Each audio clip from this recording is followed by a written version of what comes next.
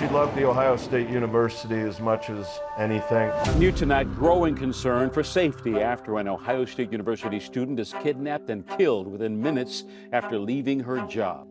Well, it's a parent's worst nightmare. Watching the video of her leaving, it almost gives you chills. This is the last time that anyone who knows her, cares about her, is going to see her alive. He makes her drive him to a Chase Bank and go through an ATM machine and try to withdraw cash out of the ATM. We don't often see crimes on video, so you're seeing it happen. He told her to get out of the car, take off her clothes, and then shoots her in the temple. It's an execution, there's no doubt about that. They found a couple cigarettes in the car, and BCI basically shut down their lab for us, and they did DNA on the cigarettes. Well, what's he go by? What name does he go by? TJ. TJ? Never inside a f***ing head, bro. This is the first time I've ever seen somebody get the whole f***ing life, dude. They found the gun in a storm sewer. We don't often get murder weapons, so to get a murder weapon is a pretty big deal.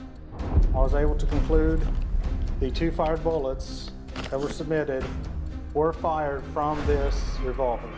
And I'm standing before you now, asking each of you to put pen to paper and return a verdict of death.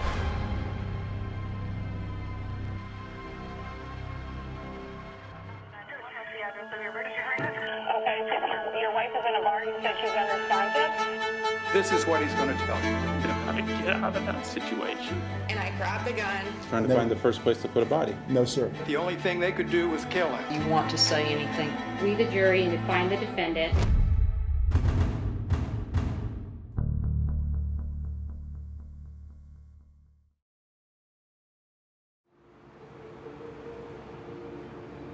Hello, 911. Yeah, I think there's a body out here at Scioto Grove Metro Park. I don't know if this is a fake or what. I'm afraid to get close to it. This is really freaking. Please hurry, send somebody. Okay. Is there any clothing? Can you see from where you're standing? No, it's nude. It's nude. It's bloody. It's got the arm over its face. I'm afraid to get near it. I can't tell if it's fake or what, man. It's about daylight. Okay. Can you tell if it's male or female or anything like that? It's a female. I don't know if that's real, man. Okay, don't get close to it. I don't no, want you to. I'm scared to death of it. Just stay out of it because it'll be a crime scene if it's. Right. God almighty, I hope that's a dummy. The Detective Bureau responded, and we were able to determine that it was a female in her 20s that did not have any clothes on and was laying in the field and with 2 apparent gunshot wounds to her head. It was very strange. That's not something that we typically run across in Grove City, Ohio. It was a shock for everyone involved that day.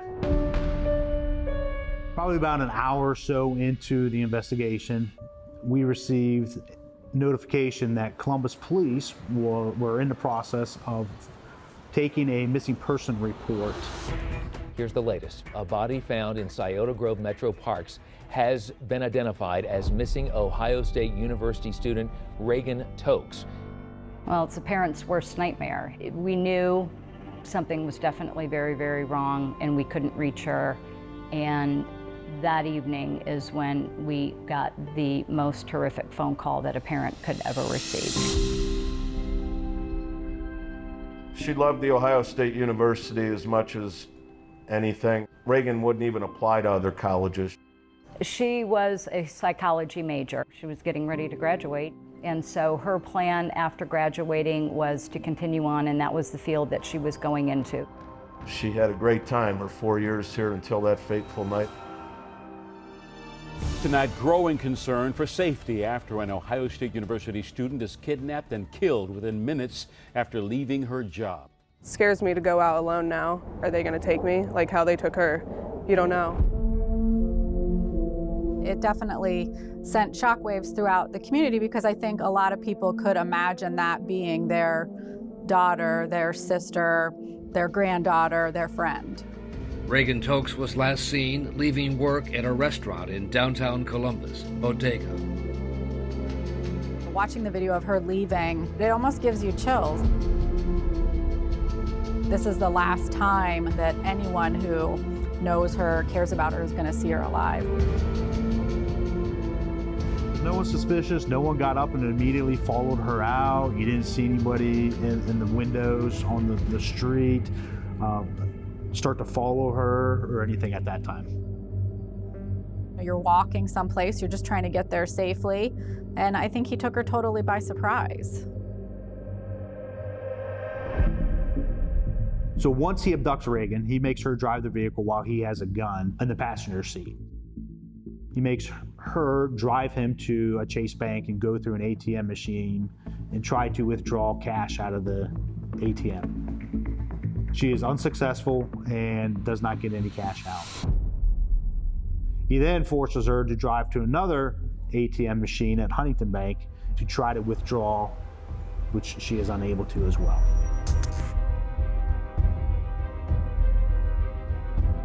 You could make out a figure that appeared to be her, and there was clearly a passenger in the car, but that's about all you could see was a shape. Couldn't identify any features or anything like that. We don't often see crimes on video, so you're seeing it happen.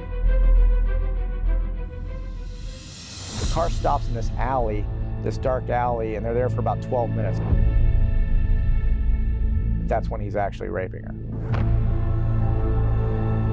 After they leave the alley, he makes her drive him back to the same Chase ATM.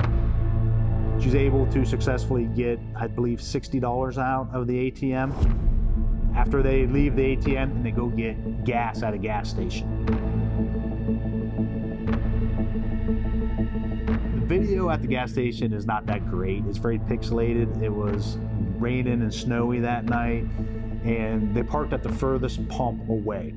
I think that there's a time where I think she could have taken off for sure, but I don't know where he is. I don't know if he's got the gun pointed at her. I'm sure he's told her, if you do as I tell you, I'm gonna let you go. Don't worry, I'm never gonna hurt you. And as a victim, you probably wanna believe that. Once they get gas, they leave the gas station and they head down to the Metro Park area. It's cold February night, it's dark. What we believe happened is that he told her to get out of the car, take off her clothes, and keep walking. I think she thought she was still going to live. He's releasing her. Run, go. But he got out of the car, follows her, and shoots her in the back of the head. I think he walks up to her, puts a gun to her temple, and makes sure she's dead. He marched her to her death. It's an execution, there's no doubt about that. The first break in the case came thanks to a license plate reader connected to a police database that spotted Reagan's car. They could see that there was scorch marks on the front seat, like somebody tried to burn it. They found a couple cigarettes in the car. And we had Detective Forney call her family and friends. We said, hey, does Reagan smoke? And they said, no, she doesn't even allow anybody to smoke inside her car. So we immediately shipped that cigarette butt off to Ohio BCI to have it tested for any DNA. We asked them to do a rush on the cigarettes, and BCI basically shut down their lab for us. And they did DNA on the cigarettes. And then there's a gas can in the trunk. So they start investigating, where did this gas can come from? And we ended up at the Speedway gas station where that exact gas can was sold. And there he was, about a half hour after police believe Reagan had been killed. There's a video of him engaging in that transaction at the gas station, having the plan later to set the car on fire, destroying that as evidence. And that was a very key thing in the case. Even before we had the DNA, we had the video at the Speedway. And then, a short time later, the crime lab called with the DNA results. I mean, it was within hours, which is truly tremendous. Good morning, everyone. Late last night, I received a call from the lead BCI forensic scientist with a match on items in the car with a registered sex offender. His name is Brian Lee Goldsby. It was the same person seen on the gas station video. but he would offer a much different version of what happened that night.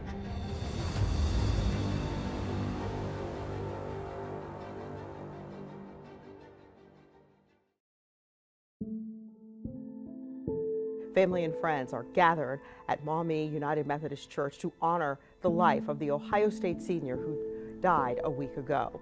This, of course, is going to be a very tough day for everyone who knew her. We certainly never, ever would have dreamed in our worst nightmares that this would happen to our family. When you just try to do the right thing and live a simple, humble, private life, you just don't expect things like this. It was surreal. It made absolutely no sense that somebody would hurt her because everybody loved her, and we frankly were in a state of shock. Brian Goldsby was taken into custody without incident by Grove City Police. Hold on here real quick. Goldsby was on probation for another attempted rape and robbery. He had a long criminal record going all the way back to when he was a juvenile. He was a sex offender. We found out that my office had handled a case of his, 6 years before. A remarkably similar case in which Goldsby had abducted a woman, forced her to take out money from an ATM machine, and then raped her, but let her go. Prosecutors offered him a plea bargain, and he served 6 years in prison. We pulled the file, called the prosecutor who had done the case, tried to have him explain why on a rape case he only got 6 years. He explained to us that the victim didn't want to go through testimony, and that's why they cut the deal. He was in the system. They had a file on him. He had been released the previous November. He was a previously convicted violent offender that was wearing an ankle monitor, who basically was roaming about Columbus, unchecked, unmonitored. He should have never crossed paths with my daughter. He would stay out past curfew. He was going to places where he probably should not have been going. It's unacceptable. One would think that there's an immediate alert that goes off and an officer is sent to investigate and find out what the situation is. But what we found was that no one was really closely tracking his whereabouts. There weren't guardrails put into place to ensure where he was going or that he wouldn't reoffend, because his previous conviction was for a violent crime. The night that he killed Reagan, he did get on the CODA bus system, him getting on the bus and then getting off in the area where the GPS then picks him up and starts to follow him as he just aimlessly walks around. We could track his movements the whole night, which was pretty chilling, actually. We had the surveillance video from the ATMs, from the gas station.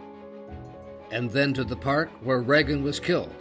And finally to Goldsby's girlfriend's house, where police discovered the black Kate Spade purse that belonged to Reagan.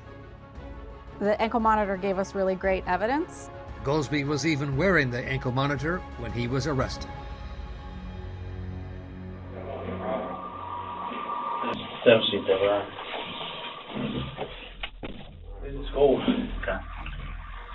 We know what happened. We want to know why it happened. Tell me what happened. I want you to tell me what happened. I ain't got no cigarettes or nothing. Well, that's what the cooperation is yet, man. I honestly, he said I give him some. If you give me some, I haven't got nothing. I gave him a little bit so far. Cigarettes, and I'll start talking. Okay. It was difficult. He did not want to provide very much information, and he would only confirm information once you called him out on it. Tell me about the girl. Tell me about why you got in the car. She invite you in the car? Read this. No. Tell me what's going on.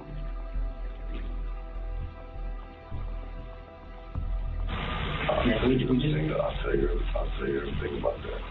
Okay. You got into the car from yeah. You went down to Chase Bank. I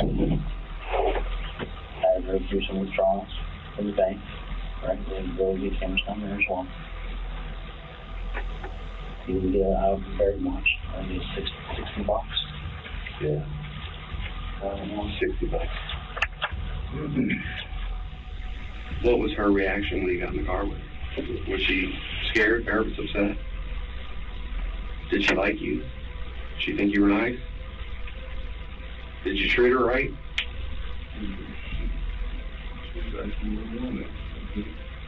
Okay, and you told her you wanted what?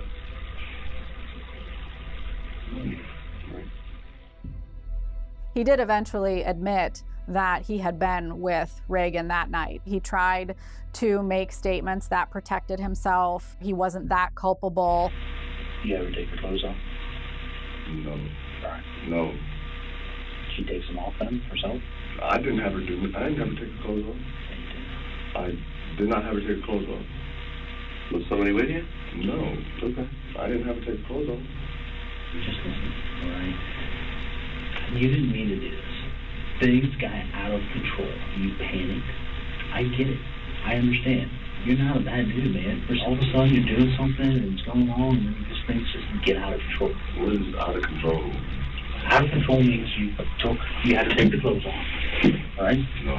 Ryan, you did. No. No. Listen, I just told you. You get it. We understand. No. Yes. You don't. I didn't have her take her clothes off. I've been honest with you so far, and you still haven't shown me the pictures over there. It's just a fur. It's just a fur.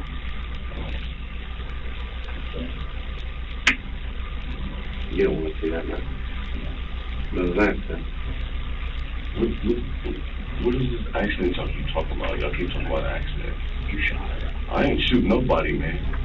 Man, listen, man, I didn't shoot nobody, man. I ain't do nothing. I ain't shoot nobody, man. Why are you not telling her that part of the story? Because I didn't shoot anybody. You did. When's the last time you shot again? I've never shot again. Never. So you let her out, right? And she is found naked and dead there the next day. Okay. All right? And you leave.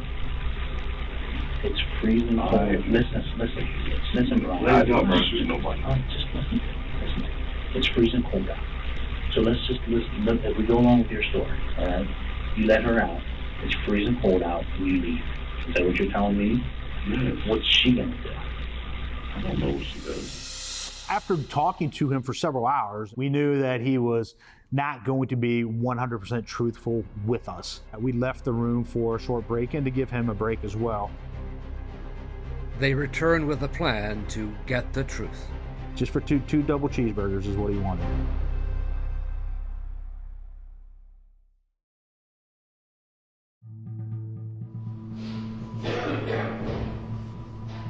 Criminals never surprise me. Some come in and think they're smarter than us. I don't disrespect y'all or none of that. You know, I respect what y'all do because I had a job to protect society. You know, I didn't kill this woman. I really did. If he's not going to admit to doing this, then maybe he will admit to being there, but someone else being involved. So we interjected a possible storyline for him to use at that point. If there's a second dude, now's the time to tell me. Even if you don't want to tell me the name, I need to know if there was a second dude in the car. He bought into that right away, and when he knew that we had a lot of information putting him in the locations, then he started saying, well, okay, I was there, but this person that I knew from middle school was threatening my family. So did he tell you to go and get a girl? Huh? Whose idea was it to go get the girl? It wasn't to specifically get a specific person. It was to get money. Yes. How much money did he expect? He told me he needed about $2,000, $3,000 tonight, or if he's going to go get my family. So. Okay. Then he would give us a little bit more information and a little bit more information. Oh, what's he go by? What name does he go by? TJ. TJ? Is he black guy? Tall, skinny, fat, round? He ain't fat. He's like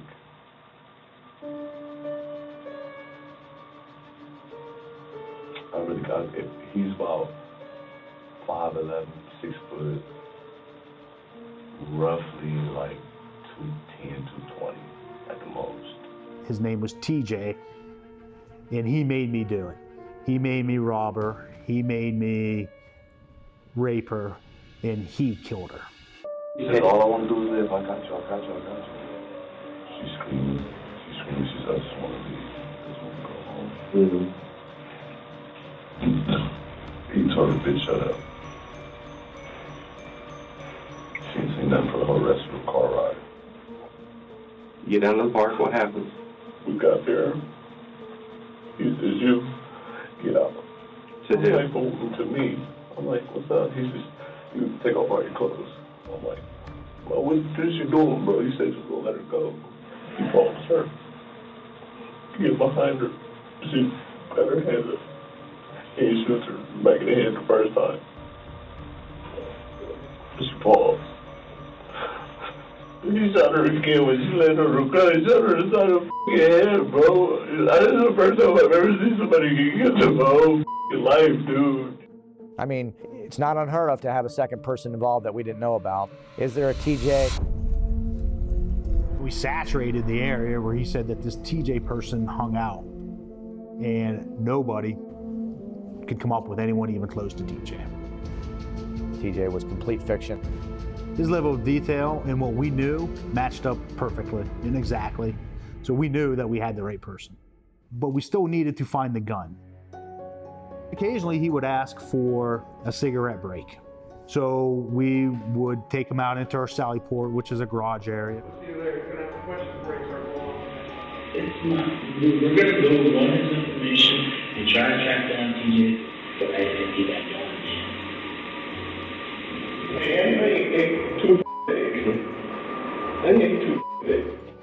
He asked for 2 burgers from a restaurant. 2 double cheeseburgers is what he wanted.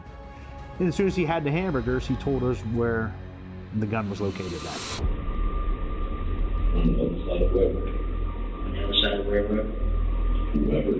On the other side of the railroad. They found the gun in a storm sewer. They were able to throw a magnet down and pull it back a little bit, and there it was, matched up perfectly.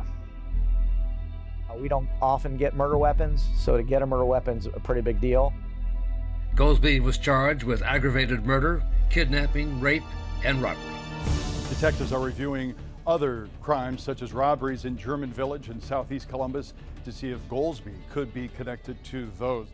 His ankle monitor showed he was at the scene of at least 6 armed robberies before the murder of Reagan Tokes. The prosecutor decided to seek the death penalty. Prosecutor said Goldsby is a repeat violent offender and a sexually violent predator, and said his criminal history, not his race, is what makes him eligible for the death penalty. If you're going to have a death sentence in this state or any other state, this is the kind of case that it should be used upon.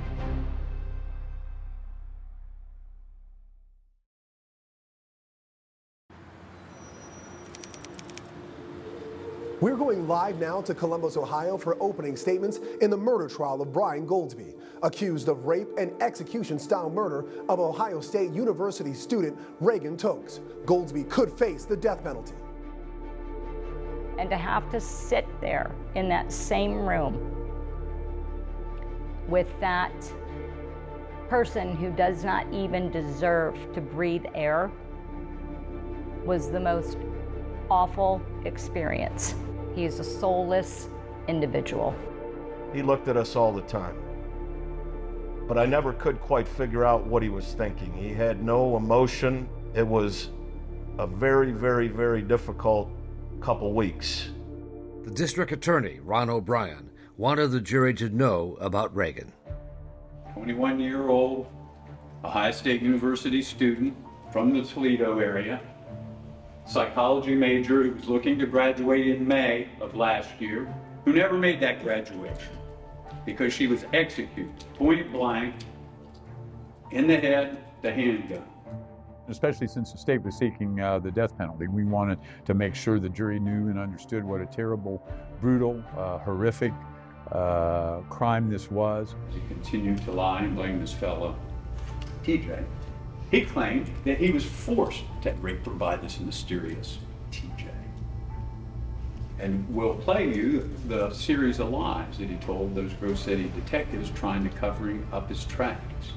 Thank you for your attention, and we look forward to presenting that evidence to satisfy you with your burden. Thank you. Goldsby was represented by two public defenders, Diane Menashe and Court Goddardam. We were up against two very accomplished, phenomenal defense counsel, and they showed it throughout this case from the very beginning. The presumption of innocence remains with Mr. Goldsby throughout this trial.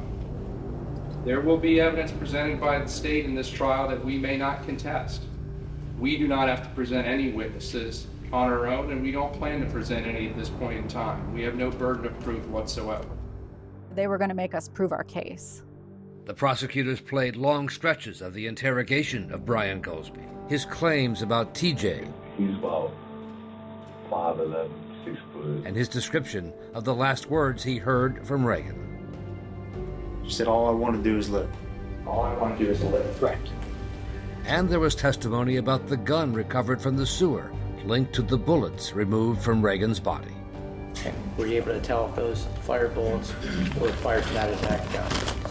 Yes, I was able to conclude the two fired bullets that were submitted were fired from this revolver.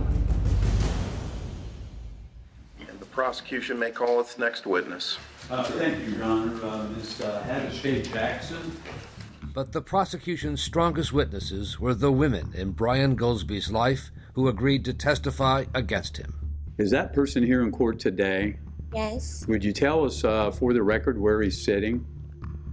He's sitting on the right hand of the court, wearing a white t-shirt.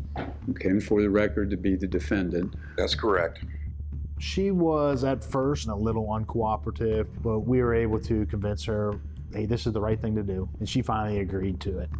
I have a paper bag here, Ms. Jackson, that in marked for purposes of identification as State's Exhibit I, and I'm going to remove the contents, which is a black purse that says Kate Spade on the side. Does that item look familiar to you? That's the purse. The purse Reagan Tokes had with her the night she was murdered, that Goldsby had given to his girlfriend as a gift. And did he tell you where he got it? No. Okay. On the final day of the state's case, prosecutors brought in two more women who had relationships with Brian Goldsby, starting with the mother of his 6-year-old daughter. My name is Jennifer Nicole. She invoked an Ohio law that keeps witnesses' faces from being shown. After his arrest, did you visit him in the jail? Yes. Will you tell the jury the circumstances of that visit? I said, did you rape Reagan? He shook his head like this. I started to cry. So indicating yes for the Yes. And I asked him if he killed her. He shook his head yes. I dropped the phone and I left the visit. Was Brittany visiting that same day? Yes. So the next witness was Brittany Stepp. Are you nervous? Yes. Take a deep breath for a moment. Tell us what happened. Jennifer was visiting Brian, and she had slammed the phone down. I picked the phone up, and I looked at him. I said, "What happened?" And he just looked at me, and he said, "I'm sorry." I said, "Sorry for what?" He said, "I'm sorry, I got scared." I said, "Did you do it?" And he shook his head, yes. And I said, "No," and I said you to him and slammed the phone down. Can you show us with your head what he did when you asked him that? Okay. For the record, you're nodding your head up and down? Yes. In a yes motion? Yes.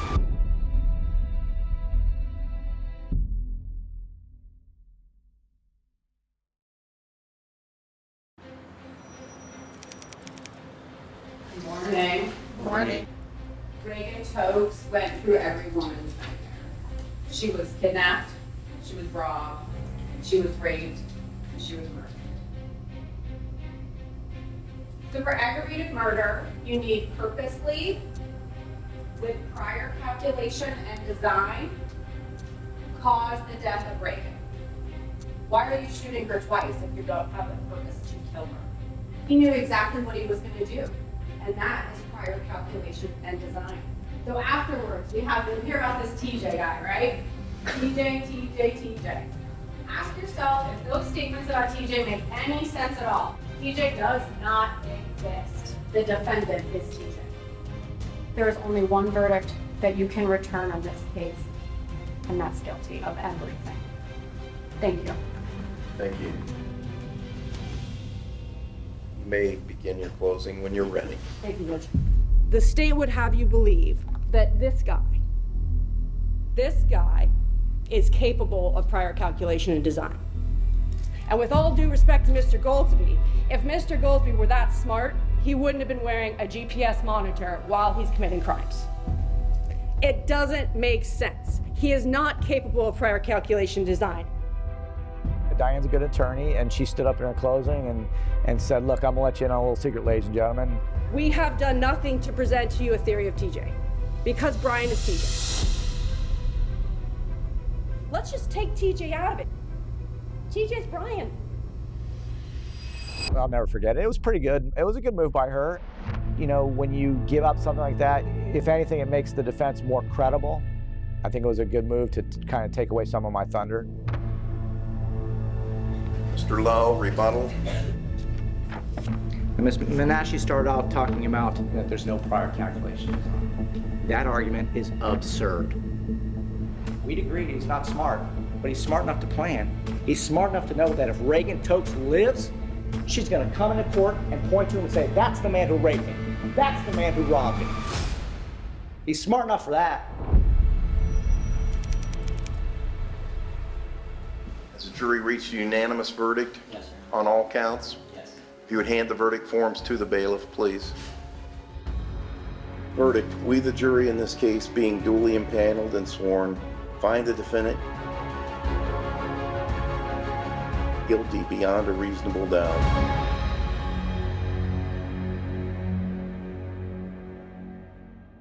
Almost catatonic, didn't see any emotion, didn't really move a lot, not a lot of expressions. He looked pathetic more than anything else. The only thing that really was of any debate was whether he was going to get to allow to live or whether he deserved the same fate that he did to Reagan. That was the only debate in that courtroom. Then the hard part for us begins, because the penalty phase is all about the defendant. And essentially, how does the person that's sitting before the jury get there? So it's the defense's turn to point out, this is how Brian Lee Goldsby came to sit in front of you. And so I want to talk about Brian's story. And I know throughout the several weeks in trial, he was always referred to as either Mr. Goldsby, or sometimes people said Mr. Goolsby. But it's Brian. He is a human being. He has a pulse. He eats, he walks, he sits next to me at the counsel table. The defense hired a psychologist, Howard Franken, who met with Goldsby to document the traumas he said he suffered as a child. I know that he'd said that he was engaging in these many behaviors to cause pain to people, like the pain that he had experienced. That's what he reported to me. So they include physical violence, sexual abuse at the age of 12, abandoned by his father as well as his mother, his parents who separated, who hated one another, drug and alcohol dependent mother, and an alcoholic grandmother who lived with them, a mother with several mental illnesses, a victim of bullying, and a victim of gang violence. These are all very serious types of trauma. Many people who have those problems in their lives, in their upbringing, do not go out and commit the kind of crimes we have here in this courtroom. Correct, Doctor? That's an answer, Your Honor. Objection. Sustained. What I'm questioning is the kind of treatment he was getting and the failure of the system, the failure of the treatment folks to help him understand why he was having so many problems. Okay, let me get this right. You're saying that if he had the treatment program with this record, that you have recommended, he would have responded and not continued to commit these crimes? I believe that's a very good possibility. And now the defense played its last card. Brian Goldsby would speak to the jury.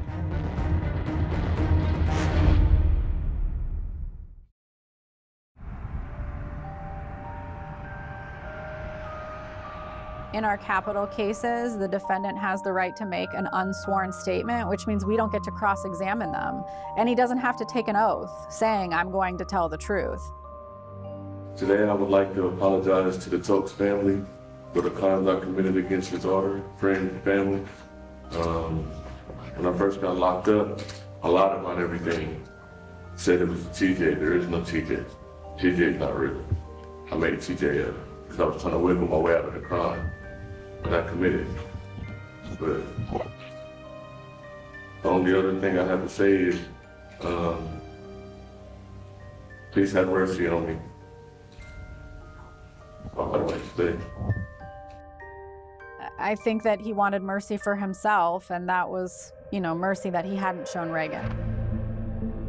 There's talk of a systemic failure. Ask yourself, is there anything at all mitigating about the fact that he kidnapped, robbed, raped, and murdered Reagan Tokes? The state would submit to you that there is nothing, nada, zilch, mitigating about the nature and circumstances of the offense. And I'm standing before you now, asking each of you to put pen to paper and return a verdict of death. Thank you very much. Brian Goldsby had every reason not to come up here and stand in front of you and say what he did. He knows what you think of him. I went back in that holding tank afterwards and I told Brian, I am so effing proud of you. I know that Mr. Lowe asked you to kill Brian. I'm not going to ask, I'm going to beg. And it's not something I do often.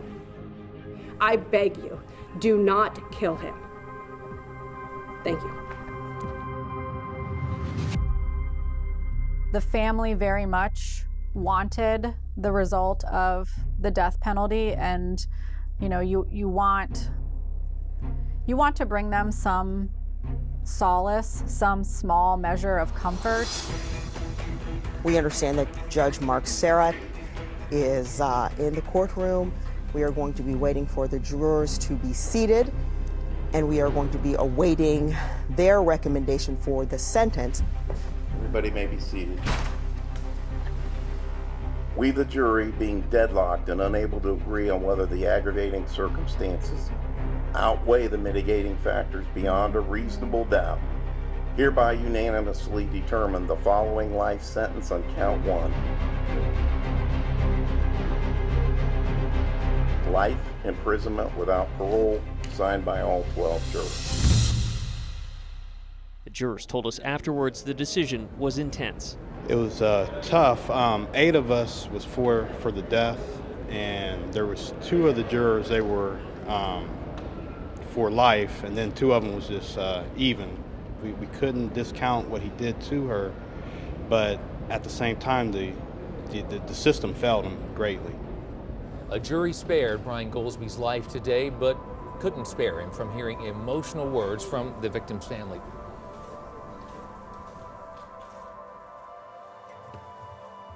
Regardless of the outcome of today's verdict, it doesn't bring our daughter back. It doesn't erase the night of terror that Reagan had to endure. Most importantly, it doesn't change that she wasn't granted her last wish. And to quote our daughter, her last words, "I just want to live." We know that Reagan is in heaven and evil has not won. We will take the high road and focus our energy on doing good, just like Reagan was. Her beautiful, bright, vibrant light and energy, love and spirit is forever. Thank you.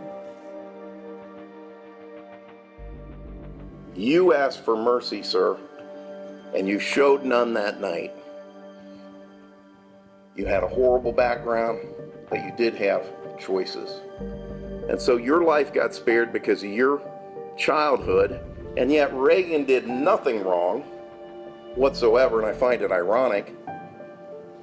And yet she forfeited her life because of your background. You get spared because of your background, and yet she forfeited her life.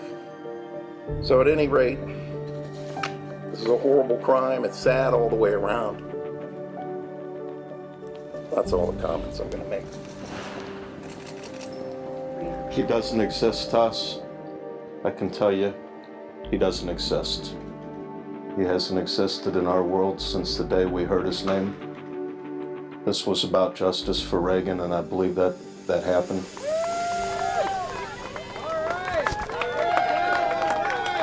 So grateful to have all of you here today supporting the rally for Reagan.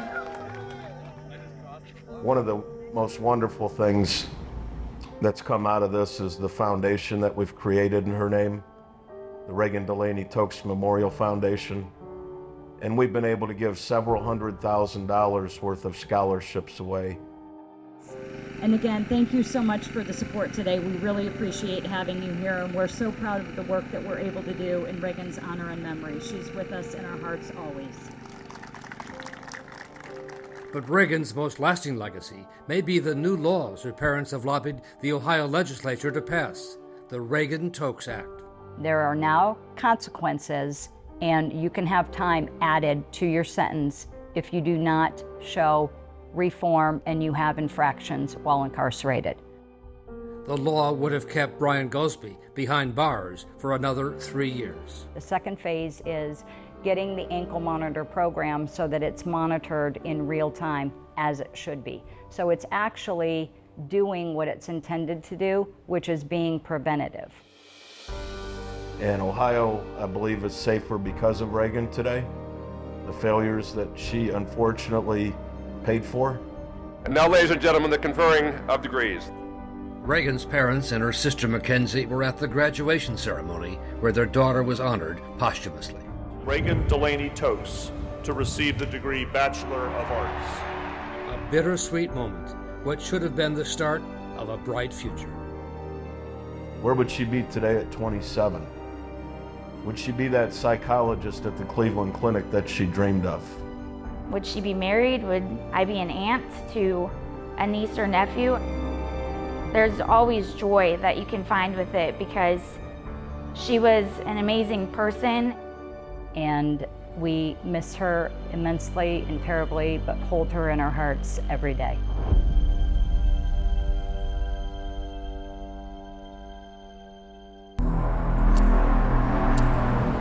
There's a vehicle, but there's no Jolene. But my God, where is my daughter? Search for a 34-year-old mother of three, Jolene Cummings, was last seen at this Tangles hair salon. Jolene's clients had been with her for years. She loved being a stylist.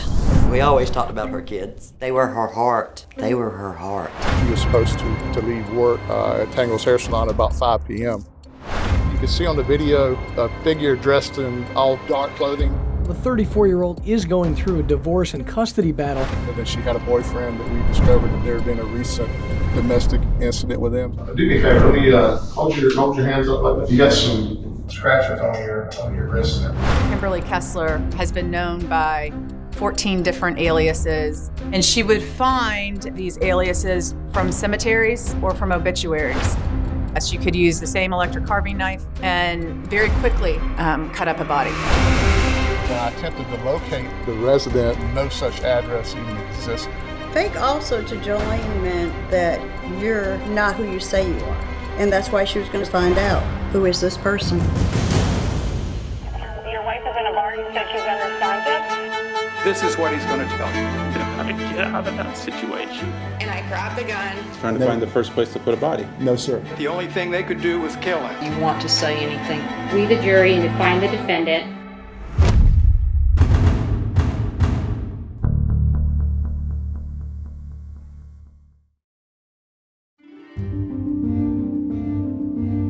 Right this minute, deputies in Nassau County are asking for your help finding this missing woman. This is a missing mom named Jolene Cummings. She hasn't been seen since Saturday and did not show up to pick up her kids from her ex-husband on Mother's Day. I really didn't know what to think. It wasn't like Jolene.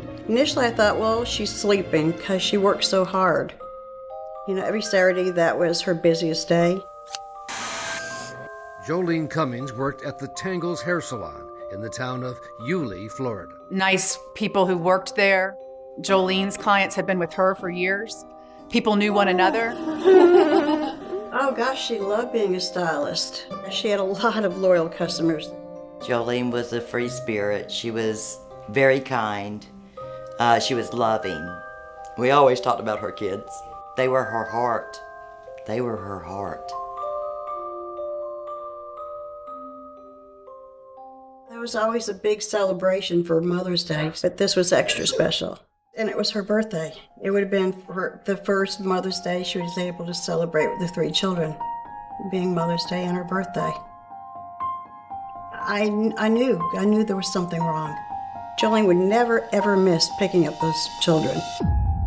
She didn't call her own mother, and she didn't post anything on social media. And so the day after Mother's Day, Jolene's mother called the sheriff's office to report her daughter missing. The case was assigned to Nassau County Sheriff's Detective Wayne Harrington. The last time we could determine that she was seen was Saturday around the time that she was supposed to leave work at Tangles Hair Salon about 5 p.m. First Coast News reporter Nick Perot has been digging to find out more about Cummings and has more tonight from Nassau County. The 34-year-old with her ex-husband and is going through a divorce and custody battle. He claims, however, she's probably on a bender somewhere. Everybody was a suspect, but certainly law enforcement looked at those people who were close to Jolene with scrutiny. And certainly, she did have a husband that she was in the process of a divorce with, and she had a boyfriend that we discovered that there had been a recent domestic incident with him. So those are going to be 2 of the first people that we wanted to speak to. Let me read these to you, okay? Yeah, the right remains silent. The husband was very cooperative from the start. He voluntarily showed up at the sheriff's office. Detective Harrington told the husband, Jason Cummings, that he was a person of interest. I'm here because Jolene's missing, okay? She hadn't been seen since she left work on Saturday. My hope is that she is going to turn up. I have no evidence right now that it's foul play. I have no evidence that it's not foul play, but it's concerning to me.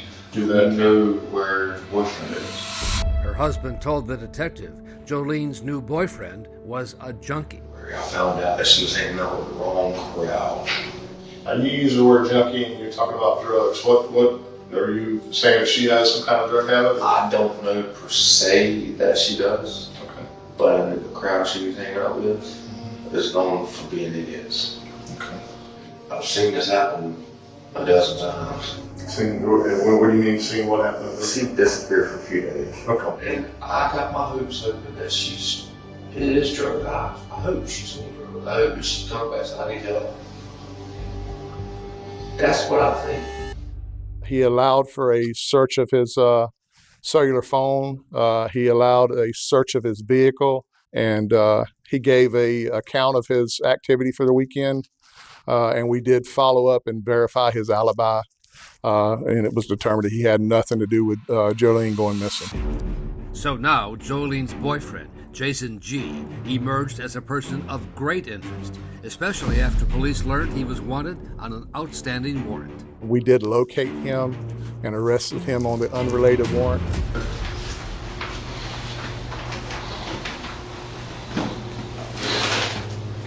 I want you to know you're not charged in any way with her being missing.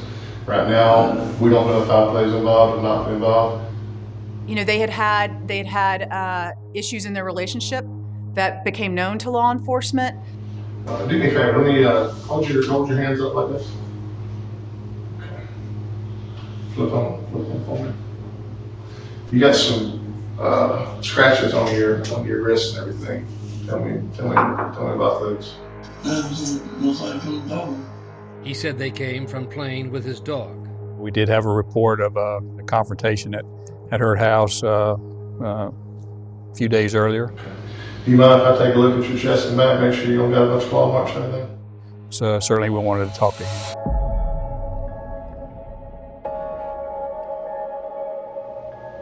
You didn't cause any harm to Jolene? No, sir. None whatsoever? None whatsoever. No. Would you be willing to take a polygraph? Yes, I did not hurt Jolene. I have no problem taking a polygraph.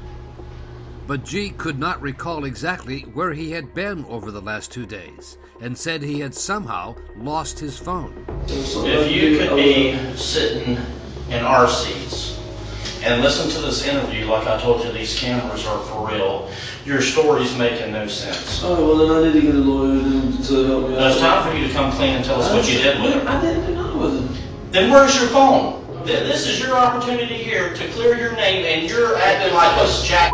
Y'all are being to me. I had nothing to do with this. Remember this when you're looking at this in court 6 months from now, when you listen to this interview and you sit there lying. I ain't lying.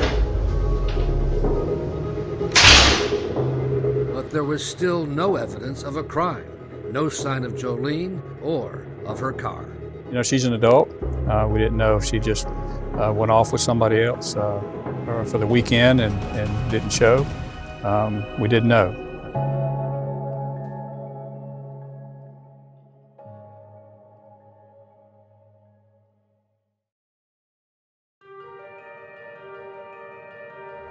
Good evening from Yulee. An update here from Jolene Cummings. The search for the 34-year-old mother of 3 was last seen at this Tangles hair salon. It was day 2 of the search for Jolene Cummings.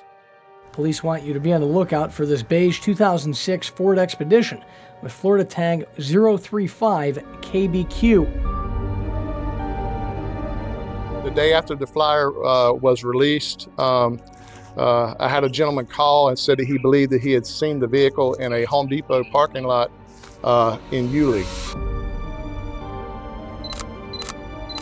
There's a vehicle, but there's no Jolene. Oh my God, where is my daughter? The discovery of Jolene's car was an important break in this case. Once they got the surveillance video, it just led to one piece of evidence after another.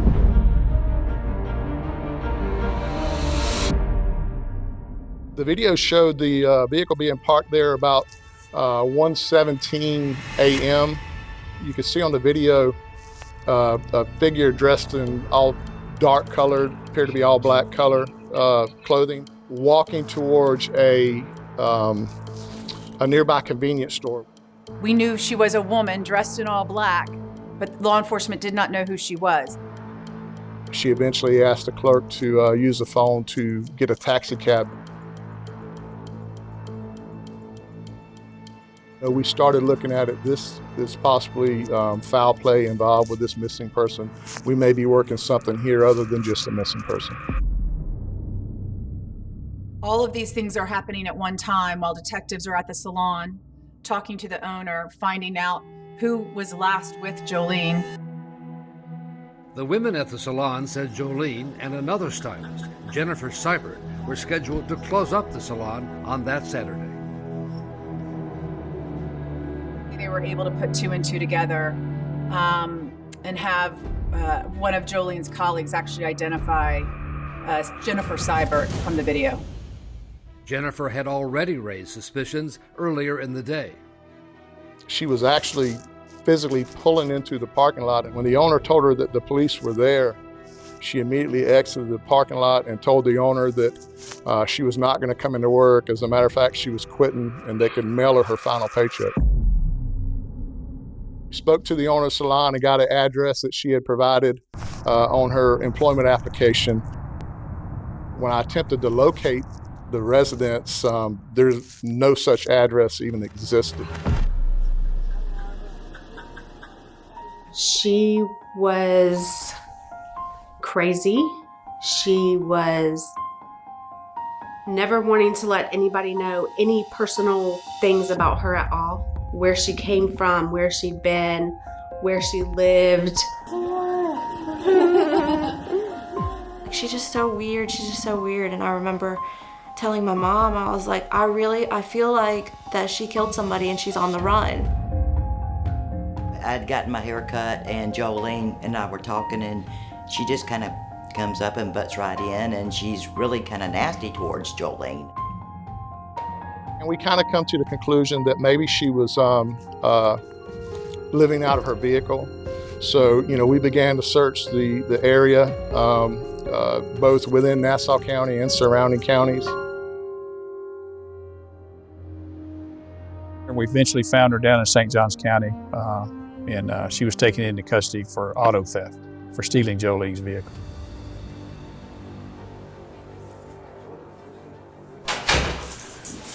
My name's Wayne, this is Charlie. We want to talk to you for a few minutes. What name do you want me to call you? Because I was talking to the detective that drove you up, and he said I might have been calling you by the wrong name. When you run my fingerprints through, they come up as Kimberly Lee Kesler.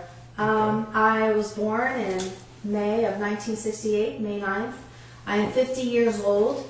I've been living under this particular alias since 1999, so not quite 1999. This is 18, yeah, about 19 years.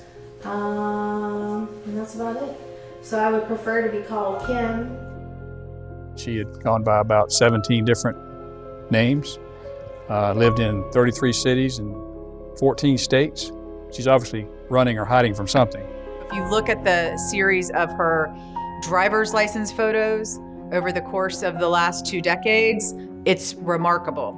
Hairstyle, hair color, weight. She changes her appearance to fit whoever it is that she wants to be at that moment.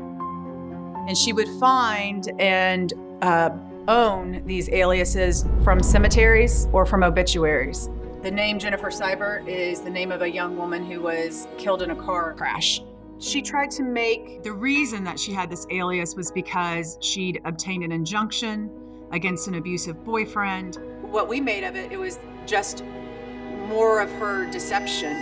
Okay, I just want to make sure that I'm calling you by your right name. I was trying to build a rapport with her. I noticed right away that she loved to talk about herself. I was working as a topless dancer, and that was before my truck driving debut. So, and I did that just for a little while. I love to dance, and I'm ready to go back to being myself. I spent, about 25 years running from the FBI and thought I could build like a life for myself, and I've done nothing. I've been trying. I've been living in my car for the last over 2 years. The interview took a different turn, and we started confronting her about the disappearance and that we believed that she had done something with Jolene. Did an accident happen between y'all? Hey, I think Jolene's dead, and I think you know where Jolene is. And then Detective Wayne Harrington told Kesler to think of Jolene's 2 little boys. I dread the point, but it's going to happen. I'm going to have to tell them that their mom is gone. Okay. And we need to know where but I need to at least let them be able to give her a proper. She's out there somewhere. Her body's out there somewhere. We're going to find out what happened. I don't mean that in a threat. I don't mean that in a bad way. I've been here for 4 days, almost 16, 18 hours a day, because I'm going to find out where those little boys' mama is. I promise you I'm going to do that. You can help me do that, and you're the one that can make it happen right now. No, I cannot, and I'm not, again, whatever fury may come. So let me reply this way, and you may not like the answer. I would like legal counsel. She immediately at that time knew it was time to stop talking and request an attorney. Let me clarify. Do you not want to talk to me? Do you not want to talk to me without legal counsel? Is that what you're telling me? Yes, sir. Okay. You're going to get an attorney, but if you change your mind and want to talk to me, I'm going to reunite those boys if it's nothing but with their mother's body. I know that's a sin. I know she's dead. Okay? All right. She was taken into custody, obviously, for the auto theft, and then quickly we honed in on her as Jolene's murderer.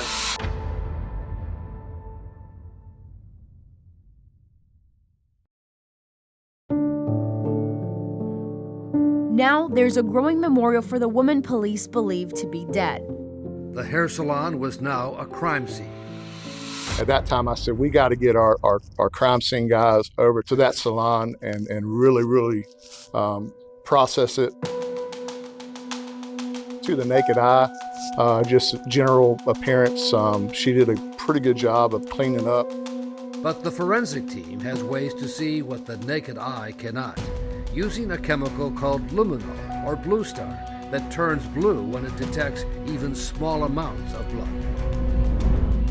Basically, there were areas of the salon that literally lit up like a Christmas tree. It was very obvious that there had been a significant amount of blood throughout the salon. There was a mop that was located in the salon that had obviously been cleaned, but it also tested positive for blood, which indicated that, that was one of the items that was used to clean the salon. The focus was no longer on Jolene Cummings' boyfriend, especially after the discovery of a new surveillance video of Kimberly Kesler. There were some dumpsters that were located behind the salon. We could see her emptying garbage bags into the dumpster, but you could tell they had some significant weight to them. As you watch the video, the way she had to throw them into the dumpster. So we did have the video of her disposing of something in the dumpster. She's also seen with a large blue plastic bin, and she's seen carrying that or dragging it out back and actually dumping some contents into the wood line behind the salon.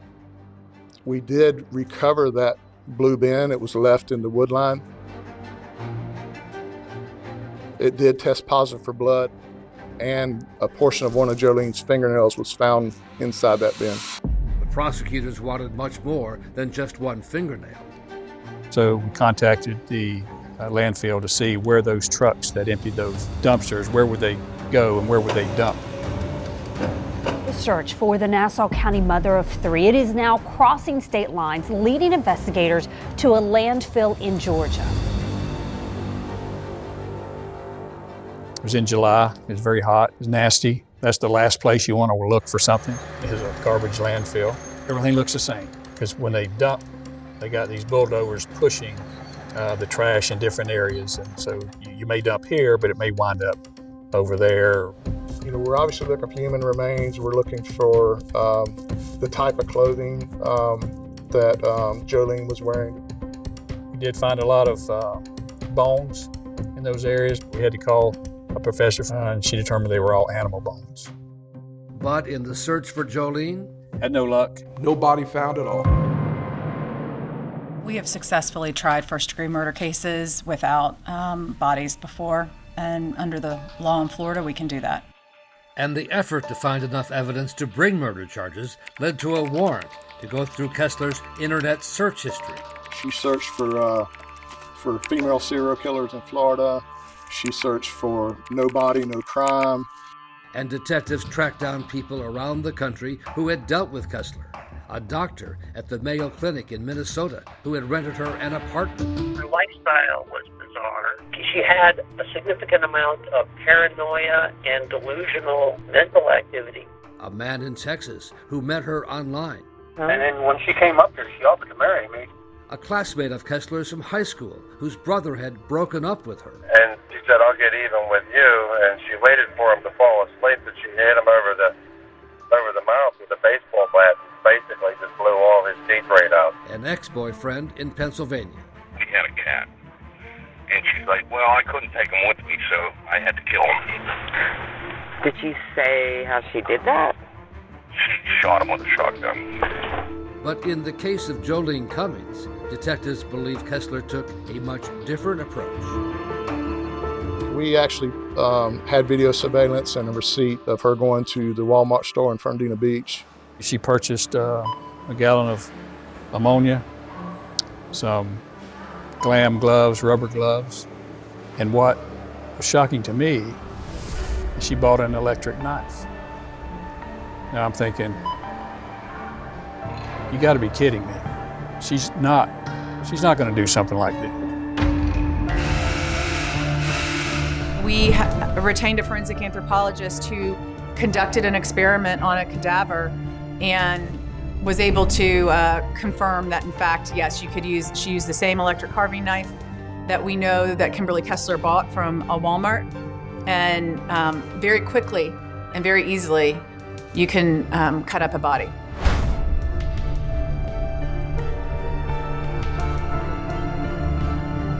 It's clear there was a fight in that salon. It's clear, even though we don't have Jolene's body, that she fought back. And it's clear to us that Kimberly Kesler cut up Jolene's body. It's horrifying. Tonight, Kimberly Kesler is charged with first-degree premeditated murder. There's still no body, but deputies say they have both physical and circumstantial evidence. Our Julia Janae is live at the state attorney's office tonight with the rest of the story. Julia. Today, the mother of Jolene Cummings, who said she's heartbroken, but also telling me that she's thankful at how the community has reacted to her daughter's missing persons case. Jolene's life was stolen from us. Not by the hands of God, but by evil itself, manifested in what I call a monster. She's a sociopath. Those hurting you?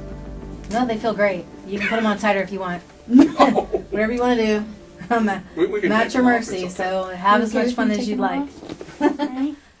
And she's also a very narcissistic person. I think she was interested, weirdly, about what fame or attention this might even bring her. Do a little Jada.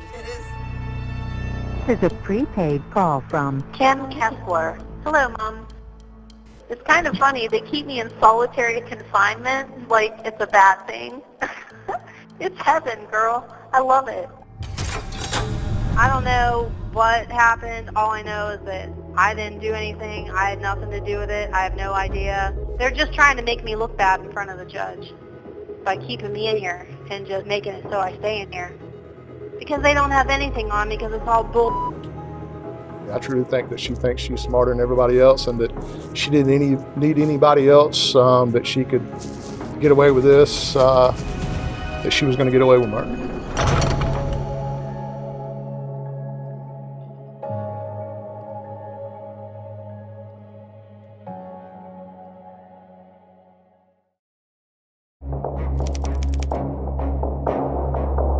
Miss Kimberly Kesler, or Cyber, she said she will not want to come out to court. She's going to put out a show. While she was held in the Nassau County Jail pretrial, she went on a hunger strike.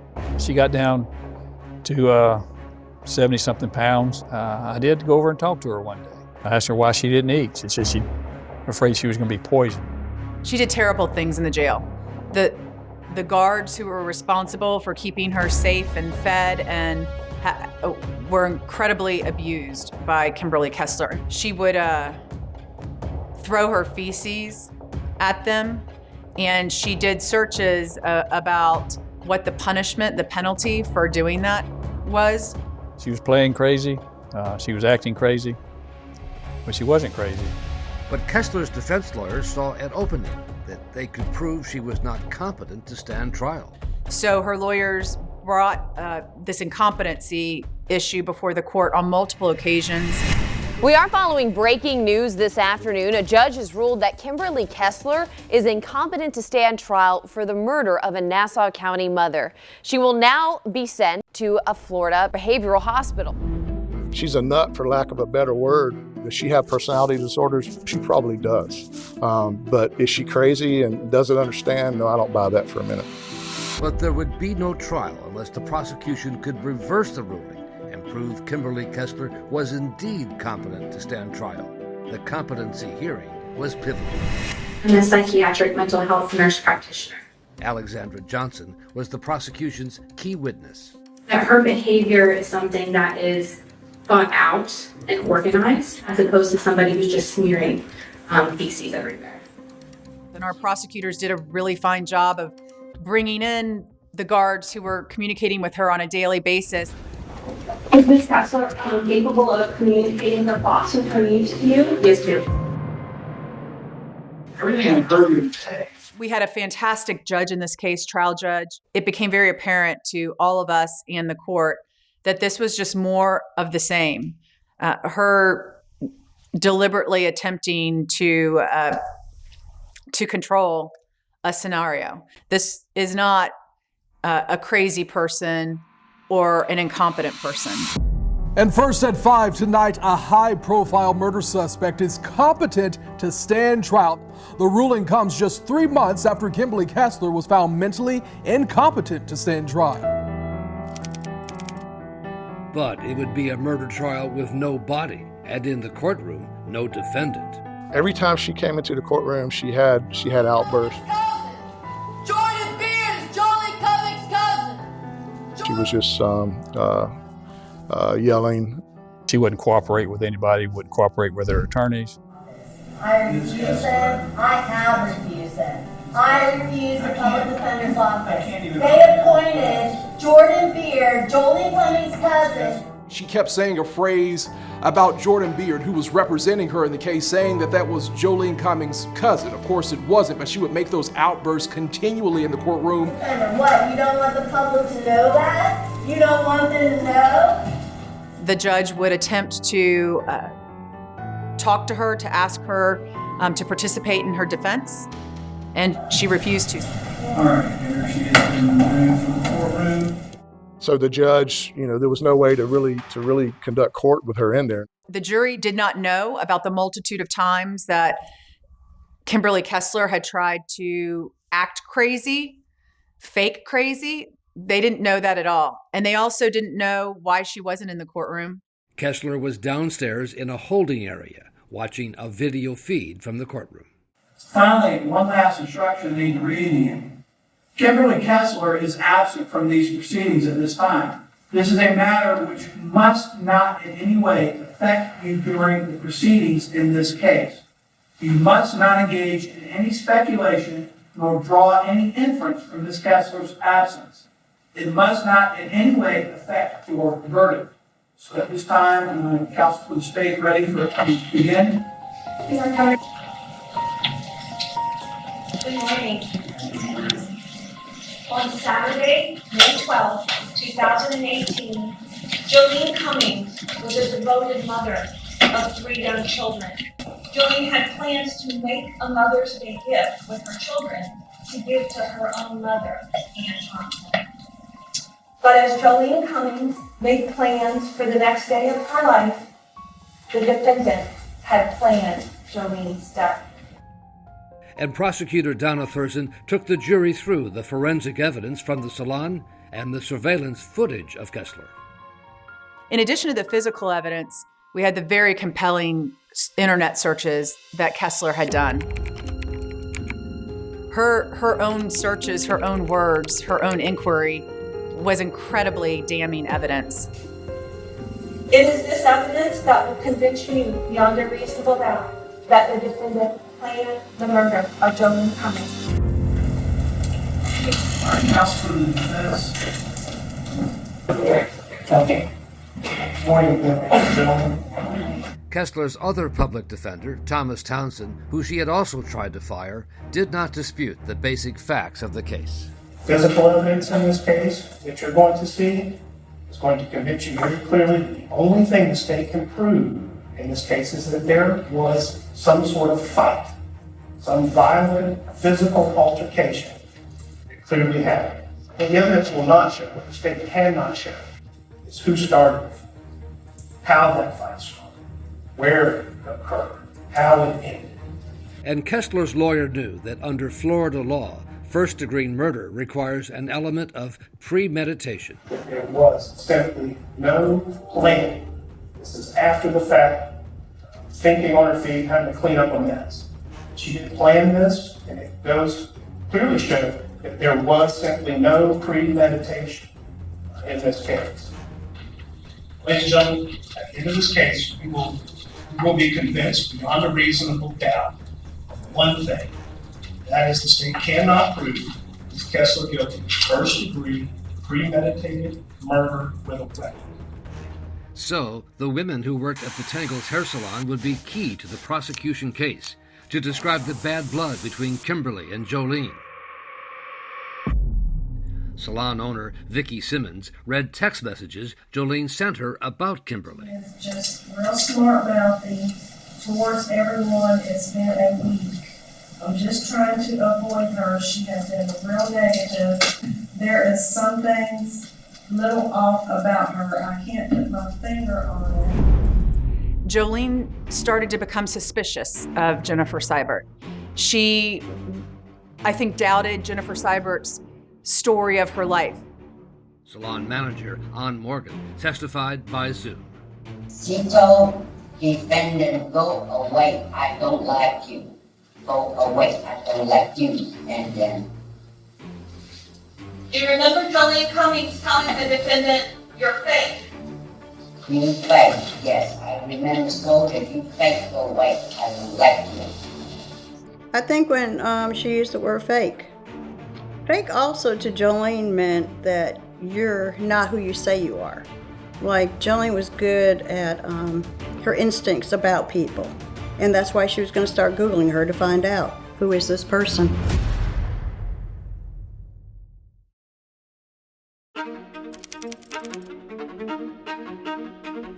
All right, are we ready to begin today? No. Every single morning in trial, she was brought to the courtroom and asked if she would like to participate. As director of the jail. This case sort of wanted to go out back up to advise you that the state rested their case, and the defense is now, it's their case, and not to present evidence on your behalf, including if you want to testify on your own behalf. So again, I want to give you the opportunity to advise you that and make sure that you want to stay in court. You're just shaking your head. All right. Jordan Beard is Jolene Cummings' cousin. Jordan. The defense only called one witness. We would call Detective Wayne Harrington. And he was asked about the contents of a tote bag found in Jolene Cummings' SUV. And was that bag ultimately submitted to the Florida Department of Law Enforcement for testing? Yes, ma'am. And what were the results of that submission that was tested? I don't have any other questions on the clock. The defense rested its case in less than 1 hour after calling just one witness. Closing arguments begin at 8:15 Thursday morning. Today's going to be closing arguments with jury instructions. I'll let you know that. You can be seated over there with counsel. I refuse. Okay. I refuse. Do you want me to say it again? Sure. I refuse this venal, unjust counsel.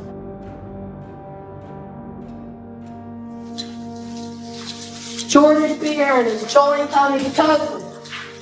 Jordan Beard is Jolene Cummings' cousin. So at this point in time, I will proceed to counsel for the state. Good morning. The defendant was the last person with Jolene.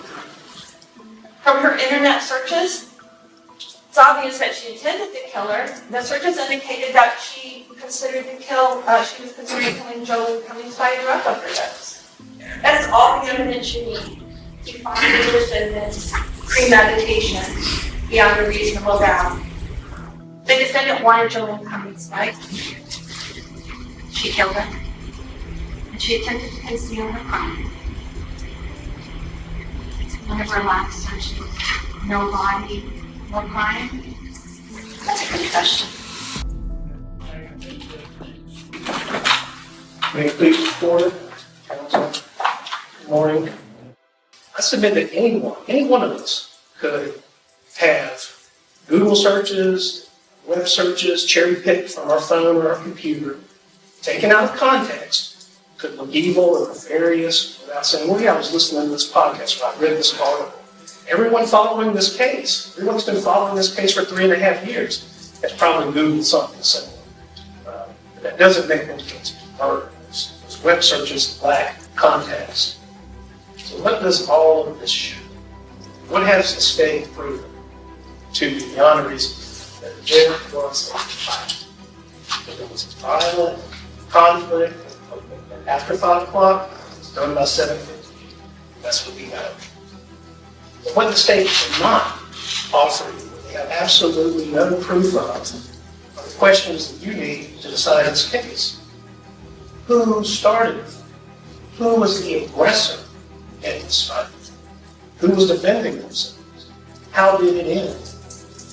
There are no answers to this question. You don't get to fill in the blanks. And it may not seem fair to say, well, it could have been this, it could have been that. No. His offer shows both of them. It's no fight throughout this salon, front to the back. Runner, gentlemen, jury, we're asking you to find Ms. Kesler not guilty of this offense. Thank you. We're taking a live look here at the Nassau County Courthouse as we are on verdict watch. Right this minute, jurors are deliberating in the case against Kimberly Kesler for the murder of a Nassau County woman some 3.5 years ago. Kesler has been advised that the verdict has been reached in your case. I'm going to bring you the opportunity to participate and listen to the verdict. All right, to do that, you again must not disrupt these proceedings. Refuse.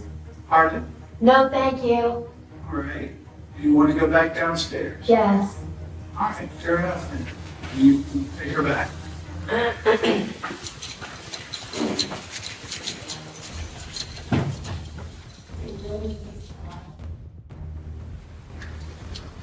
Madam Clerk, will you please publish the verdicts?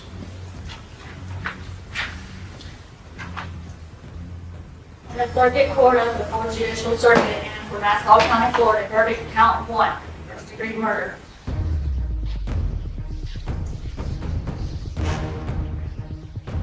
We, the jury, found the defendant guilty of first-degree murder as charged in the indictment.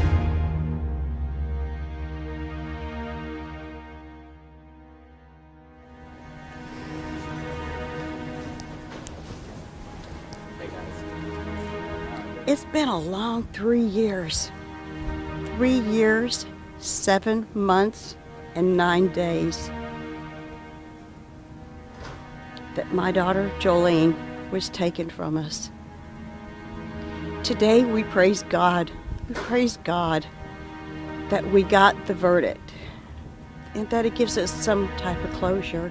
I do have a message to Kimberly Kesler, as from one mother to another mother. If you could find it within your heart to tell us where the remains of my daughter, where are the remains of my daughter? Give us some closure.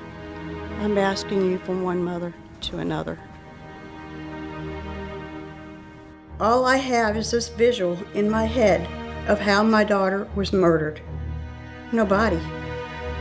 So instead we have a bench that was dedicated by Jolene's friends, and I decorate that bench. But I'm tired of going to a bench. My daughter's not there. Kesler had one last opportunity to say what happened to Jolene's body.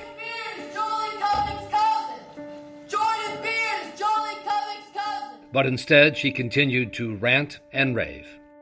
We were hoping that Kesler would talk, but I don't believe she ever will. And because there was no body, prosecutors felt they could not prove the needed requirements for the death penalty: heinous, cruel, and atrocious acts. I can only imagine how Jolene was killed, but I don't know. I don't have a body or a medical examiner, a forensic pathologist to tell me. Was she stabbed 100 times? Was she stabbed twice?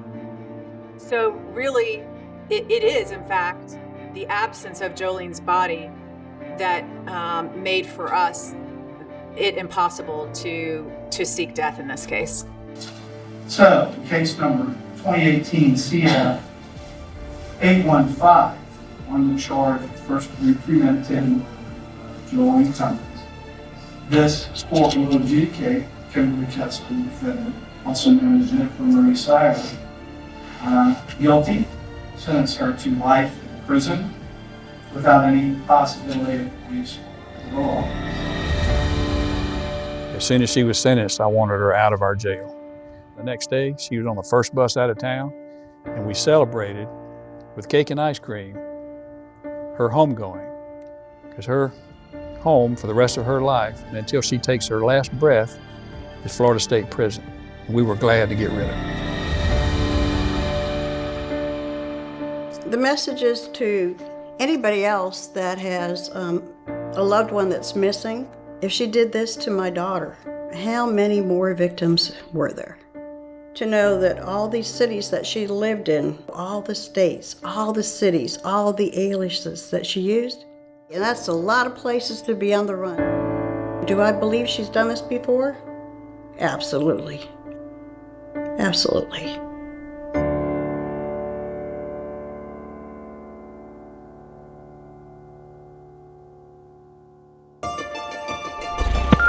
Where's your emergency? You need to send paramedics. I think he shot everybody. He has a handgun. He's shooting everybody. Is that gunfire? I'm just so scared. I'm scared he's going to come try to find me. Please. Information about a deadly rampage in a St. Johns County neighborhood. Investigators say James Cawley shot and killed his wife and her best friend. There's 5 children that lost their mothers on that day. Little League baseball games are attended with an empty blue chair.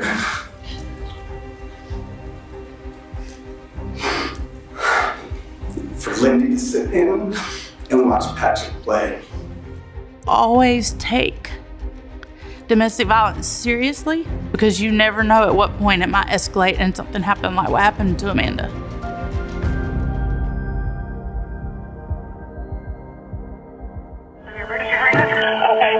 Your wife is in a bar. You said she's unresponsive. This is what he's going to tell you. How to get out of that situation. And I grabbed the gun. Trying to find the first place to put a body. No, sir. The only thing they could do was kill him. You want to say anything? We, the jury, and to find the defendant.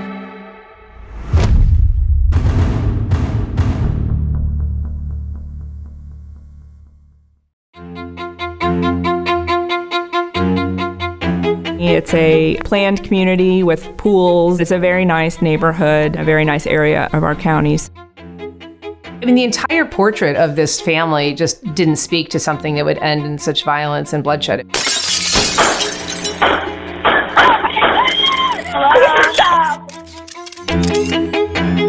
Amanda and J.R. Cawley had been married for 8 years. She was the life of the party. She was outgoing, gregarious. Everybody wanted to be friends with her. Amanda, she lit up a room, and she was gorgeous and confident.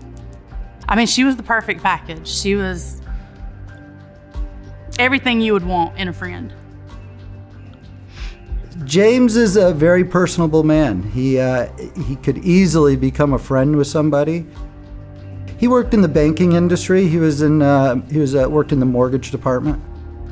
Kids, he was great. I mean, he spent all the time he could with the kids. He coached their teams. He took them on vacations.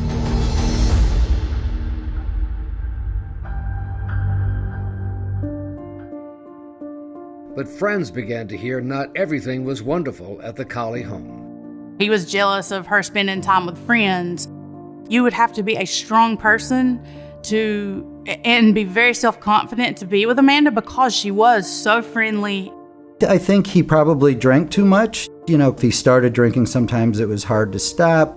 We all have some demons, but I think his probably ran a little deeper, and he did abuse things on occasion. She tried to make it work as long as she could.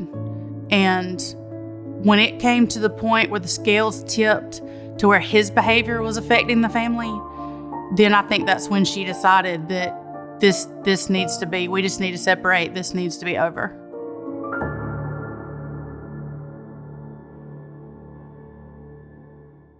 The separation papers were filed in the middle of July, but JR would still come to visit. It would go from, 3 days of being a family to 3 days of don't talk to me, to 3 days of being a family to 3 days stay away from me. It came out in court that they had sex together. And she said, well, I felt like I had to in order to, keep them happy so I wouldn't get hurt. She had a new beau, even though that was something that she kind of kept to herself from her husband. He had a girlfriend. I mean, he had already moved on, but he still didn't want to let go of Amanda.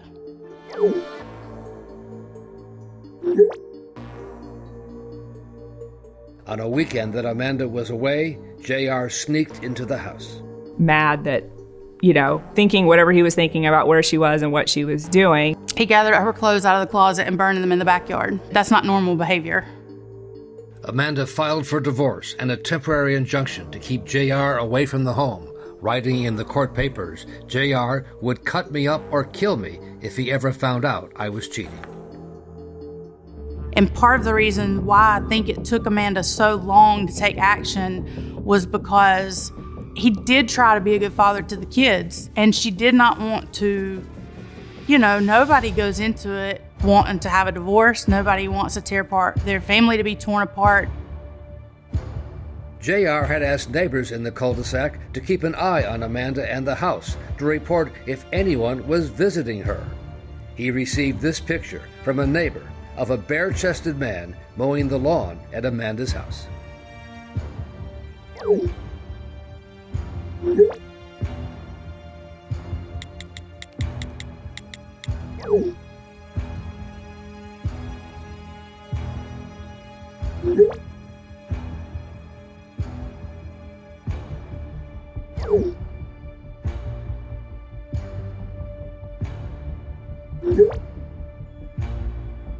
And I think once he found out that was too much, that was confirmation of, okay, this is the guy. JR also sent messages to the neighbor who had taken the picture.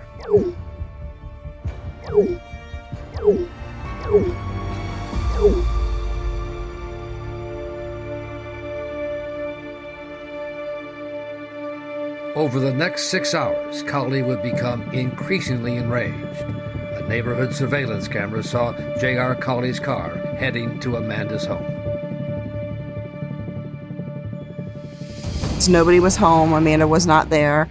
He ransacked the house and destroyed TVs and furniture and walls. As he's looking around, he finds clothes, men's clothes that he knows aren't his, and then he searched some more and he found some sex toys that he knew that was never any part of our relationship.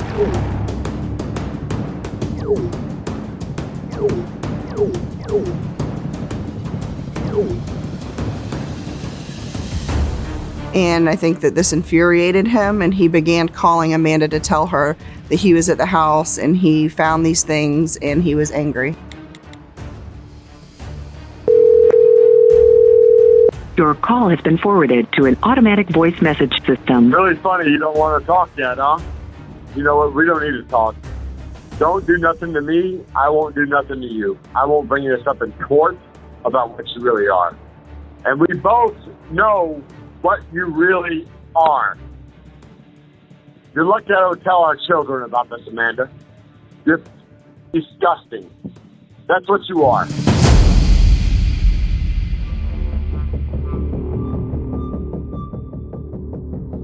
Let me get you to raise your right hand. You swear to tell the truth, the whole truth, and nothing but the truth to help you God. Yes, sir. Cowley had been in court that very morning. He was coming to court for a violation of that injunction for having contact with her. And the night before, he had been drinking. He can't sleep. He takes some Ambien because he'd been prescribed that. Put your hand down. Please tell me your full name. James Cowley Jr. Mr. Cowley, how old are you, sir? 35. Have you ever been treated for any mental illness? No. Are you now under the influence of any intoxicants? No. The judge was unaware of Cowley's rampage just a few hours earlier at Amanda's home and agreed to let Cowley attend anger management classes instead of being sent to jail. This is going to be unsupervised probation. And Mr. Cowley, you wish to enter a plea to the charge? No contest? Yes, sir. All right, the plea is accepted. Adjudication will be withheld, which means this is not a criminal conviction on your record. You'll be placed on 12 months of unsupervised probation with early termination if you complete everything early. So he ended up getting a better deal than he had originally anticipated. All right, so in addition to that, you're to have no violent contact with Amanda Quilanager. Sorry. All right, Mr. Bedford, is that all you had? That's all I have, Your Honor. Thank you, good to see you. Thank you as well. Thank you, Your Honor. You're welcome, sir. Next case, Judge. He had his employee badge on and he was dressed in like slacks, collared shirt, like he'd be going to work. And when he left court, he tried to call Amanda. Please talk to me. Please. Amanda, I'm out of court. Please talk to me. Baby, please. This is the last time I'm calling and begging you. Please. She picks up the phone and they have about a 14-minute phone call.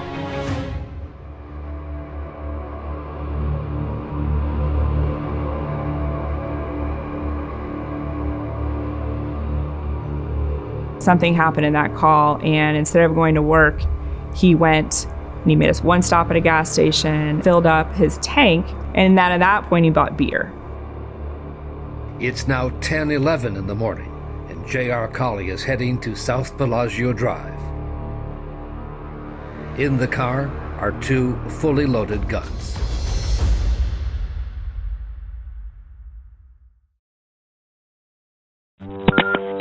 St. Johns County Sheriff's Office 4. Hi, my sister lives at 260 South Bellagio Court. She has an injunction against her husband. They're going through a divorce. Apparently he broke into her house about 4:30 this morning and busted every TV in the house. I'm not sure if she called to report it, but I want to make sure. Amanda had returned home and was taking stock of the damage from JR's rampage a few hours earlier. With her was the man she was dating, Lamar, and 2 friends. Lindy Dobbins and another friend, Rachel Hendricks. And I'm here with Rachel Hendricks. This will be a sworn recorded interview.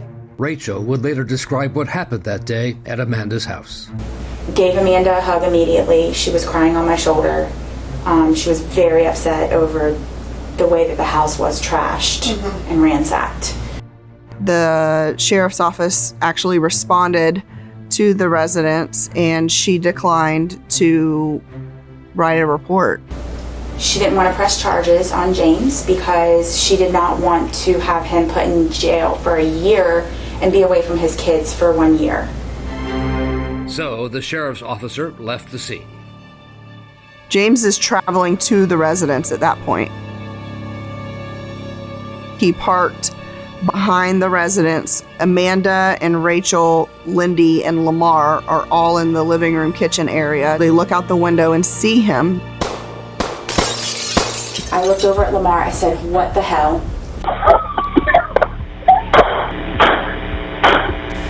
Lamar saw and screamed gunshots, and he ran. I never saw him again. Surveillance video from a neighbor shows Lamar running down the street away from the house. Me, Lindy, and Amanda were obviously screaming and just screaming, "Hide, hide." Amanda, Lindy, and Rachel run into the master bathroom suite and hide. Amanda was on the phone with 911. He's not in there. Please stop.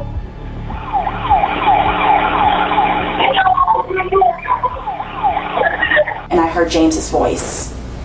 And he was screaming at Amanda, and he wanted to know, where is he? Where is he? Where the F is he? He was looking for Amanda's boyfriend. Put that down. Put it down.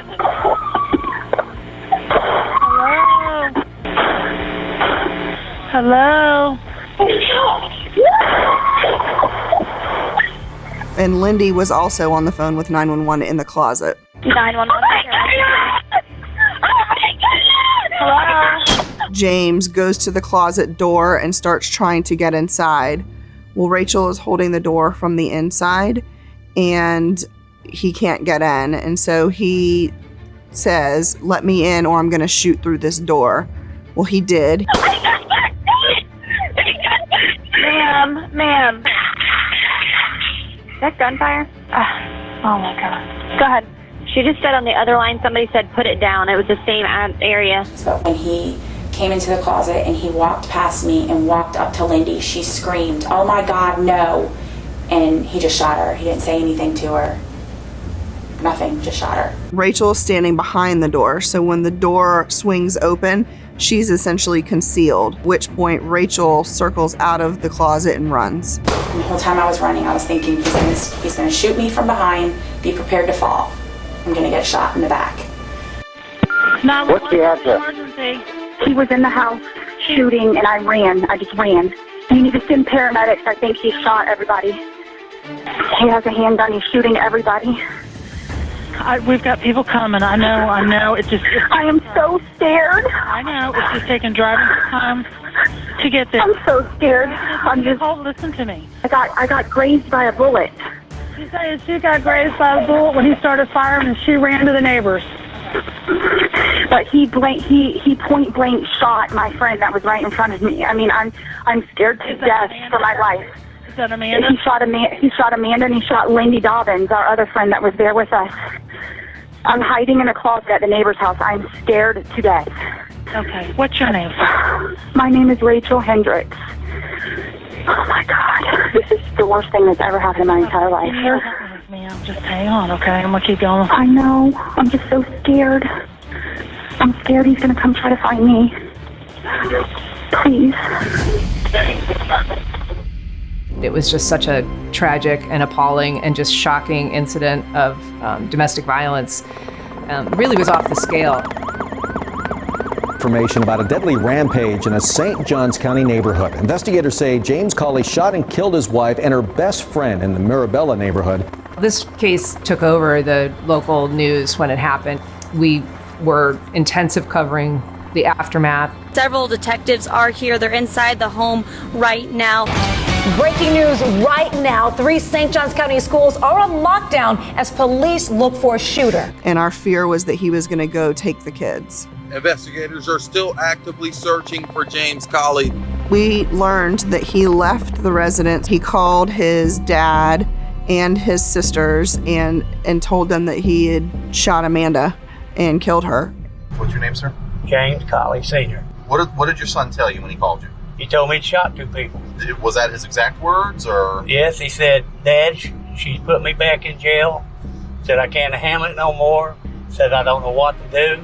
He said, you know, it's over. Said I've tried to do everything I could, but she keeps on putting me in jail, aggravate me, and just won't let it go. He said, so I done what I had to do. And he then went and got some items from his sister's house and began fleeing out of the state of Florida and went northbound. It was not a whodunit. It was a, we need to find James Cawley and put him in jail.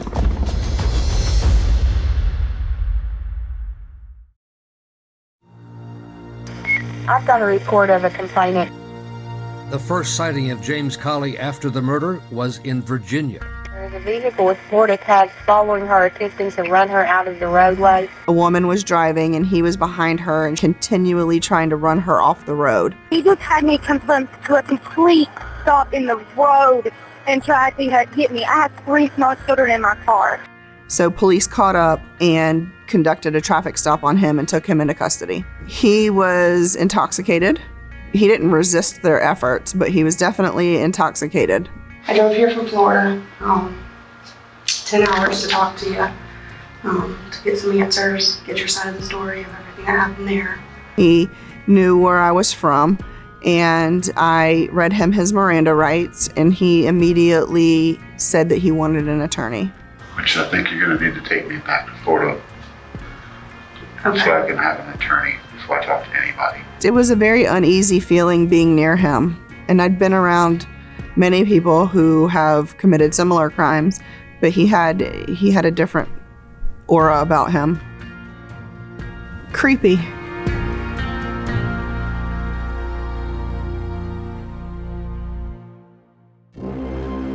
Pretty early on, the horrific nature of these crimes, the type of crimes, we as prosecutors were already thinking ahead of, this could potentially be a death penalty case. And then our job ultimately became proving that it was, in fact, a premeditated murder. But in order to get the death penalty, we have cold calculated and premeditated as a factor, and a motive, and exactly how many opportunities Mr. Cawley had to stop and change course. Cawley got the photo of Lamar mowing the lawn just a few days before the murder from his neighbor, Mike Dickens. This is why I wanted to find out, was she cheating? And that's why I took that picture. I'm like, what? He said, man, all this S&M and all this stuff. I'm like, okay, James, big deal. Big deal. You knew she was cheating. Mm-hmm. Nobody knows who the boyfriend is. She's cheating. You're going through a divorce. You filed for a divorce. Leave her alone. Mm-hmm. And says, don't let this ruin your life. Lose a Mm-hmm. This was, you see what time it was. He didn't give me nothing that he was going to do something stupid. Hello, you have a prepaid call from James Cawley, an inmate at Duffield Regional Jail Facility. Our investigators have access to jail calls. Colley was on the phone with his family almost every day after his arrest. What kind of questions they asked you this morning?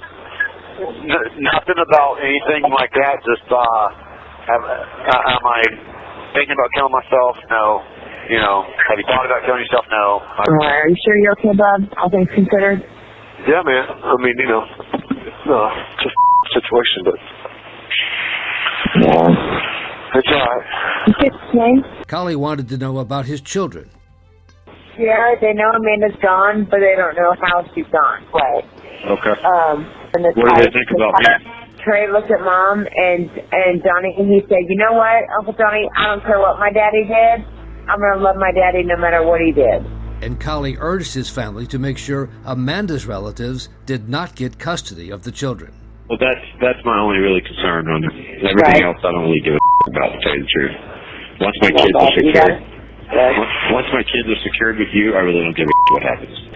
Start throwing mud. Don't play nice. It does give you a very good insight, even if they're not talking about their case, into their personality type.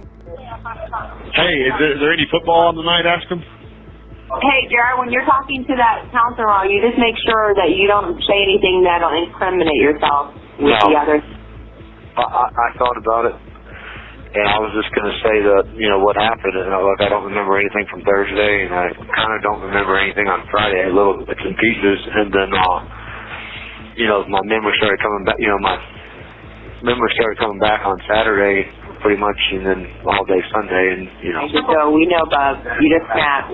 I remember things like, I'm going to be out of here in less than 20 years. Do you really think he's going to get a manslaughter conviction out of this? I love all you guys. Well, we love you too, and you remember that, Bob, no matter what. We love you. I know. Hey, Jay, can we say a prayer real quick? Yeah, go ahead. Dear Lord, please watch over my brother and help him get home safely. Please watch over us and give us all strength to get through this. In Jesus' name we pray. Amen. Amen. While in jail, Colley also talked a lot with one of his cellmates, Andrew Cherry.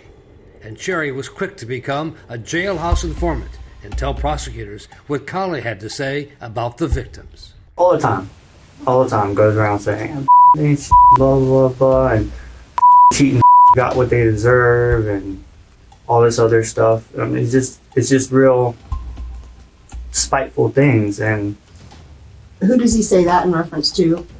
Amanda and Lindy. That they got what they deserved. Mm-hmm. The decision was made to seek the death penalty, with Lindy's 911 call a major factor. 911. Hello. When a victim knows of their impending doom, their impending death, that's psychologically heinous, atrocious, and cruel, that they're going through that mentally and they know they're about to die. She clearly knew she was going to die.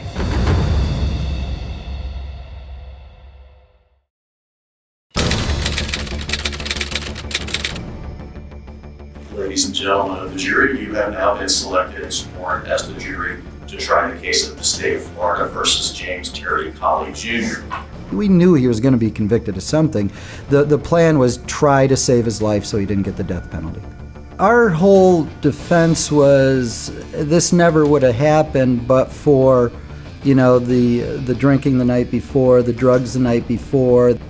We had to basically admit that he had committed the crime.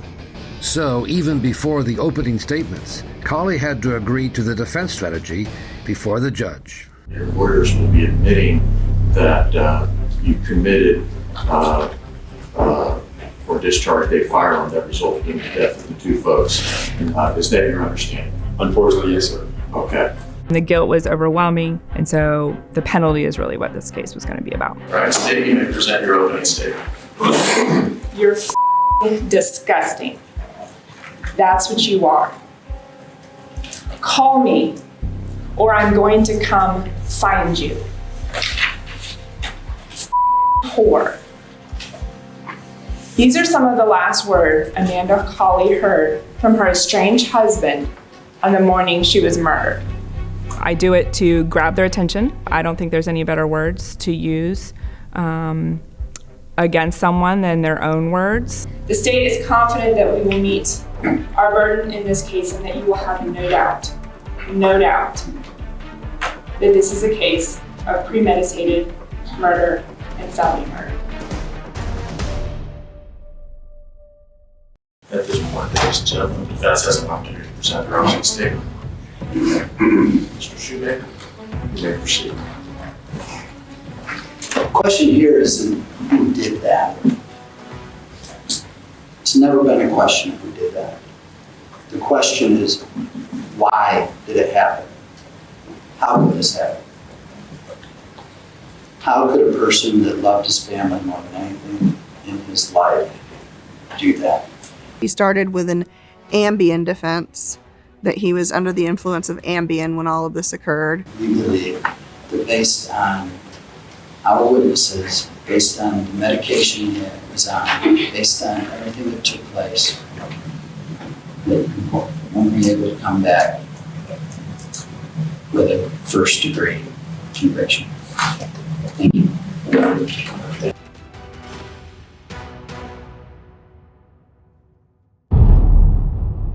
The prosecution's first witness was Rachel Hendricks.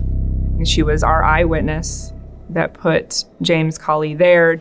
You saw Mr. Colley with a handgun in his hand when he came in the closet? Yes. And did you see him point it at Lindy? Yes, at her head. And nobody can tell that story like Rachel can. Mr. Colley was trying to get into the bathroom door, saying, open the door, I'm going to shoot. So the door came in on me. I backed up and let the door come in on me. And Mr. Colley walked past the door straight over to to Lindy, who was kneeling down. Heard Lindy say, oh my God, no. And I ran out of the closet and heard a shot and ran out the front doors of the home. Do you see James Colley in the courtroom here today? Yes, I do.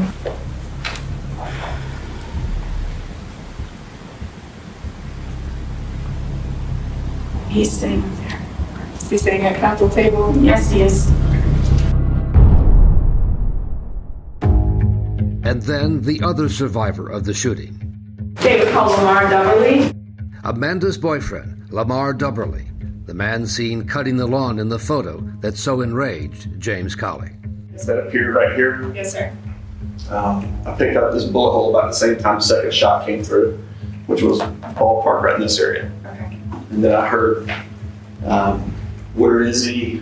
Where is he? It was faint. What did you do? I left.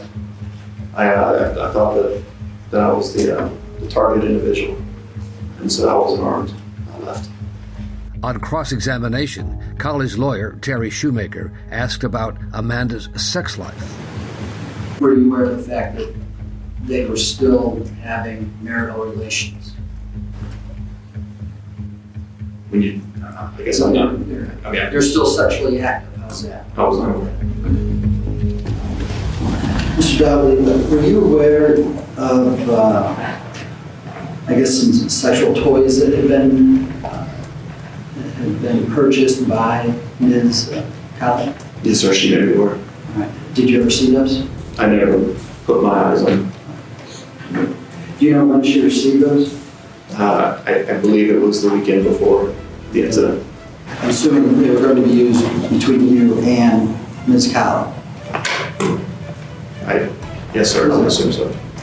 They were just grasping at straws. Just shows how far they were reaching to try to find some reason of why he would be mad. That also was a dig to try to embarrass Amanda, and to kind of tarnish her reputation or tarnish her image.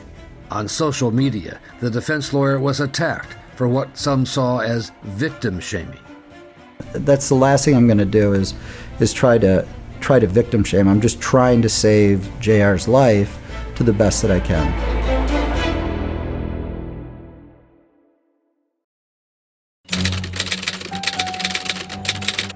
Day 3 of a high-profile death penalty trial in St. Johns County. And the defense had to decide whether James Colley should testify. I think that JR is charismatic enough. He could have possibly, won over some sympathy votes. But, you know, you never know. You know, you get up there and you have a prosecutor, you know, hammering it down your throat about calling your wife those names that you hear on the 911 call. So it was his choice at the end of the day not to testify. The defense case lasted less than an hour, most of the time spent with Colley's sister, Rhonda. What was your role, I guess, in the relationship? I guess I was kind of the go-between, in between the two of them. You know, I'm sorry.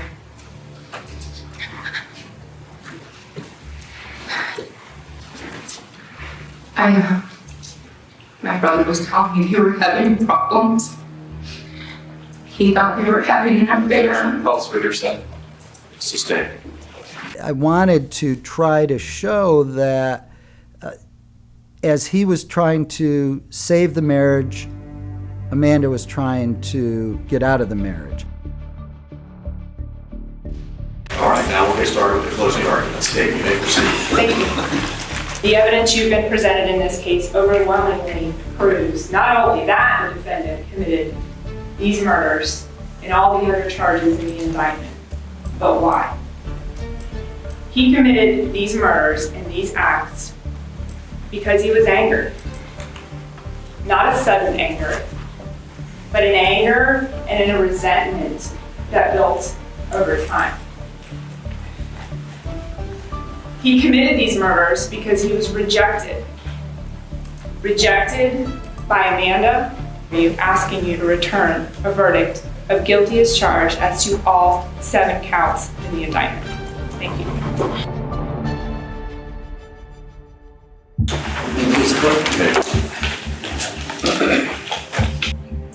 Just give me the fortitude that I ask for, and I can move on. Just let me go.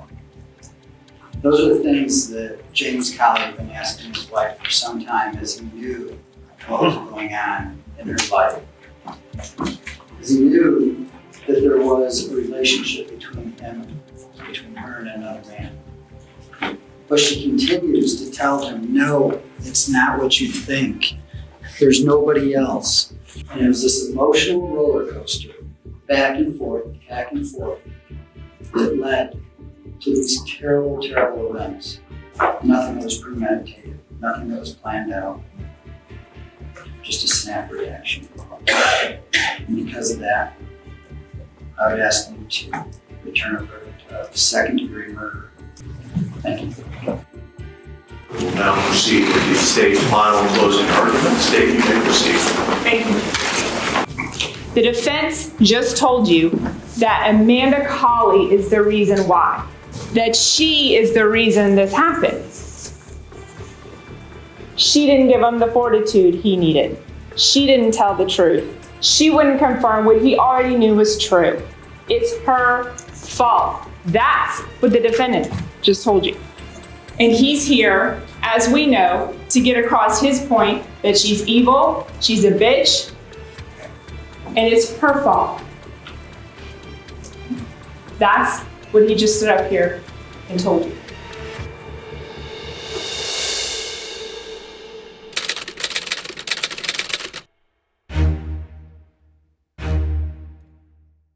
All of Amanda's family and Lindy's family and friends were there. They were dressed in purple because that was, you know, sort of the color of domestic violence remembrance. All right, Mr. Colley, you'll stand and bargain to jury verdict, please. We, the jury, find the defendant James Terry Colley Jr. as follows. Guilty as charged of both first-degree premeditated murder and first-degree felony murder, contrary to Florida Statute Section 78204. And guilty on all the other counts, too. Guilty as charged. Guilty as charged. Guilty as charged. Guilty as charged. Once they started checking the guilty boxes, they just kept checking, you know. Kinda, he shook his head a little like, I expected it, you know, something like that.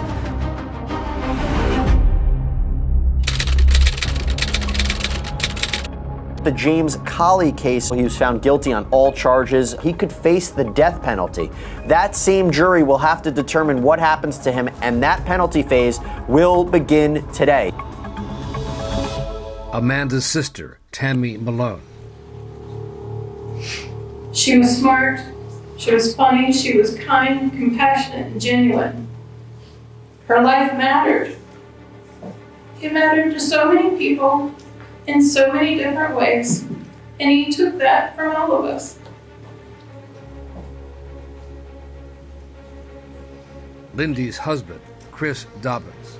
Little League baseball games are attended with an empty blue chair.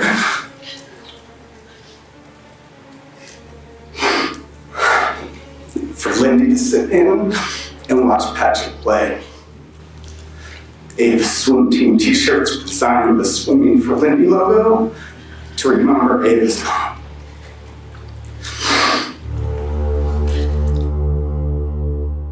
Colley's lawyer for the penalty phase, Gary Wood, thought his best case to prevent a death sentence was to present Colley as a man who was under the influence of Ambien. The Ambien is known to, and did in this particular case, cause Mr. Colley not to remember and not to be able to perceive and deal with, from a mental health perspective, the things that were going on that morning, including court, and the events as they unfolded in this case. Mr. Colley was substantially impaired at the time of the shooting, and that will be for your consideration. But in rebuttal, the prosecution played the video of Colley's court appearance just an hour before the murders. Are you now under the influence of any intoxicants? No. And then called as a witness the judge who presided at the hearing, Charles Tindlin. Do you have any concerns over impairment or his ability to understand? I did not. I asked him if he was under the influence of any intoxicants. He told me he was not. There was no indication, nothing in his demeanor that indicated he was under the influence of anything. I knew exactly what he was going to testify to. I was hoping it wouldn't come across so strong for the state, but it really did. It came across great for them. So, the defense was left with an appeal to the jury from Colley's sister, Crystal, who described family photos from a happier time. That is my nephew Trey opening his birthday presents. He was an amazing father. Take your time. He was a wonderful father.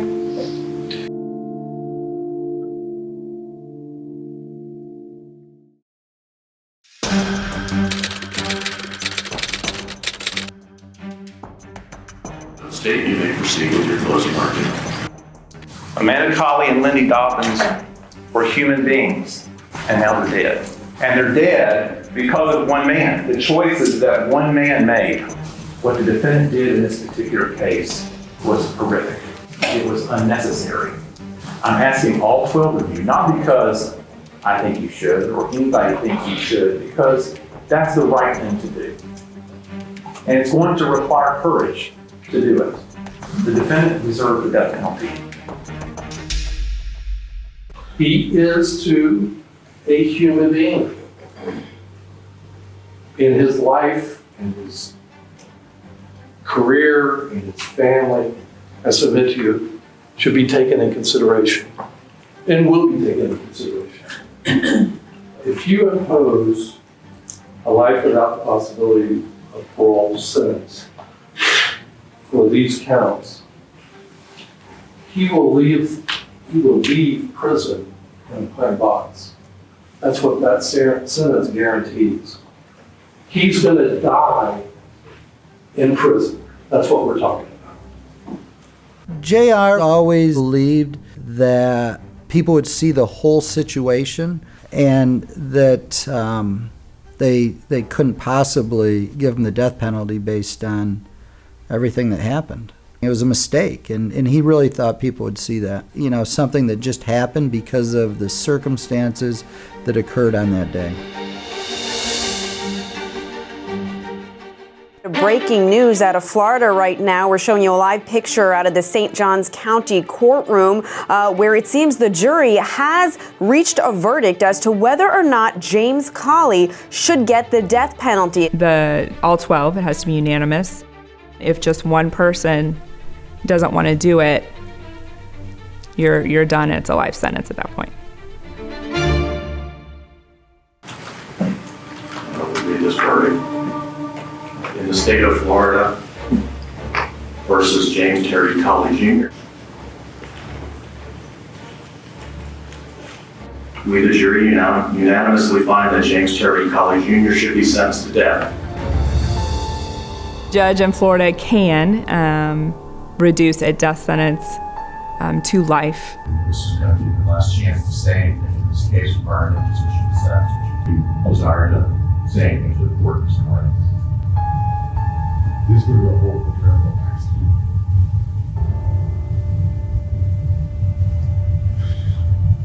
And I wish it would have been quick, but it's not.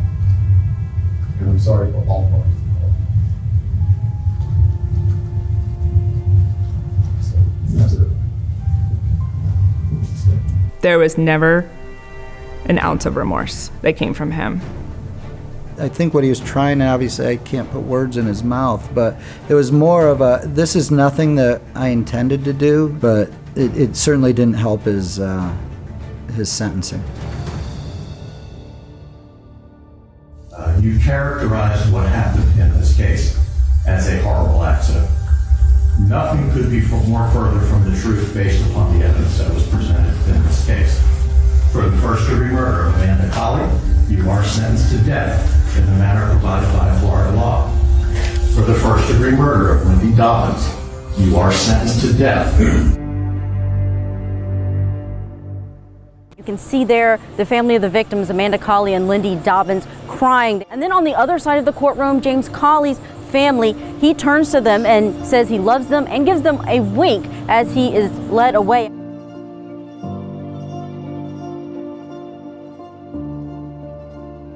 I just prayed. I prayed and cried. It doesn't bring her back, but at least she gets justice.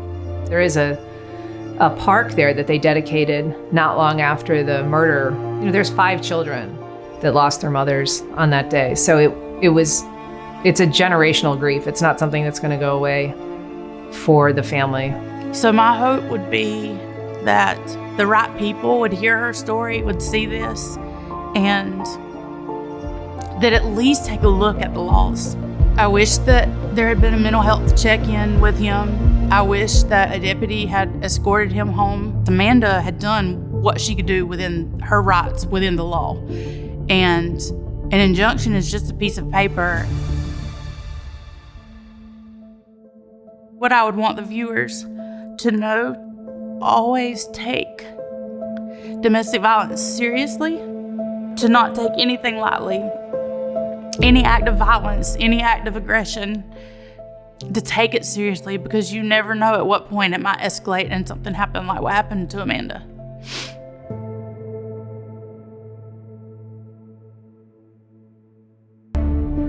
Columbia police need your help finding a missing 21-year-old woman, Samantha Josephson. They were kind of throwing her a little party for getting into law school. She was tired, wanted to go home. She went outside and called her an Uber. He'd circle, he'd wait. It was almost like a shark circling in the water.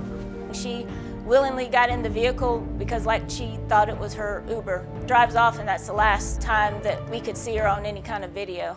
He has the child locks on, so she cannot open the door, she cannot roll the windows down. They are on and locked.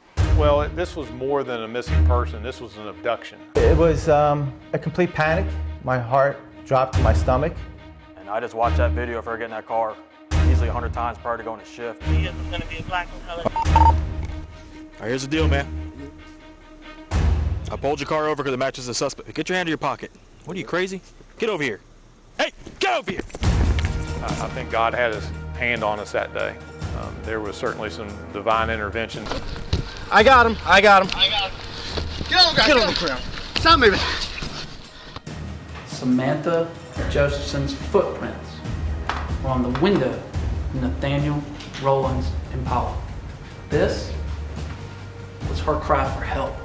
Wildly swinging, wildly stabbing, in whatever rage is going on, and there's not a cut on him? How do you accomplish that with this? Your wife is in a bar, you said she's unresponsive? This is what he's going to tell you. How to get out of that situation. And I grabbed the gun. Trying to find the first place to put a body. No, sir. The only thing they could do was kill him. You want to say anything? We, the jury, and to find the defendant.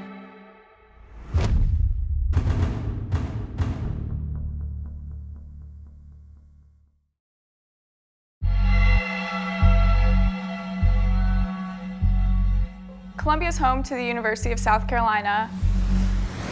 And for students, the place to be on a Thursday night is a part of town called 5 Points. Bird Dog Bar is right in the middle of all of it, so when you get close to that 2 a.m. hour, it gets pretty crowded out on the streets with folks looking to get something to eat or catch a ride home. That's what college senior Samantha Josephson was trying to do, catch a ride home. She had come down here from Robbinsville, New Jersey. She was about to finish up and was getting ready for graduation in May. She was getting ready to get into law school, and they were kind of throwing her a little party for getting into law school. She was tired. She wanted to go home, but she didn't want to spoil the party for her friends, so she went outside and called her an Uber. The ride was confirmed that it was on the way. As she was waiting, she talked to her boyfriend again on the phone. It seems that when she walked outside, as opposed to taking a right, which is where she was supposed to meet the ride, she took a left. So they never got synced up together, and eventually the actual Uber driver had to cancel the ride because he could not find her to pick her up. She's still looking for the ride. She doesn't realize that it's been canceled at this point. There were several other ride shares that came by. She walked up to the car, tried to approach it as if it was hers, and then quickly realized it was not hers.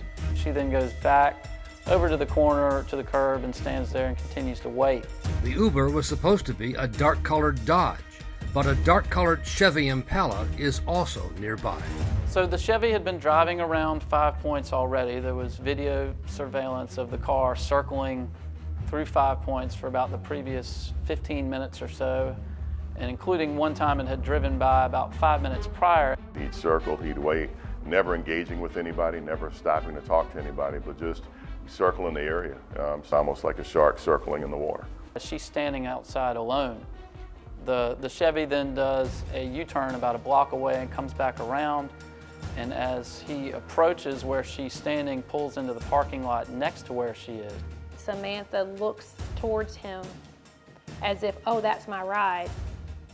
He spent a lot of time in search of a victim, and he found somebody that, was vulnerable and obviously confused on, what car was her Uber ride, and took advantage of that.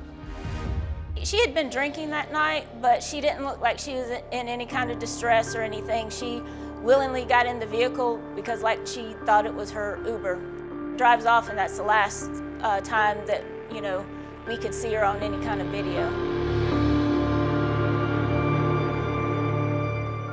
The darkened windows made it impossible to see what was happening inside, but the car was driving off in the wrong direction.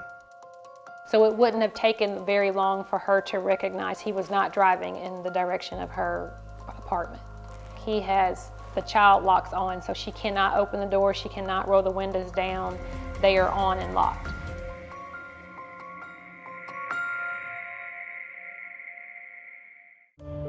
Samantha's friends did not call the police until the next day. They assumed that she had gone somewhere with a friend perhaps and went to bed for the night.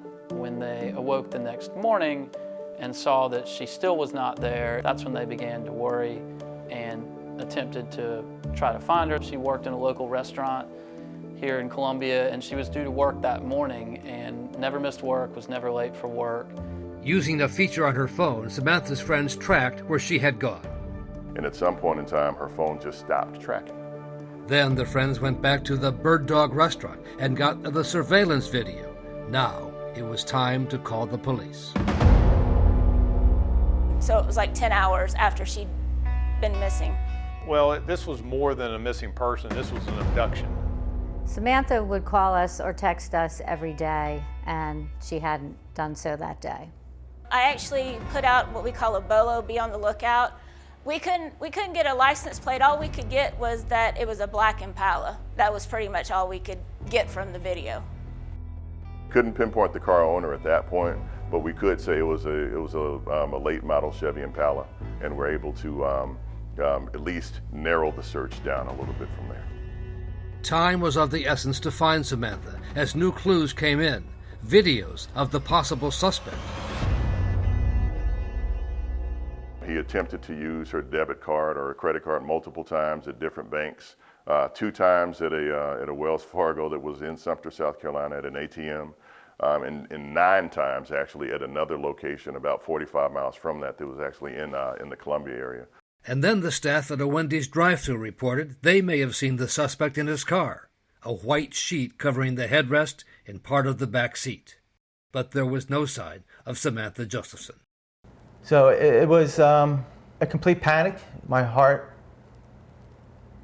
dropped to my stomach. For whatever reason, I knew that I had to get down there. Samantha's parents, Marcy and Seymour Josephson, headed to South Carolina from their home in New Jersey. And I would say about maybe 4 hours into the ride, 5 hours into the ride, Officer Odom called me from the Columbia Police Department, and for the second time asked me, what's my ETA? And I hung up the phone, and I just said, this is not good. I said, this is going to end really bad. There had been an ominous report an hour and a half away from Columbia from the sheriff in the Clarendon County town of New Zion. It is in the middle of nowhere. 2 hunters had been in the area, were looking for turkey, and just came upon her body.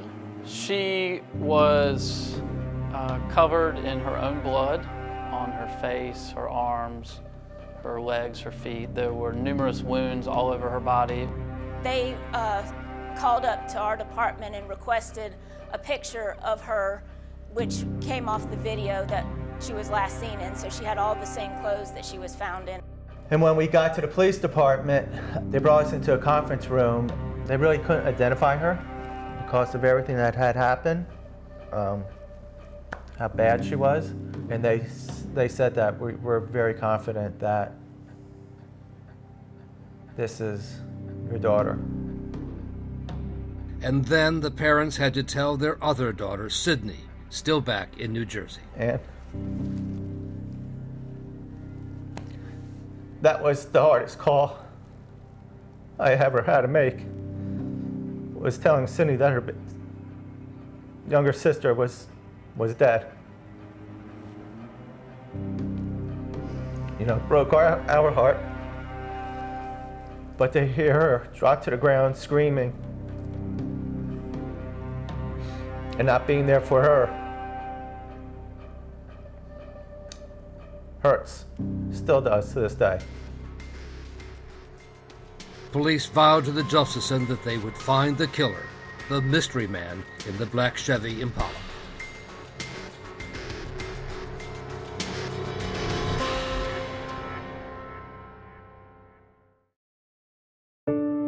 Vehicle's going to be a black in color. You know, there was an immediate fear throughout the community and that we had a predator on the loose. We literally were looking for a black Impala citywide. We had every officer that was available looking for that car, and you know, we had our foot on the accelerator and we didn't take it off till we were able to make an arrest. That's something that doesn't really happen in our city. And I just watched that video of her getting that car easily 100 times prior to going to shift. I wanted that car. When Columbia police officer Jeffrey Kraft began his shift, he decided to patrol around the same 5 Points area where Samantha Josephson had disappeared. And I just circulated that area for hours and hours and hours looking for that car matching that description. And I happened to find it within a couple blocks away from where the incident took place.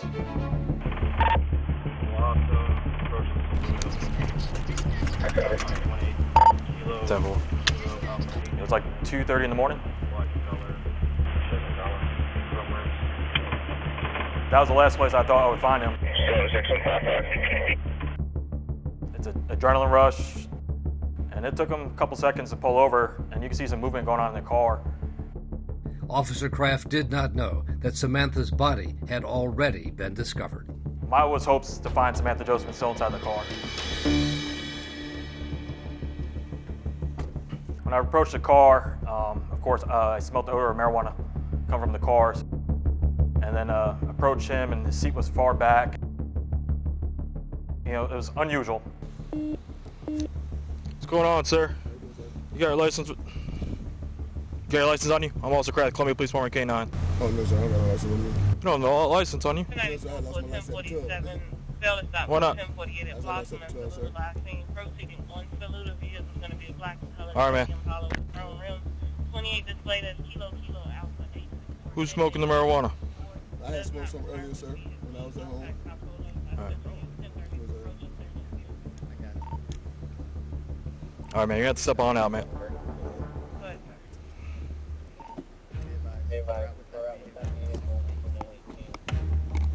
right, here's the deal, man. I pulled your car over because it matches the suspect. Get your hand in your pocket. What are you, crazy? Get over here. Hey, get over here! Go, we're running! Hey, I'm gonna release the dog! I can't, I was just gonna see if he'll stop.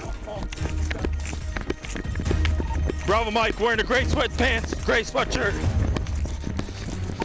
Walk him up. Doors blocked, 500 block. Nunez, keep going. He's gonna be on your left. He outran me. He was fast.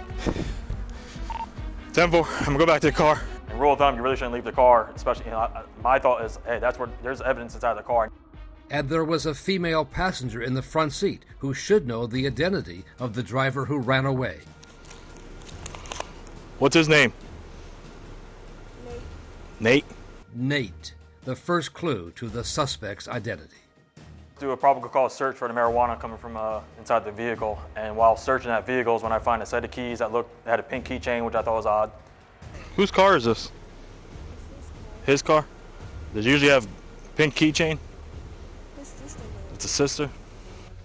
Looking for anything that might belong to Samantha, the missing person, called an 81 in police jargon. Hey, do you know what kind of cell phone our 81 has? The one from that was reported today? I haven't heard anything about it. That's why I stopped it, because it matches the description. Okay. I'm finding the girl's cell phone and the girl's keys in the driver's seat. Yeah, the back wheel's bad.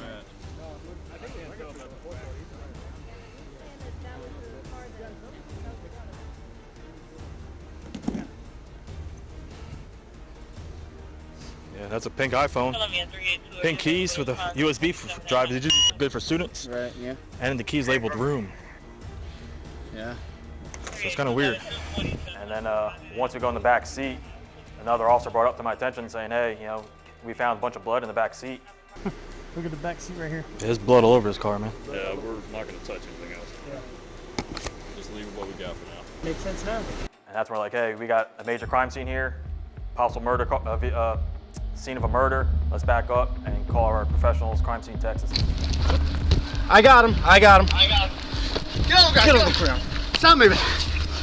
It didn't take long to track down the driver. Multiple officers came to the area, and they were able to secure him about 2 blocks away from the area where he ran, ultimately. I'm going to read your rights, sir, all right? You have the right to remain silent. Anything you say can will be used against the court of law. At that point, he wasn't really saying a whole lot and wasn't even saying what his name was. It's a yes/no answer. Come on, man. Sit up. Yeah, I know. You're tired after running. I get it. But sit up. Come on, man. Do you understand each of these rights I've explained to you? Yes or no? He claimed he had the flu, so the officers called EMTs to check him out and then take him in for questioning, soon identified as Nathaniel Rowland, 24 years old. He was reluctant to provide much information. Initially, he denied having been in 5 Points the night before. He indicated that he had been going to house parties the night before, but he could not provide any specific information about who he was with or what parties he was at or anything of that nature. and Rowland denied having been anywhere near the town of New Zion, where Samantha's body had been discovered. Investigators later found out that his parents actually still live, and his family still lives in the New Zion area. So New Zion is not a big town. It's a small place. It's not some place that you go to unless you're trying to get there. And as you start putting the pieces of the puzzle together, that was one of those pieces that was a major piece that just, the place where she's found just happens to be a little, just, a mile as the crow flies from his family home. But investigators were scratching their heads over why Rowland, if he was indeed the killer, would have driven right back into the 5 Points area where police were looking for a black Chevy Impala. Well, that's a great question for a psychiatrist, I guess. For us, better to be lucky than good sometimes. And it's a good thing for us that criminals often make bad decisions, poor decisions. Don't know what was, going through his mind. I think God had his hand on us that day. There was certainly some divine intervention. But prosecutors knew it was going to take more than divine intervention to build a case against Nathaniel Rowland that would stand up in court.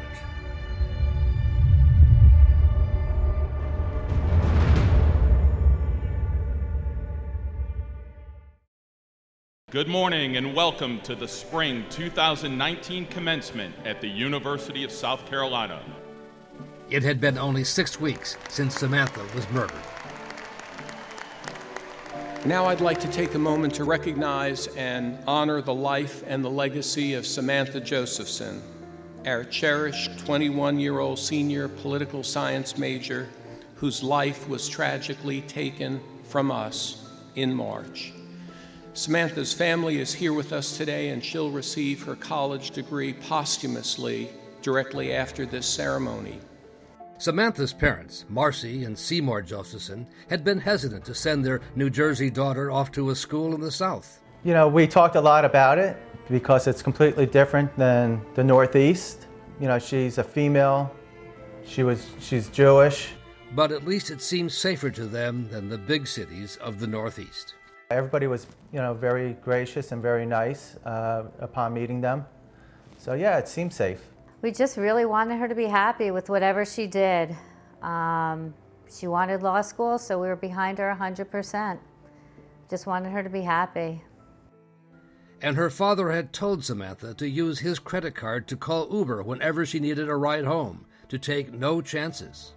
Especially at 1 o'clock, 2 o'clock in the morning, I didn't want her walking. But the surveillance video showed how it went wrong. Because what the kids told us that they were doing, they would say, "Are you here for Samantha?" So if Samantha said that when she got in the car, he would have said yes, and then they would have taken off.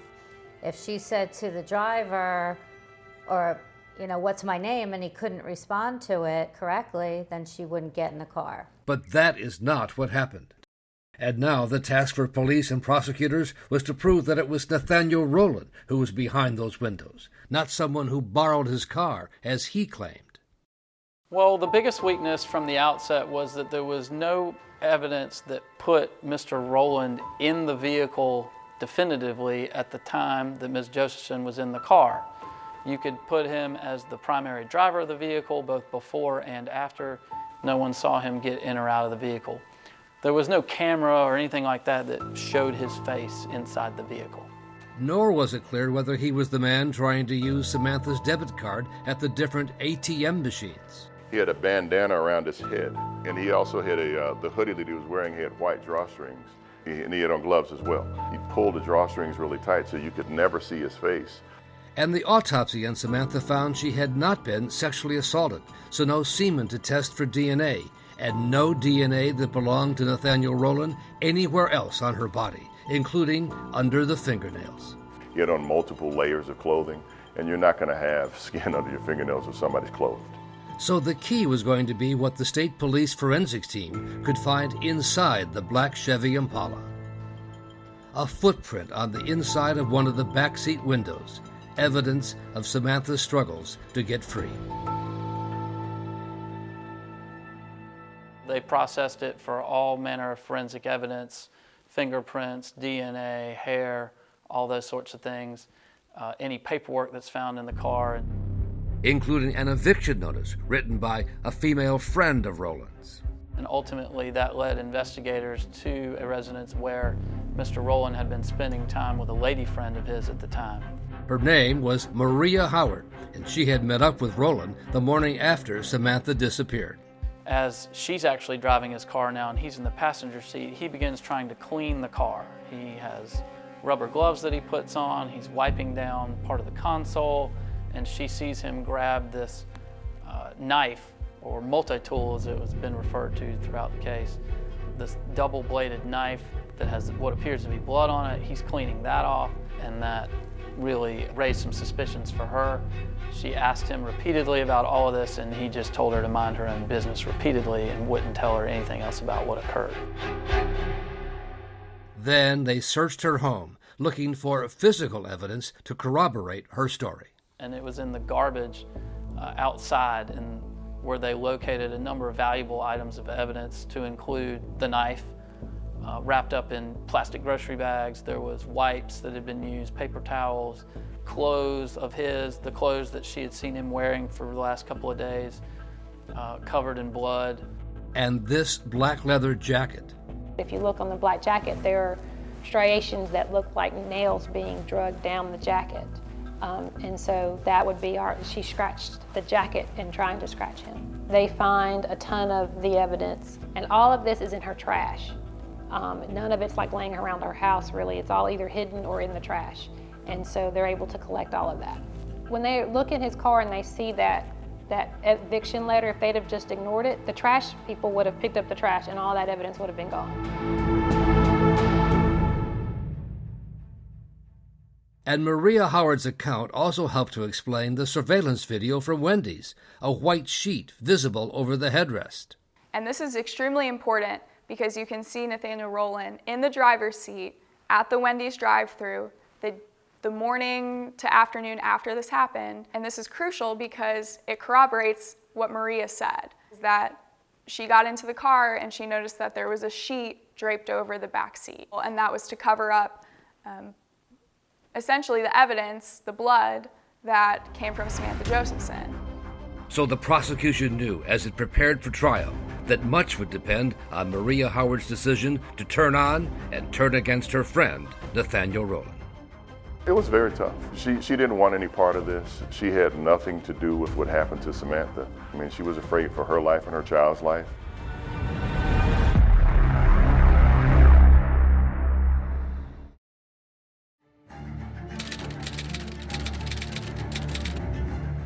We had to be present at the trial for Samantha. As a family unit, as our friends, we just needed to be there to make sure that he got what he deserved. We'll proceed now to opening statements from the state. Solicitor Byron Gibson opened the case for the prosecution. Ladies and gentlemen of the jury, March 28th, 2019 was supposed to be a celebration. Samantha Josephson and friends were gathering together as a celebration of life. But what they didn't realize, what they could never have realized, is that the defendant, Nathaniel David Rowland, had his eyes firmly fixed on Samantha Josephson. The evidence will show that after she got into that vehicle, that's the last time that anybody saw her alive. But the prosecutor knew the jurors would soon hear from the defense about the lack of DNA evidence anywhere on Samantha's body that tied Rowland to the crime. With all things being considered, the simplest explanation is the truth. We believe that the simple explanation is that Nathaniel David Rowland kidnapped Samantha Josephson. We believe that the simple explanation is that Nathaniel David Rowland murdered Samantha Josephson. After you hear all of the evidence in this case, we'll be asking that you return a verdict of guilty of all counts, because he is indeed guilty in all counts. Thank you for your time. Thank you for your patience. Alicia Good of the Public Defender's Office presented the defense opening statement. 0. That's the amount of DNA on Samantha Josephson's body that matches Nathaniel Rowland. 0. It's not on her clothing. It's not under her ripped and torn fingernails. It's not on her ankles. Ladies and gentlemen, there's 0 evidence that Nathaniel Rowland was the one that kidnapped and killed Samantha Josephson. Thank you very much.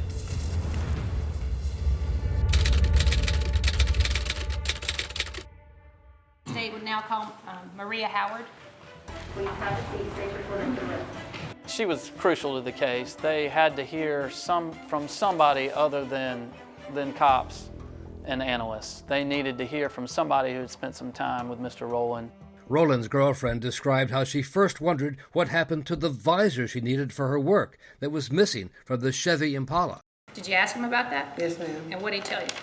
That it was in the country. And what did you say to that? Why would it be in the country? And what did he tell you? It had blood on it.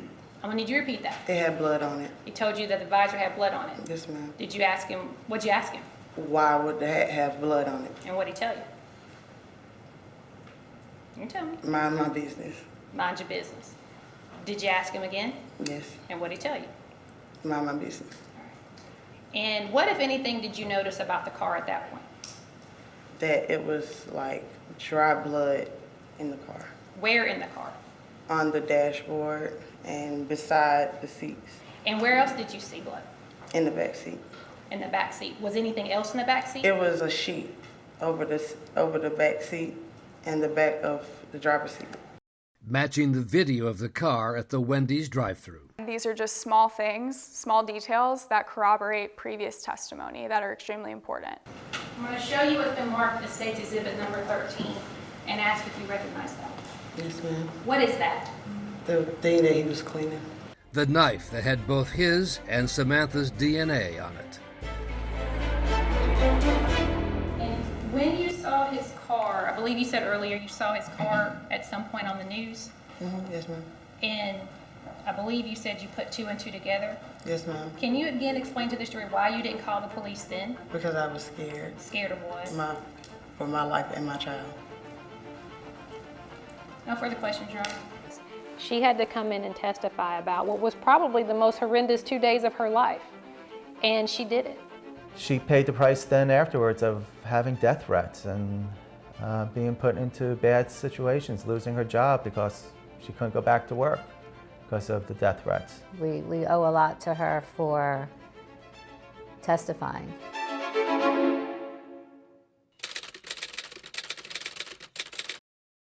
The prosecution had played long stretches of the surveillance video showing the black Chevy Impala that night, but it was impossible to see who the driver was. They called Oshamer Williams. You swear or affirm the testimony so that this case with the truth, the whole truth, and nothing but the truth to help you God? Yes, ma'am. But now detectives had turned up a witness, Oshamer Williams, who ran a cell phone repair shop. His store's cameras showed a man who had tried to sell Samantha's cell phone the morning after she disappeared. Do you see the person who tried to sell you the phone in the courtroom? Yes, ma'am. Where is he? Yeah, right now. What does he have on? The blue shirt, tie. Please let the record reflect that he has identified the defendant, Your Honor. He does. Thank you, Your Honor. No further questions. You, sir, may step down. The final days of the trial focused on the physical evidence. This is State's Exhibit 186, the bra. There were times where I had to put my head down because I didn't want to see certain things that they were showing. The front of the shirt. We had in our mind what had happened, but it was a lot worse. Yeah. Going through the trial was very difficult, definitely. So this is the left shoe. This strap is still intact. However, it was not attached to the front of her left foot. Made it 110% worse because of all the information and how brutal it was. But on cross-examination, the crime scene investigator was asked about the photos she took of Rowland after his arrest. Was there any evidence he had been involved in a violent struggle? You don't see anything on him, right? In what terms? On his face, as far as scratches. As far as scratches, no, I do not. You don't see any marks? I do not see any marks on his Cuts. face. I do not see cuts on his face. Same thing with the arms, Same thing. both sides, Correct. and his hands, both Yeah. sides. Correct. Thank you very much. The defense had made its most important point, and Nathaniel Rowland's lawyers decided they did not need to call any of their own witnesses, did not need to put on their own case.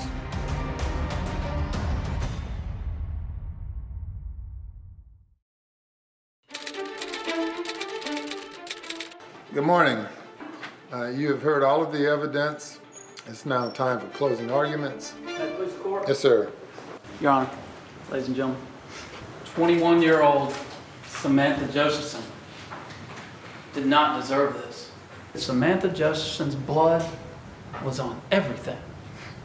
It was all over that car, the back seats, the headrests, and let's not forget that her blood was on the blade of this weapon, the one that he was seen cleaning in the car. Samantha Josephson's footprints were on the window of Nathaniel Rowland's Impala. The inside. This was her cry for help. This was her way to try to get somebody to help her and save her from him. But it also, what it did, she left a trail. She left her own trail of evidence. Her own trail leading right to the defendant. I told you before, Samantha's whole life was right there. It was right there in front of her. She could have been anything that she wanted to be. And it was right there for the taking to do whatever she wanted. The defendant did the taking. He took her from 5 points. He took her life. Good morning. Rowland's lawyer, Tracy Pinnock, pointed to the lack of evidence. Nathaniel Rowland did not have a mark on him. Not a cut, not a bruise. They checked him, and nothing. Now, how, in the backseat of a car, in the dark, with a young woman who is fighting for her life, somebody is supposed to hold this tool with a blade literally pointed in their direction and not injure themselves in some way? How somebody does that is beyond me. It's this long when it's together. Y'all look. Let's try it again. Look at it. Wildly swinging, wildly stabbing, in whatever rage is going on, and there's not a cut on him? How do you accomplish that? With this. She put up a fight, and Nathaniel Rowland had not a mark on him. That is what we know. They've created a narrative, and he's the villain in their narrative. Because for them, he is the easy answer. He is the simple answer. In this case, it's the wrong answer. It is the wrong answer. The state has not proven that Nathaniel Rowland kidnapped Samantha Josephson. They have not proven that he has killed her, and they have not proven that he had a weapon during those crimes. What they prove is that he tried to sell her cell phone. He's not on trial for that. They have failed at meeting their burden. I ask that you find him not guilty. Thank you. The jury came back after 1 hour and 7 minutes. Have you reached a verdict? Yes, sir, we have. Is it unanimous? Yes, sir, it is. Okay, if you will pass it up, please, and you may be seated. Madam Clerk, you may publish the verdicts. State of South Carolina versus Nathaniel David Rowland. It's an indictment for murder. We, the jury, find the defendant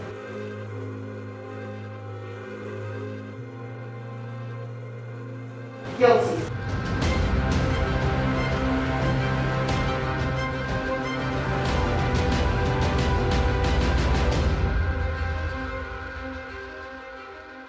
The court moved immediately to the sentencing phase, and Samantha's parents and her older sister Sydney finally had the opportunity to voice their anguish. Nothing will replace her. Nothing I can say will bring her back. And nothing that I can say I know will ease my family's pain and heartache. No time to say goodbye. No time to tell Sammy all the things I would have wanted to say. No time to kiss her cupola.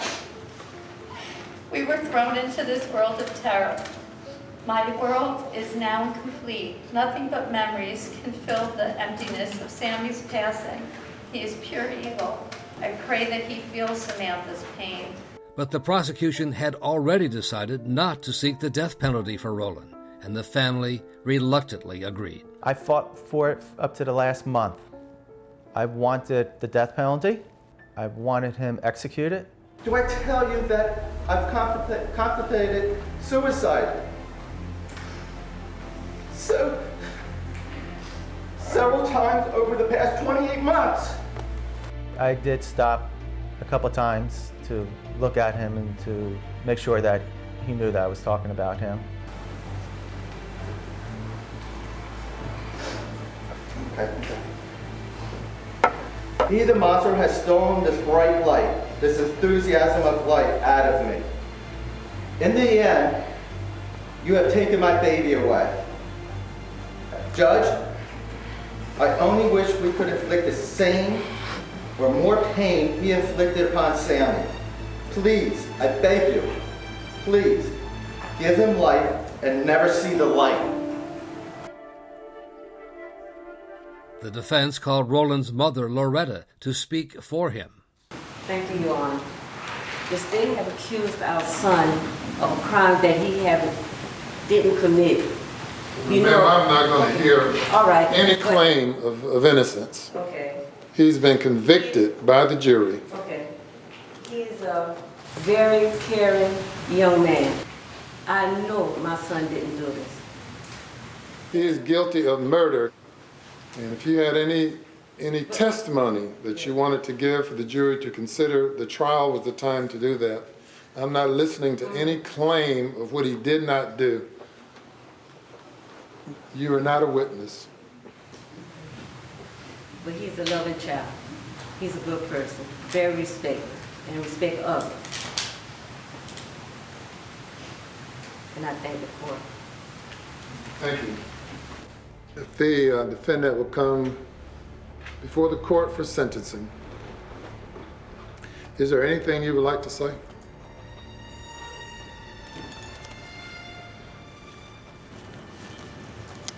Your Honor, I know I'm innocent. But I guess what I know and what I think really doesn't matter.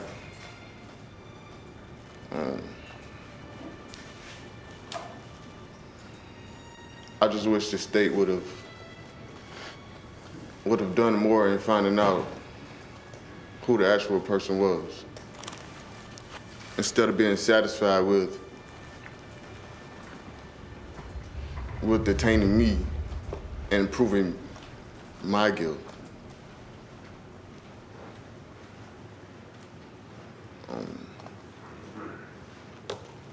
I feel like if they would have done further research in certain areas,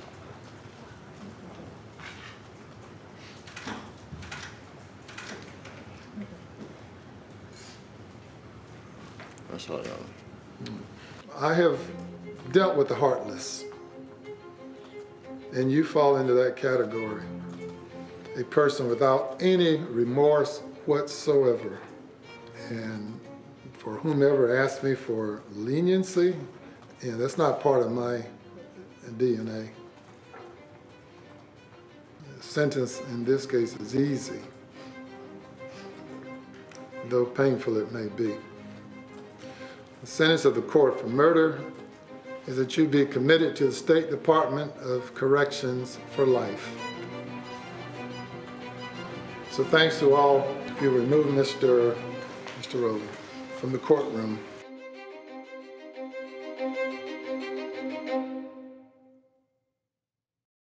Since then, the Josephsons have launched a campaign so that what happened to Samantha when she got in the wrong car that night does not happen to anyone else. If she said to the driver, you know, what's my name, and he couldn't respond to it correctly, then she wouldn't get in the car. Once you're in the car, it's too late. We started the What's My Name Foundation, hoping their daughter's legacy will be one that saves lives. Class of 2019, on the count of 3, would you join me in repeating, what's my name? My name is Samantha Josephson, all together. 1, 2, 3. What's my name? My name is Samantha Josephson. Thank you, everybody. This isn't Miami, this isn't Atlanta, this isn't a cartel hub. It was a terrible scene, the worst I've ever seen in my life. She fought like a real hero for her kids. They were doing their homework when they got murdered. They were stacked on top of one another and the tub was full of water. You can't drown children while you stare into their gasping faces without being the devil, you know? Why would someone want to kill children?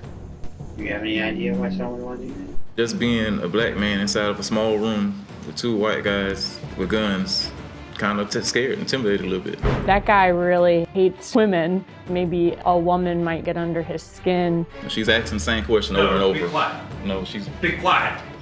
What it says on the back of this envelope is death before dishonor. Did you end up directing associates of yours to kill Brandy Peters? Yes, sir, I did. He's a crazy person, so I don't know how much of his story is true. But you had this girl killed. You don't remember what she looked like? No. Not at all. This ain't baby mama drama stuff. This is the most heinous, violent offense in the history of Tallahassee.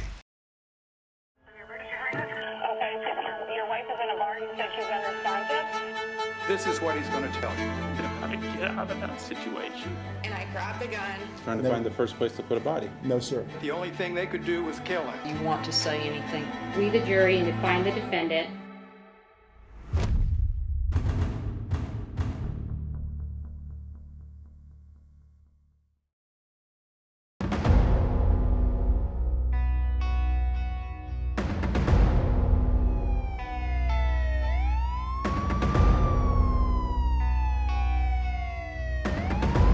This is Forensic Specialist Annie Pressey, ID 867.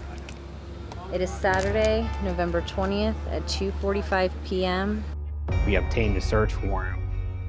We entered a police evidence video of what had once been the happy family home of Brandy Peters. It was a terrible scene, the worst I've ever seen in my life. Brandy Peters was shot several times in various parts of the home, starting in her bedroom. She was able to escape the bedroom, get into the foyer and out the front door, dragged back into the home, and was beaten to death. She fought with great passion. She took shot after shot after shot with all kinds of blunt objects, bats and gun handles and crowbars. She fought like a real hero for her kids. As we continued to go through the house, we entered the bathroom, and that's where we found the remaining victims inside of the tub.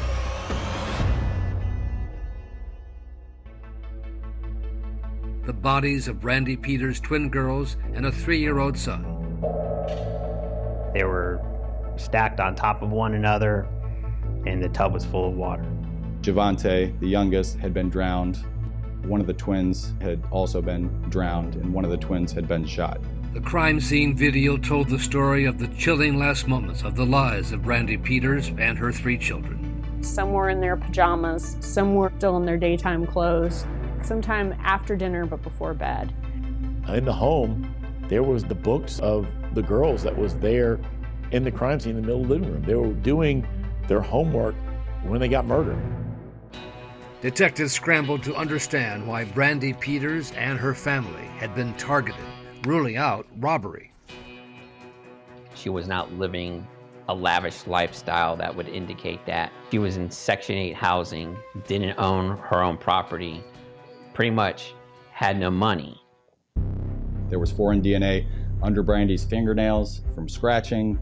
There was foreign DNA on the phone in her bedroom that had been ripped out of the wall and then had the cord cut. It became apparent from the beginning that there was no forced entry into the house. That told us either the victims knew the perpetrator and they were welcomed in, or the doors simply left unlocked. And soon police began the sad task of notifying the next of kin, including Brandy's boyfriend, Henry Segura, who already had heard rumors from a friend. Okay, what'd she tell you? That Brandy and the kids, someone killed them this morning. That's true. The little boy, Javante, was Henry's son. And I'm sorry to tell you, but he has passed away. Persons who are murdered usually know the offender, and that offender is close to them. You do want to get information from them, but at no time was he a suspect during this interview. Tell me about Brandy. What kind of person is she? Spunky. Okay.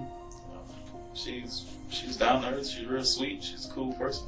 Mm-hmm. Segura said they met at a gas station in Tallahassee 4 years ago. They immediately started dating one another, or Yeah. did she know you were married? Yeah. She had no problems with that. What about your wife, Malika? Did she know about? Yeah, eventually. Okay, eventually. Segura told the detectives there had been doubts about the paternity of the little boy and that he was behind on court-ordered child support payments. You haven't paid it? And any reason why? Just haven't had the money to pay. Okay, because you're out of a job? No, just bills backed up. I just haven't had the money to put towards it. Okay. I got another kid in Orlando. I pay child support too. I haven't paid it in a while. Just backed up on it. Okay. How many kids do you have? 2, 3, 4, 3 now. I had 5. All right, and it's different women? My 2 sons with my wife, and I had Javante with her, and I got a little girl in Orlando. Henry said he had not been at Brandy's home for at least 2 days prior to the murder and told the detectives he was at his home the night of the murder. When they said, how are we going to prove that you weren't over there that night, or how are we going to know that you were home? He said, well, check my phone. The phone's GPS tracking data confirmed his alibi. The primary cell phone number that he gave us placed the handset, the cell phone, at his residence. And Segura's wife Malika came in to bolster the alibi. She was sick that day and was under medication, so she went to sleep in a different bedroom in the house. She says she saw Henry there when she went to sleep, and she would have known that if he left because the door or the house was alarmed and it chimes every time the door opens and closes. Your wife doesn't like Brandy, does she? She was like that much. I know she wouldn't kill her. In his interviews, he was laughing a lot, like laughing just all throughout his interview. And it was, really inappropriate behavior that you don't expect to see in that type of situation. I mean, the investigators weren't laughing. This is a tragedy. This is a real tragedy. You can't figure out why. Why would someone want to kill children? Do you have any idea why someone would want to do that? During the interview, I noticed a cut on Mr. Segura's hand in the area of his pinky. Would you mind removing your shirt just to make sure you have no injuries or anything like that on your person or anything you're concerned about? Asking about a number of minor scratches and red marks on his body. How'd you get this little scratch right there? Did you get some scratch right here? How'd you get all that? I said, would you mind if we photograph that injury? You mind if I just take some pictures? No, I don't mind. Okay. Is this going to be used against me or something? Well, that was chilling, that made my hair rise up. It still sticks with me in the back of my mind. We're doing an investigation. I don't know. Like I said, I was going to ask you if you would mind giving me some DNA as well. But the ultimate thing, what we want to do is solve this crime, right? And I want to solve. So, without any hesitation, Segura voluntarily gave a sample of his DNA, confident it would put an end to any suspicion that he was involved in the murders.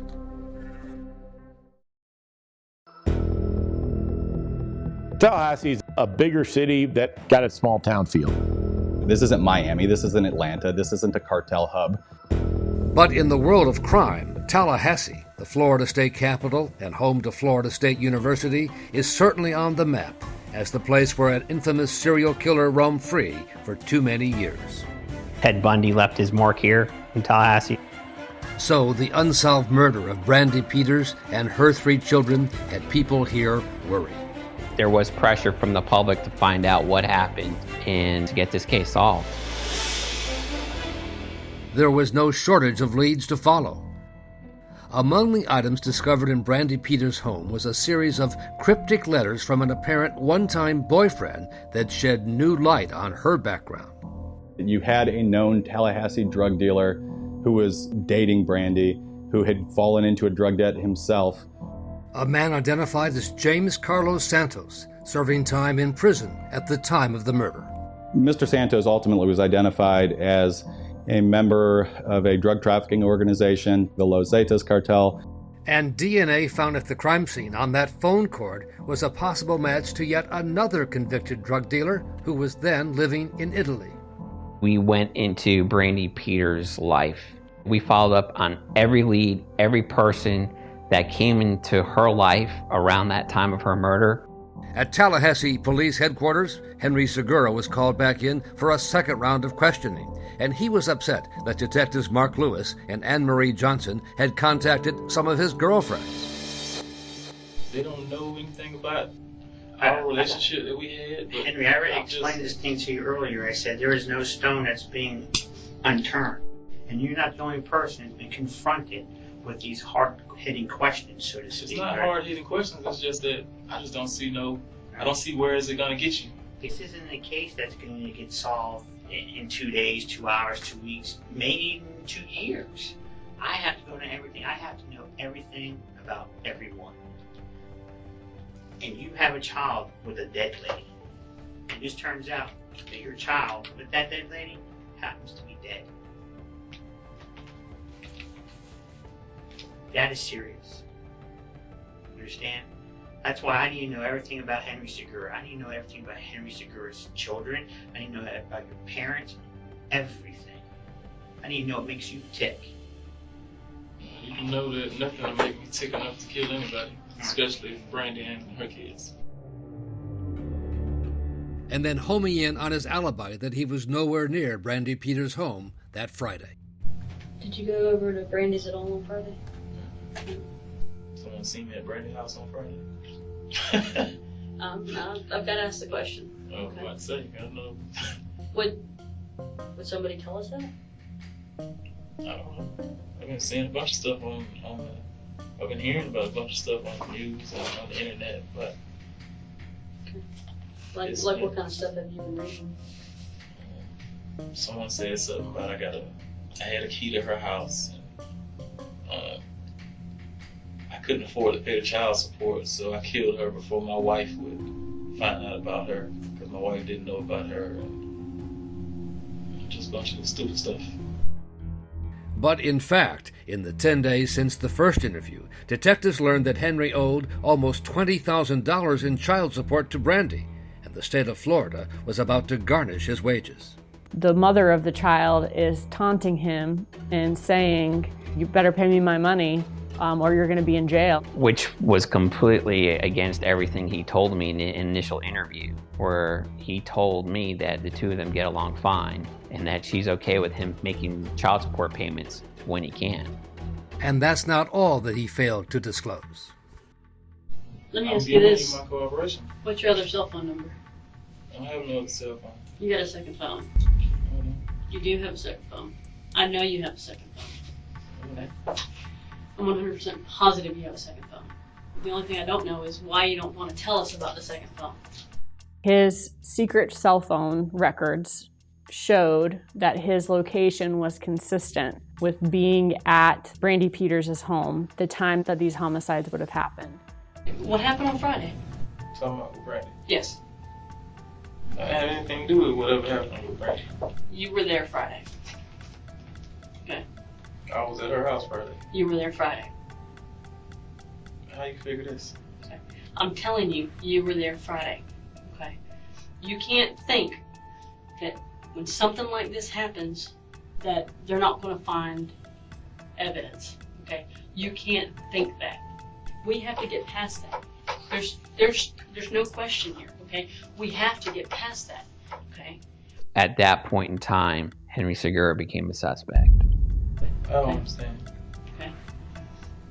I didn't kill Brandon and my kid and her kids. You were there. Okay. What did Brandy do to her to upset you? Nothing. Just it. Nothing. You- We wasn't upset with each other. Nothing. You were there. We have to get past that. Okay. You were there. I wasn't there. You were Not there. Friday. No, I wasn't. We just kept on revealing lie after lie. He was definitely being evasive. Didn't want to provide information. So one last try to get a confession, as Detective Lewis and his partner tried a softer approach. I don't believe that you're an evil person. I'm not. And from what I'm gathering about Brandy wasn't the nicest of people. Okay? I've talked to other people about her. She had no problem, like you said. She didn't hold her tongue for anybody. All right? She said what she thought. There was no filter. She had no qualms about ruining other people's lives. She had no qualms about ruining people's marriages, about ruining their relationship with their kids. She cared about what was for her and what money she was going to get. I understand all of that. I empathize with you. I do. What you empathize with me for? Because I can understand the position that you're in, that she placed you in. I wasn't in no position. Well, I just had to pay some child support. No confession, still defiant, and not enough evidence to charge him. Henry Segura walked out of the police station in Tallahassee a free man, through cooperating, and now looking for a good lawyer who would believe his story. You have to have a special kind of evil in you to do something like this. It makes the hair on the back of your neck stand up if you have a sense for it. And I just couldn't sense anything like that with Henry. For me personally, I knew when I finished my interview with him, he didn't commit the offense.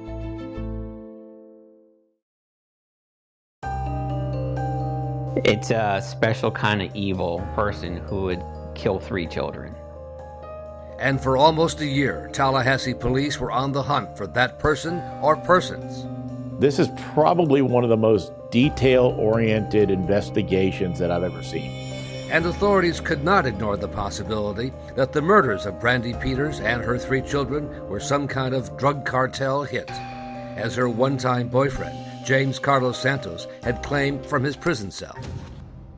James Carlos Santos claimed that he was a member of a criminal organization and that under his direction, Brandy Peters was running drugs for him. And his allegation was that Miss Peters was skimming cocaine from him. When he became aware of it, he ordered her and her family to be murdered. He did have contact via letters and emails with Brandy Peters, where he was asking her to marry him. Maybe in his mind, the two of them developed a relationship. The investigation showed that was not true. And Detective Lewis learned that it was not the first time that Santos, from prison, had claimed responsibility for a number of other crimes. James Carlos Santos was evaluated by a psychiatrist, and during that evaluation, it was shown that Mr. Santos is delusional, the pathological liar, and simply cannot be trusted. But there was still that other possible drug connection, the DNA found on the phone cord a possible match to a convicted drug smuggler found living in Italy. He agreed to meet FBI agents at the U.S. Embassy in Rome. He's supposed to be some monster drug cartel guy. We told him what we were investigating. More than willing, cooperated. He said, I will meet you anywhere. He went to this United States Embassy, walked inside, made contact with an FBI agent, and voluntarily gave us his DNA. That sends information to me that this person's not involved. His DNA and that of 4 others in the National Criminal Database were all potential possible matches. Each one of them were eliminated as potential suspects, either through incarceration, dead, things along those lines, or alibis that played out and stuff like that. The final step in the investigation of the cartel hit theory was the significance of a spade shovel discovered at the crime scene. The argument was that the Mexican cartel's calling card is a spade. Bunch of hooey. Even if a spade is their calling card, why they would have a spade shovel and lay it down instead of a ace of spades from a deck of cards that can easily be brought in just didn't make any sense. Having debunked the cartel hit theory, only one suspect remained. At one point, I said not to charge Henry Segura because I didn't think we had sufficient evidence. We bat this around a lot and take this responsibility very seriously in bringing charges against somebody, especially something as severe as homicide. In the end, for prosecutors, the $20,000 in back child support seemed to be the motive. He didn't pay. He was going to get put in jail. So we believe that it was all of those things that caused him to snap. Even if he only killed Brandy, the only way that he would get out of paying this child support was if Javante Segura died. If Brandy died and not Javante, he would still be on the hook for the child support. And the prosecution theory went, the 2 twin girls were just in the wrong place at the wrong time. I don't know that he was necessarily trying to kill Tamaya and Tanaya. They were supposed to be at their grandmother's house, but when he went into the home, they unfortunately became victims of the plan as well. A Tallahassee man has been arrested in the brutal murder of 27-year-old Brandy Peters and her 3 children. Henry Segura was located in Minnesota and has been charged with 4 counts of first-degree murder. And the key to bringing the case had been Segura's repeated lies to detectives about his alibi, his second phone. They didn't get one additional piece of evidence after that interview. The entire case was fundamentally based on the fact that he lied to him. And that's it. That's why it's either better to talk with a lawyer who can tell you whether to tell them the truth or not, or just don't talk. Hours after being arrested, Segura called his wife Malika from jail. All she wanted to talk about was his philandering. You're going to get out and you're going to be with her. And I'm the one that gave up the most. You don't understand how much I love you, but you don't care because you love her. And I'm just the afterthought. Why don't we just worry about me coming home right now? Because I wanted to know you want to be with me. What difference do it make?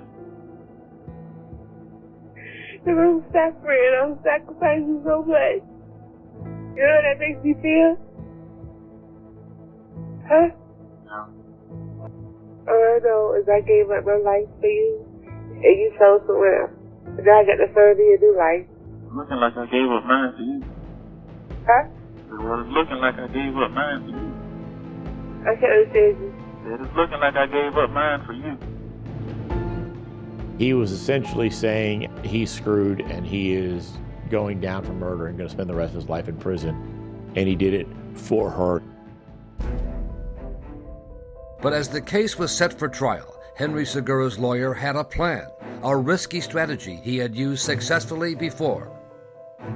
I put 44-time convicted felons on the stand and had the jury find them not guilty on the basis of their own credibility. I swear affirm testimony about giving this case speech. And that was the plan he had to win the case for Henry Segura. You have to be totally honest and forthright, and that includes putting the defendant on the stand, no matter what that risk is.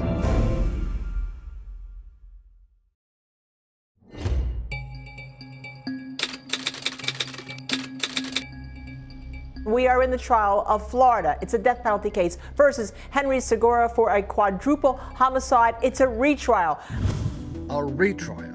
So Henry Segura and his lawyer Nathan Prince had reason to be optimistic because an earlier trial had resulted in a hung jury. We felt very confident going into the second trial. If anything, I think that my strategy was to be slightly more aggressive. I was confident in our evidence. And the prosecution team knew it had to up its game. You've got to bring your A game at all times, especially against an opponent like Mr. Prince, and it's hard to do. Ladies and gentlemen, you are here because on November 20th, 2010, law enforcement officers responded to 908 Saddle Creek Run. Prosecutor John Fuchs focused almost entirely on the lies Henry Segura had told about his cell phone, which put him at the murder scene. He thought he could pull one over the eyes and tell us police department. What they did is they found out he had a separate phone number that he didn't tell them about. And what they did when they checked that cell phone record is they determined he was in fact there at the time that Brandy Peters and the kids were killed. And the jury was shown the disturbing crime scene police videos and told it was all about Segura, upset with Brandy Peters' threats to put him in jail for non-payment of child support. Mr. Segura has now found a girl he can't manipulate. He gets frustrated more and more and more, and ultimately apparently decided the only way out was to kill her. What the evidence is going to show you that Henry Segura had the motive, he had a means, and he had the opportunity to commit these murders, and he did in fact commit them. For the defense, Nathan Prince was all in on the theory that it was a drug cartel hit, not a dispute over child support payments. You can't talk about motive, though, without talking about the other folks who had motive to kill Brandy Peters. You're going to hear about Carlos Santos. Mr. Santos will testify in this trial that he ordered the murders, that he orchestrated the murders, and that's exactly what happened. The prosecution knew its biggest weakness was the lack of physical evidence tying Segura to the crime scene. Without incriminating DNA, they feared the so-called CSI effect. These TV shows have created a very unrealistic perception of the way an investigation is done. A lot of the things that we do now, we call analysts to explain to people why we don't have DNA, rather than for the purpose of showing why we do. But the strength of the prosecution case was the police interviews and Segura's lies to Detective Mark Lewis. And talking to him, how many times in that second interview did you say he wasn't at Brandy's house? 23. 23 times in the second interview. Never always said he was not there. Yes, sir. The tracking data on his second secret cell phone said otherwise. That person that you interviewed, Henry Segura, is he in the courtroom? Yes, he is. Please indicate, please want him to indicate off-the-building references. Gentleman at the defense table wearing a black jacket. Hey, record, please indicate the defendant, Mr. Henry Segura. No further questions.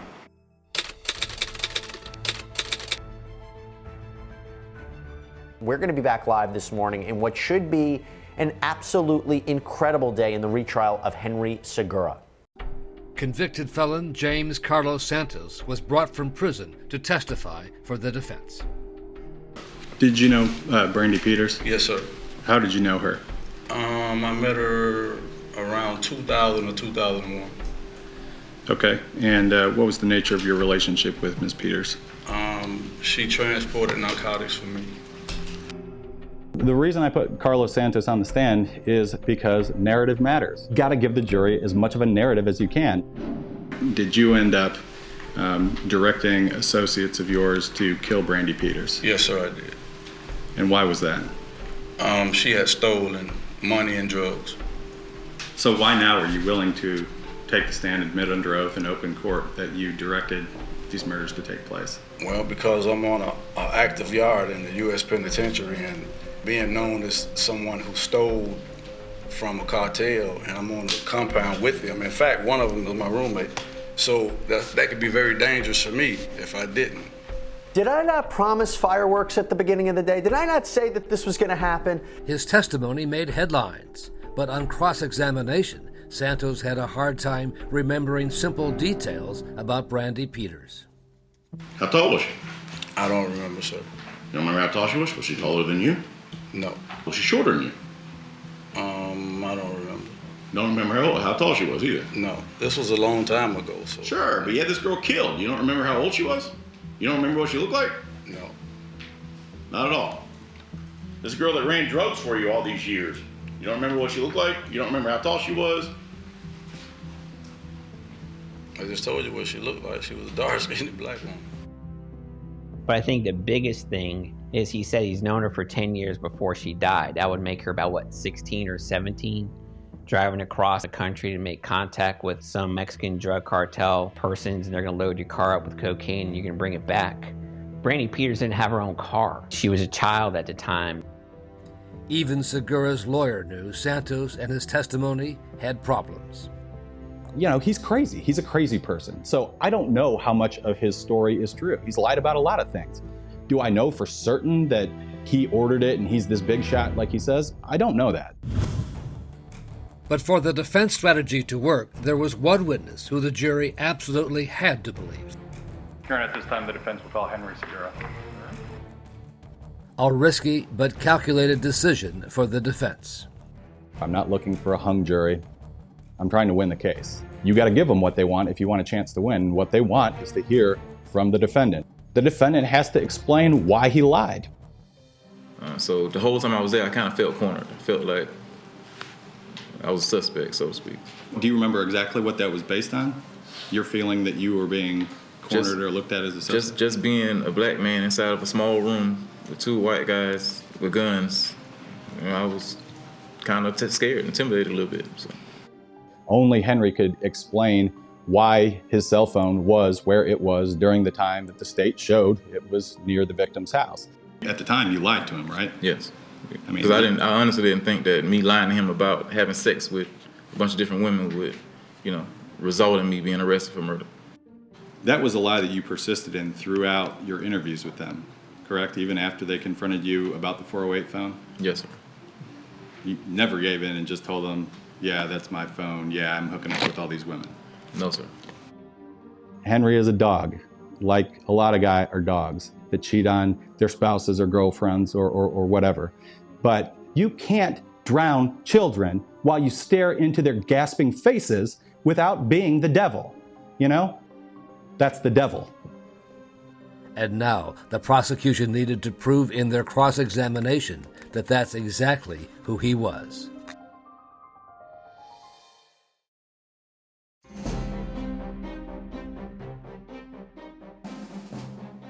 Henry Segura is back on the stand. He is subject to cross-examination, having finished his direct testimony this morning. Prosecutor Sarah Dugan got the assignment from her boss to handle the cross-examination. Someone said, that guy really hates women. Maybe a woman might be better able to somehow get under his skin. Maybe, Dugan should do the cross. Starting with his dispute with Brandy Peters over child support payments. You say, no, we never had an argument about child support. You said that, didn't you? Yes. That's not true, is it? Of course not. No, it's not true. And then exposing one lie after another. And that was a lie? Yes, ma'am. So you were lying to police? Obviously. Sarah is like a methodical cross-examination robot that just sets it up, knocks it down, sets it up, knocks it down. And that's just a perfect stylistic matchup for someone like Henry. You lied to your wife repeatedly. You lied to the rest of your family. You lied to your girlfriends. You lied to the police multiple times over the course of interviews. And, you lied to God too, right? When you made all of your promises to him. Yes. And yet you're asking this jury to believe everything you have to say today. Yes, because in the process of me lying and doing all these lying, I had a whole lot of time to sit down and think about all the mistakes I made, all the kids I had outside of my marriage, and I've learned how to right my wrongs. He's getting nervous and realizing he's not able to keep his story straight. At one point, the judge even interrupted as Segura and the prosecutor went back and forth. We was arguing about, she know I killed my son. We're gonna arrest you for killing your son, and I hung up on him. So your testimony is that you told police in this case over the phone, Investigator Johnson. Wait a minute, don't interrupt her question, Mr. Segura. Let her finish her question. She's asking the same question No, over and over. be quiet. No, she's. Be quiet. Now, she asks you a question. Who you pointing at? You wait till she finishes. I'm a the grown question man. And then answer it, okay? Yeah. And she won't interrupt your answer either, because a court reporter can't take down two people at once. Is that clear, sir? Yeah, that's very clear. All right. You felt the whole room tense up. And I felt the jury tense up. That really gave them an opportunity to see what a bad temper he has. What we saw right there, you have a little bit of a temper, right? I'm getting aggravated. You keep asking me the same questions over and over like you're expecting a different answer. If he would react like that to a judge just saying, hey, wait for her to finish her question before you answer it, like how would he react to this woman who's trying to take his money for a child that she's taunting him about and saying isn't his? You told your attorney that you didn't commit these murders. I told the world I didn't commit these murders. Okay. Why wouldn't you? You say, why wouldn't I? Right. Because I have no reason whatsoever to kill my son or those twins. Neither Brandy. So you just have no reason to do it? No reason whatsoever. I wouldn't. What would I kill a child for? Okay. Let alone children.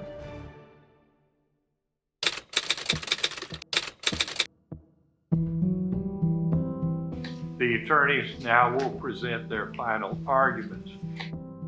The big question is, how is the state proven that Henry Segura did this? Let's talk about it. Who has the motive, who has the means, and who has the opportunity to commit this murder? Because that's what law enforcement looks for. We know that Henry Segura owed child support to Brandy Peters. So is there motive? Certainly. The next we turn to means. Who's got the means to do this? Who's got the strength to do that aspect? Who's got the anger to do those beatings in the manner that they were done? Who's got the strength to use a weapon in order to cave in her skull? Then to the lies he told detectives, all captured on the video shown to the jury. He lied 23 times in that video alone. 23 times in that one alone. And then the jail phone call to his wife after he was arrested. She says, I've given up my life for you. And what does he say? Well, it's looking like I gave up mine for you. I can't understand you. Said it's looking like I gave up mine for you. Looking like I gave up my life for you as well. After you've just been arrested for homicide. And when you take all of that and put it in context, he is guilty of killing Brandy Peters, Tamaya Peters, Tanaya Peters, and Javante Segura. And ladies and gentlemen, it cannot be lost that today is the 9th anniversary of these murders. Defense lawyer Nathan Prince knew that the jurors were particularly upset over the deaths of the 3 children.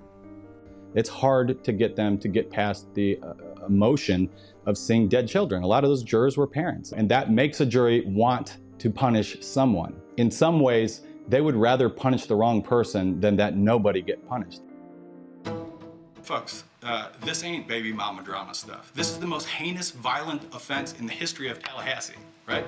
That's not domestic violence stuff. That's not, oh darn, I gotta pay another $200 a month. That's not what causes this offense. That doesn't make a father of 4 go drown babies. Doesn't make a man who just had sex with this woman go beat her face in. That doesn't make sense. What did make sense, Segura's lawyers told the jury, was the defense theory that it was a drug cartel hit on Brandy Peters and her children ordered by James Carlos Santos.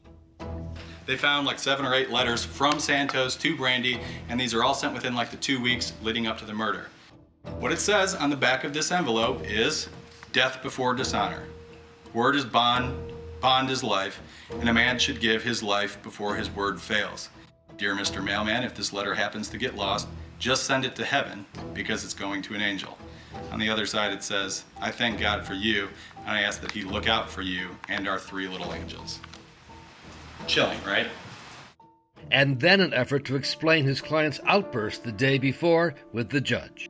I put him on the stand knowing he's not a superstar witness. All I told him was get up there and be real. Like, you've waited for this moment, get up there and be real and be you. And they want to try and say because he gets frustrated that he's the killer, is that your best evidence that he's the killer, he got frustrated? I ask that you follow the law that you promised to follow, that you hold the state to its burden, and that you find Mr. Segura not guilty. When Mr. Prince gave his closing argument, I remember thinking, uh-oh. It was very good, very passionate. I thought we were screwed. I thought we were going to be not guilty. But then they came back in pretty quickly. I think it was in less than 3 or 4 hours. State of Florida versus Henry Segura, we the jury find as follows as to count 1 of the indictment concerning the murders of Brandy Peters.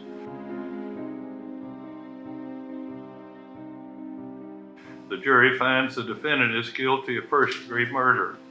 As to count 2, the defendant is guilty of first-degree murder.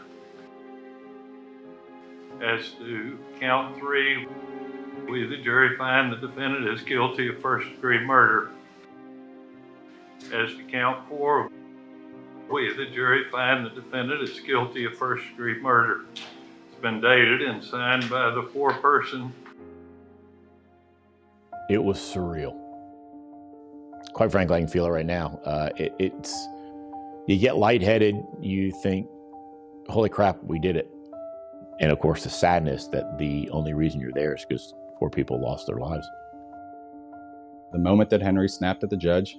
She asked you a question. Who you pointing at? You wait till she finishes. I'm a grown man.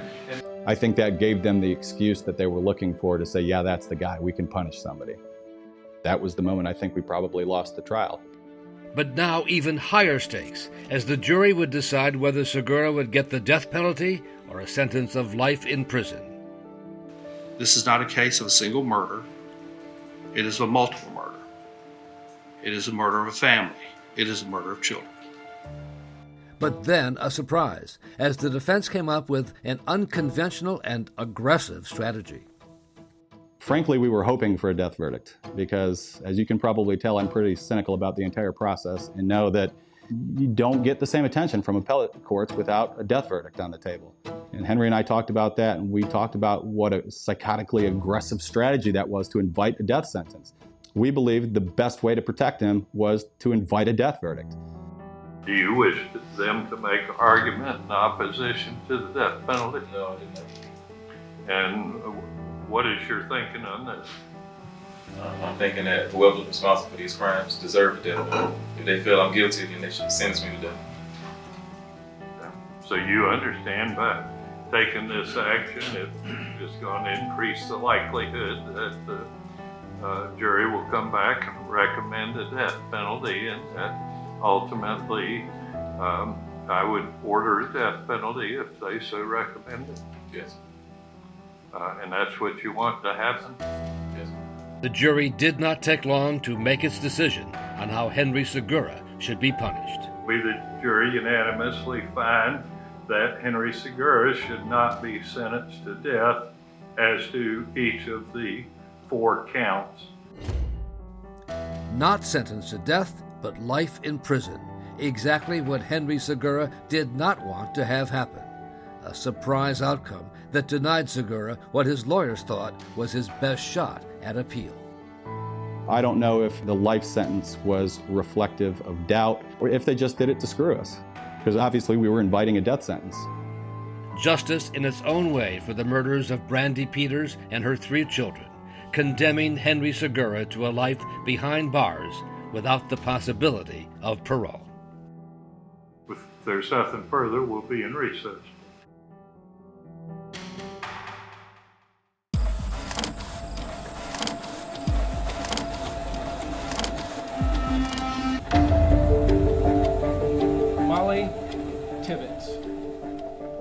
This case is her story.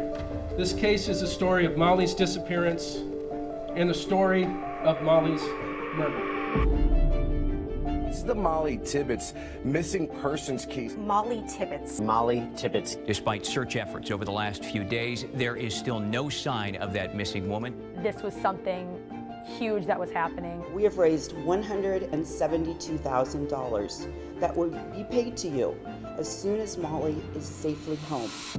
We knew she was jogging. We knew she was abducted on the jog. They had seen a figure that looked like a runner about the time and in the area where Molly would have been running on the night she disappeared. A black Chevy Malibu that appeared to be circling the area. Who was driving that car? Authorities have arrested a man for the murder of missing University of Iowa student Molly Tibbetts. And he's brought in and he is questioned from you for 11 plus hours. Isn't that right? Yes. She comes out at one point and says, "This is definitely your killer, but I'm stuck here, guys. I'm gonna need some help." You're f***ing up right now. You're f***ing up big time. Who better to pick than an undocumented immigrant who doesn't speak the language? You stabbed Molly Tibbetts. Isn't that right?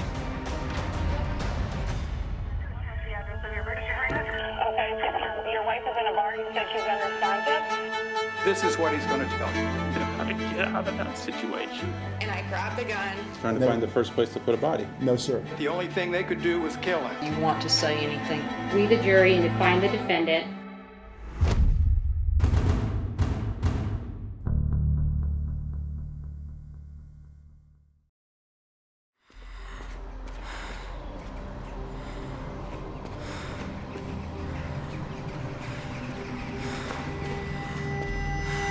Molly Tibbetts case, this 20-year-old missing University of Iowa student who was last seen on July 18th, last seen jogging in Brooklyn, Iowa. We're trying to get the word out. We want Molly home safe. So far we've been searching by air and foot both. We just really hope that we can get her found and brought back home to the people that love her. And I think everybody in the country has adopted Molly, so let's keep at it. Let's go get her. 5'2", approximately 120 pounds, brown eyes. There is up to a $320,000 reward. Beautiful young lady you see there in the football game. So listening to this, it definitely hit close home to me. This was something huge that was happening, and it could potentially happen to me. It has been 4 days since Molly Tibbetts disappeared. Despite search efforts over the last few days, there is still no sign of that missing woman. We believe that Molly is still alive, and if someone has abducted her, we are pleading with you to please release her. Everybody has a Molly in their life, a person that has affected them in a way that she affected everybody standing up here right now. And imagine if this was you, somebody had taken your Molly. Wouldn't you want to help? Wouldn't you want her back? How would you feel? Just do the right thing and, let her go. My initial thought that came to my head, because it happens a lot, is when we have missing people, is some sort of drug overdose, some sort of mental illness due to drugs. Not knowing anything about Molly, that's kind of what I thought I was heading into. But Agent Trent Valletta soon learned that theory did not fit Molly, seen here the day before she disappeared at the daycare center where she was working for the summer. At the University of Iowa, she was majoring in child psychology. She was very loved on campus. She was probably one of the nicest humans that anybody had ever met. Nobody had a bad thing to say about her. She doesn't fit our normal victim profile. It kind of gives you the hairs on your back kind of stand up when you suddenly realize, oh my goodness, did something really terrible happen here? So authorities swarmed the town of Brooklyn, Iowa. I think it's roughly 1,400 or 1,500 people. People still leave their doors unlocked. And began to retrace Molly's steps before she disappeared, starting at the home of her boyfriend where she had been staying. That evening, on the 18th of July, she went for a run right around 7:30, 7:45 in the evening. She was an avid runner, and that was pretty common for her to run in the evenings. She left the house and didn't come back. She would have left home, run through town, and then gone on a blacktop east of Brooklyn, which was one of her normal running routes. She was in constant contact with her boyfriend Dalton, and when that contact suddenly ceased and there's no contact, the proverbial hand on the panic button was pressed. Picked up the phone and called the FBI because I was assuming we had an adult abduction, which in Iowa and I think even nationwide are incredibly rare. The FBI brought in drones to scour the acres and acres of cornfields around the town. What the FBI is doing right now is trying to prioritize leads. And for 4 or 5 weeks, all those leads came up empty, and we really had nothing at that point in time. We knew she was jogging. We knew she was abducted on the jog, but we didn't, no witnesses to the abduction, no cameras video of the abduction. But investigators then realized that Molly never went anywhere without her cell phone, even on her runs, and they were able to get her password. It's amazing how simple things kind of escape us sometimes. So we just went to Walmart, bought an iPhone, entered her password, and we literally cloned her phone. So we had all that data. And a way to track Molly's jogging route along County Road 385. And so she's going at a speed of less than 10 miles an hour up until a point. Her phone stops for a couple minutes, and then you can see with the next pings at the cell phone tower that she's traveling at approximately 60 miles an hour. It told me that she's in a vehicle, that she was jogging, there was a pause in her movement, and then she's in a vehicle. Which actually took us close to the location of abduction.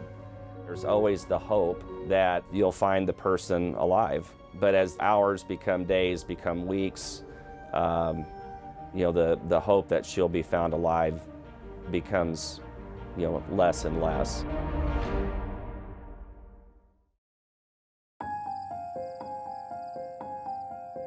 Every day I feel Molly's presence with me. Sometimes I just feel her sitting on my shoulder. Molly's lending me her strength every day, every night. And yes, I have my moments of complete meltdowns, but it is through this strength that is somehow, and I don't know how, being bestowed upon me, that I am able to get through every morning, every noon, every night.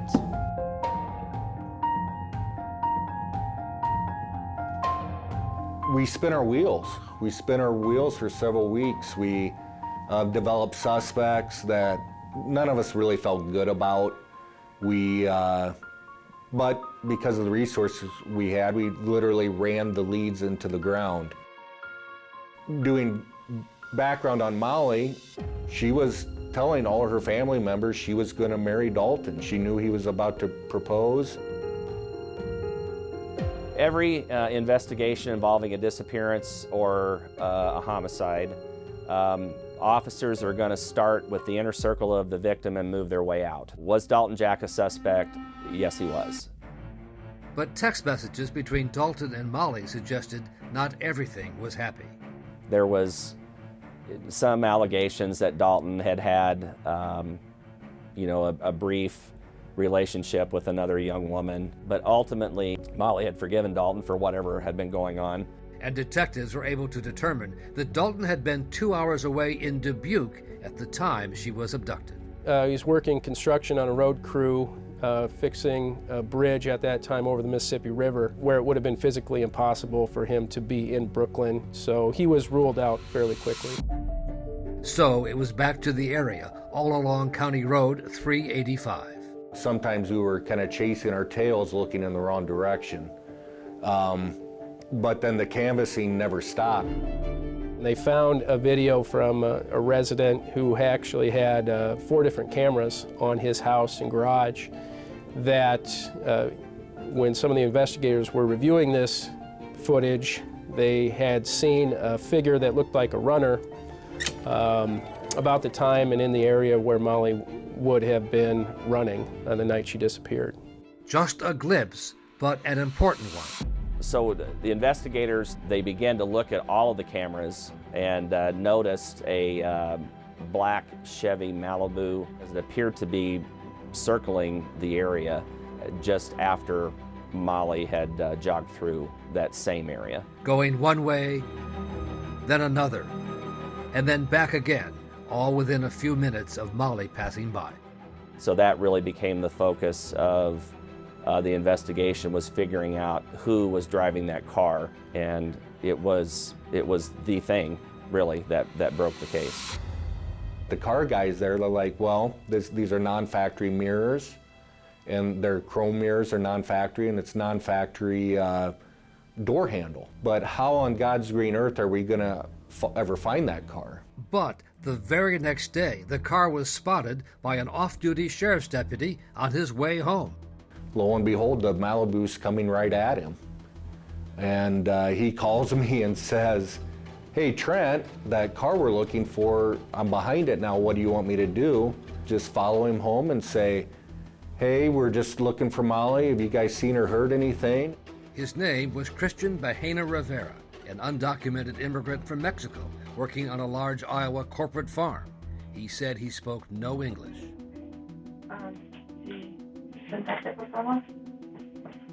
So I scrambled. I had to find a Spanish speaker. We were at the point where everybody was shutting down. We just thought we weren't never going to find her. So everybody was gone. Most of the FBI was gone. The nearest bilingual officer he could find was Pamela Romero from the Iowa City Police Department. She was older for a new cop, so she had some good life experience, but very limited experience in those types of interviews. So she would take a lot of breaks and we would feed her questions and she would keep us updated, but we'd literally put a rookie cop in one of the biggest interviews probably in the history of the state, and it was a gut call. It was a total gut call. The interview began around 6 in the evening. It would go on for more than 11 hours. He really didn't give us much. Didn't say he knew Molly. Said he had very little knowledge that she was even missing. Wasn't going to be helpful. He didn't just know anything. So we made the decision, well, what we'll do then is we'll show him a picture of his car right by Molly. Basically the still photo of her jogging and his car, then a minute later driving behind her. Okay. Once we gave him that, then he's like, "Oh yes, now I remember who that is." It was a constant evolution. He kept, what's very chilling was he actually said, "Oh yeah, by the way, I have her missing persons poster in my house." Which is your killer's trophy, right? That's when you know you got the right person. But as the day turned to night, Agent Folletta still could not find a way to break him. We kind of thought we were going to be done, or he was done talking to us, about to the point where he said he saw her, he thought she was hot, he turned around to look at her again, and then he couldn't find her, and then he left. That's kind of where we thought we were going to be done. Hey, I'm going to hand the phone over to you. The only card we had to play was the immigration status. I put him on the phone with ICE, we Mirandized him and just said, "You're no longer free to go because of your immigration status." While he's on the phone, we are back to panic mode. What do we do now? How do we figure out where Molly is, because he's probably not going to talk anymore? That's when Pamela Romero comes up to us and says, "Hey, can I have one more shot? Can I have one more shot with this guy? He likes me, let me talk to him." So she goes back in. Everything changes.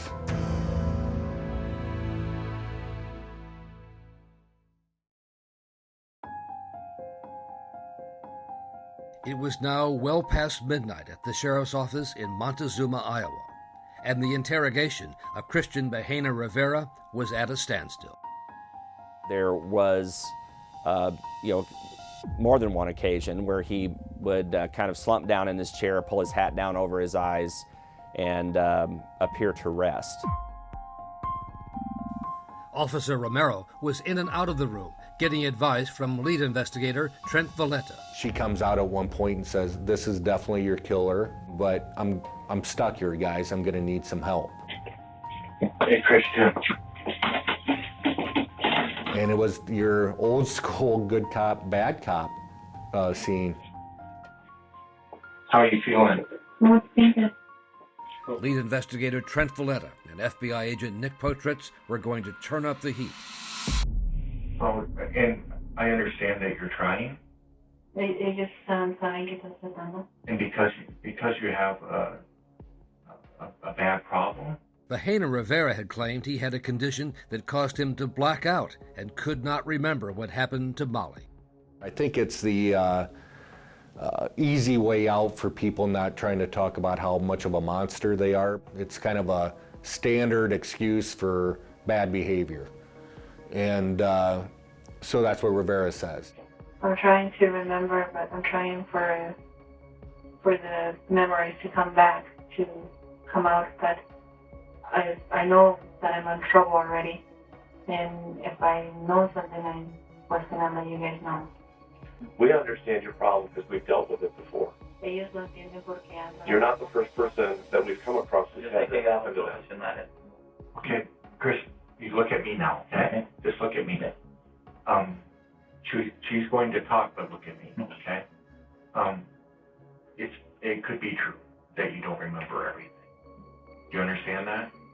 Puede ser verdad que no recuerdes todo. Okay, but you do remember some things that we need to know. Pero sí recuerdas algunas cosas que necesitas saber. People that have this problem don't forget Las personas que everything. tienen este problema no se olvidan de todo. And I think you're scared. Yo creo que tú tienes miedo. Listen, Escucha. I think you're scared Yo creo que tú tienes miedo because you know what happened porque tú a sabes little lo que bit, pasó. Un poquito te recuerdo, but you're afraid to tell us. pero tienes miedo de decir. And that's okay. And it's okay to tell us. I'm being nice to Rivera, very nice. I'm literally holding his hands, talking about integrity and how do you want to be perceived. We have been around a long time. We are old. We are old. And We have sat across people that we don't like because they lie to us. y nos hemos sentado enfrente de personas que no nos quedamos bien porque nos han mentido. And that's why we were happy now because you were being honest with us. Pero por eso estamos ahorita contentos porque sabemos que tú estás siendo honesto con nosotros. So we can get along. Así que para llevarnos bien And we can work together y podemos trabajar juntos to make sure that family gets their daughter back. What we know for sure lo que ya sabemos, de seguro, is that girl was in your car. que esa muchacha estuvo en tu casa. O estábamos junto a ella. Yes, like I mentioned to you already, I only remember her jogging, running. I do not remember talking with her. And then we basically had it set up that if he kept denying, Nick was just going to yell at him to stop playing games. You are f***ing up right now. You are f***ing up big time. Stop f***ing up. Tell us the truth. He's getting mad at you. I'm getting close to getting mad. Christian, I can see in your eyes Lo podemos mirar en tus ojos, that there's something you're hiding from us. que tú lo estás ocultando. I can tell. Lo podemos mirar. And you know I'm right. Y tú sabes que tenemos razón. And it's really hard to tell me. Sé que es difícil decirlo. Because it's something you really wish never happened. But it's time. We have to go find that girl. Pero ya es tiempo. And you have to tell us what happened. The good cop, bad cop routine seemed to have worked. He wants to talk to me alone. I'm asking him, you're not going to lie to me? He answers, I'm going to tell you everything I know. You're going to tell me all you remember, all you know? Ya no va a haber más mentiras. Ya no va a haber juegos. No games, no lies. Do the right thing, okay? Haz las cosas bien. Do the right thing? Porque yo no quiero que ellos regresen, ¿ok? He tells her, because I don't want them to come back.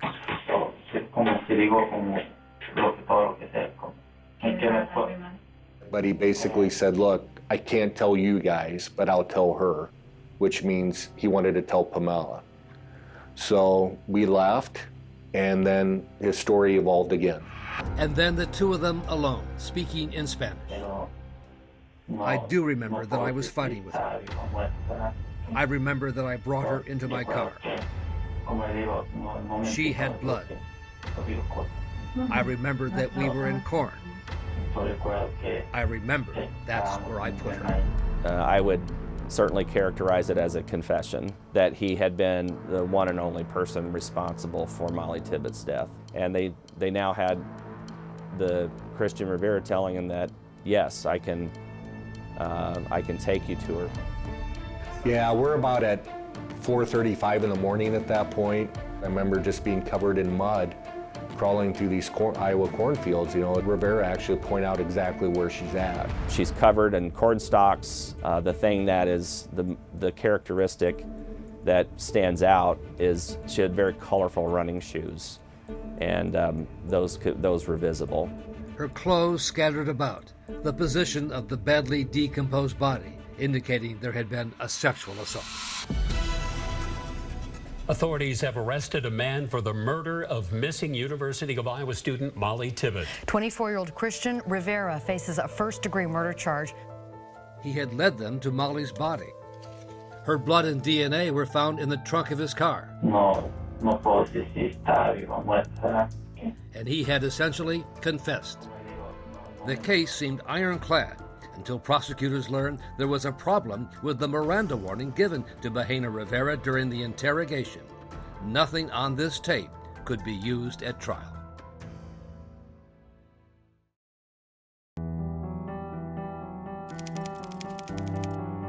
Well, we are about to hear the opening statements in this monumental case. There are a lot of eyeballs on what is happening right now. This is a number of difficult issues, particularly about the undocumented immigrant issue.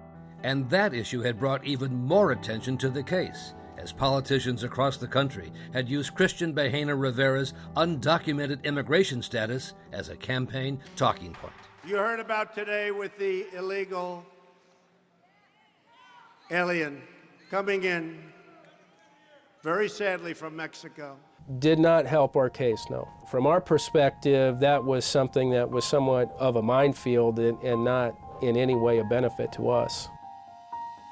Mr. Claver, on behalf of the state of Iowa, you may give your opening. Thank you, Your Honor. Molly Tibbet. This case is her story. This case is a story of Molly's disappearance and the story of Molly's murder. Ladies and gentlemen, this is what I expect the evidence in this case to show. The first is a video. The video that shows the defendant's black Chevy Malibu in the time and the area where Molly was last seen. Second aspect of the state's evidence for you to focus on is Molly's blood in the defendant's Malibu. And the third are the defendant's admissions. His admissions that he saw Molly, that he found her attractive, that he ran alongside her, that Molly threatened to call the police, that he became angry, that he fought with Molly. Ladies and gentlemen, when you examine this evidence together, there can be no other conclusion than that the defendant killed Molly Tibbet. Thank you, Mr. Claver. Does the defense elect to give their opening at this time? Bahena Rivera was represented by the husband-wife team of Chad and Jennifer Fries. Your Honor, we will defer our opening to the conclusion of the state's case. So it was straight to the state's case, and on day one, the prosecution called Molly's boyfriend, Dalton Jack. He said to deal with his heartbreak, he had enlisted in the Army. I am in the 82nd Airborne Division as a sergeant, team leader, I guess. That would be my official MTOD position. How would you describe Molly's personality? She was always happy, bubbly, goofy. She just liked to have fun, pretty much, I guess. Now the prosecution needed to establish Dalton's alibi, that he was in Dubuque. What did you do whenever you got back to the hotel in Dubuque on July 18th around 6 p.m.? Just drank beers with the guys and hung out. Okay. Did you come back to Brooklyn for any reason? No. The next day, so Thursday, let's move to that, July 19th, did you send Molly a message in the morning? Yes, I sent her the same good morning message that I always send her. And what is that good morning message? Good morning, beautiful. And then like a kissy face or something like that. Okay. Did you receive any response from her? No. But on cross-examination, the defense strategy became clear. Dalton was a young man with dark secrets.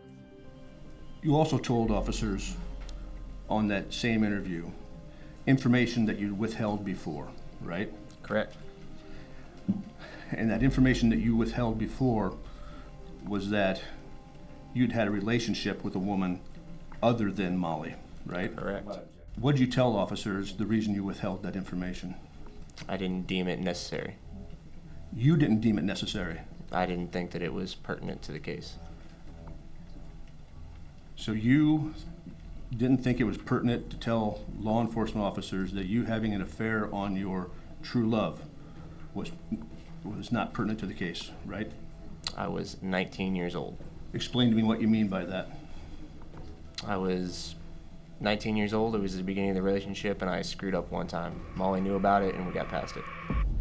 Let's talk about you, young man. You consider yourself to have a temper? Not anymore. You did, though, at one time? Yes. Pretty angry young man? When I was about 17, 16, yes. Tell me about the temper of the 16, 17-year-old Dalton Jack. It was not good. It was short-fused. Like to fight? Yes. And I think they were trying to poke the bear, so to speak. They were trying to get him irritated and to show that, you know, it's possible that Dalton was the killer. Around the time that Molly was abducted or died, you told her a number of times that you thought you were depressed, right? Correct. So things weren't all rosy between you and Molly in the last 30 days before her abduction, were they? No. He was drugged through the mud. Dalton was drugged through the mud. He was literally sitting 15 feet away from a guy that brutally raped and stabbed his love of his life to death. State of Iowa may call its next witness.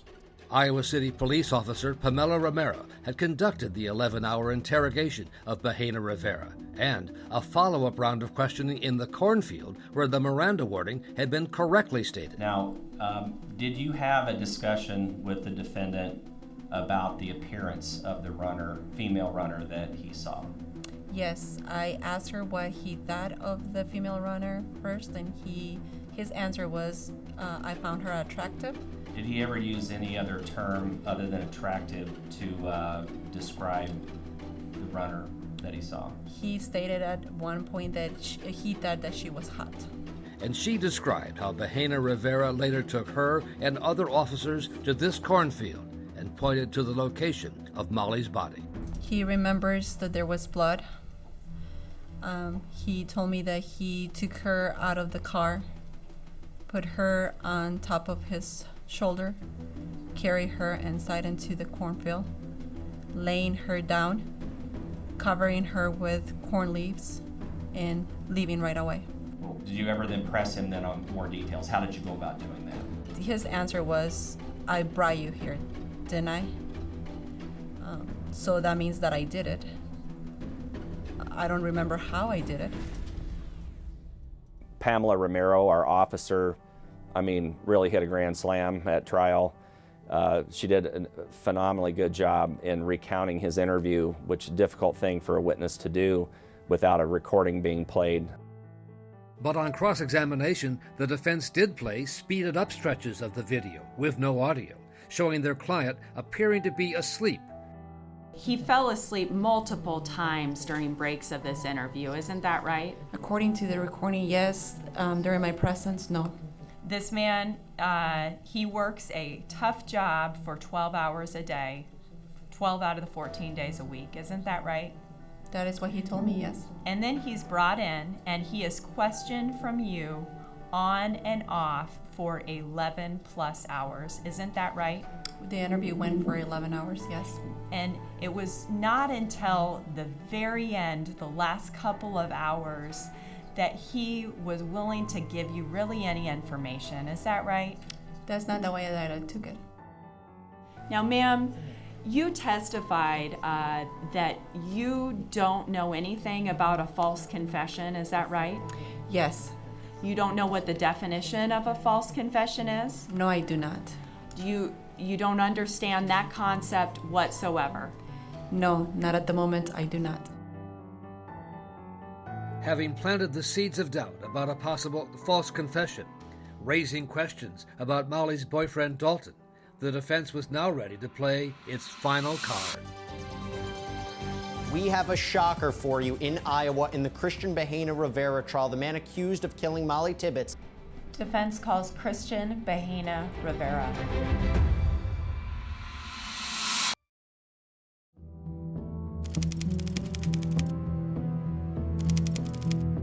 The prosecution finished their case yesterday, and today the defense began their case. And the defense called Molly Tibbetts' boyfriend, Dalton Jack, back to the stand for another effort to imply he might have been the killer. At any point in the 12 months before Molly disappeared, did you ever tell her that you realized you were clinically insane? I don't remember that at all either. Did you mention to Molly that you have a temper? I don't remember. So he showed Dalton text messages he had sent to Molly saying just that. You recall in October 30, 2017, you and Molly's relationship kind of hit a real bump, didn't it? I don't recall that either, no. That's when she told you she was moving in with friends. Then yeah, I remember. And that upset you? Yes, it did. You told her you were angry about that? Yes. She was ditching you? Yes. You don't recall telling Molly that you had a temper? No. You don't recall saying that's what makes you dangerous? No. After a break for lunch, the defense sprung the surprise they had planned all along. Defense calls Christian Bahena Rivera.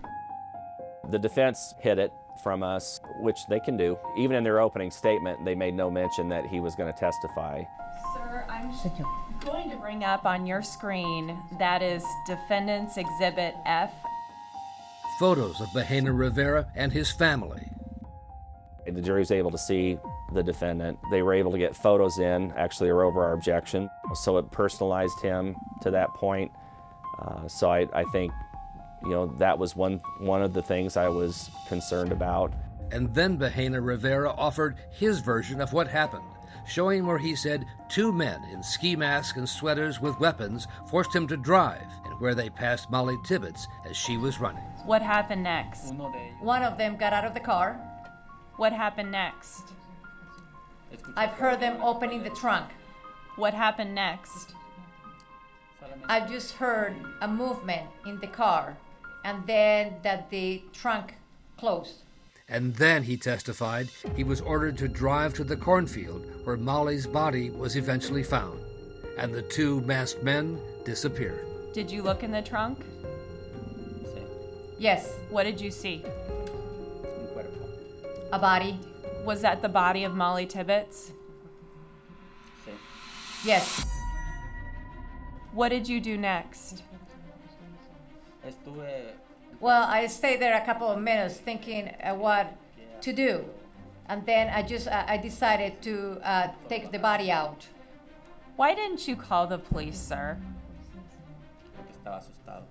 Because I was scared. Will the jury think it's fabulous, confabulated, or just an outright lie? Will they feel manipulated? It's one of the biggest fish stories I've ever seen a defendant put on in a criminal trial. He was unbelievable. Here you come up with this completely different story, you know, nearly 3 years later. You claim that you went to a cornfield where Molly Tibbetts' body was placed with 2 other men. Yes. Whenever you left the cornfield, you left alone? Yes. The other 2 men that were there, did they just walk back? They ran towards the road. So they ran towards the road and just disappeared? I didn't see them again. I don't know where they went. The 2 men that you say you were with, you don't know who they are. That's correct.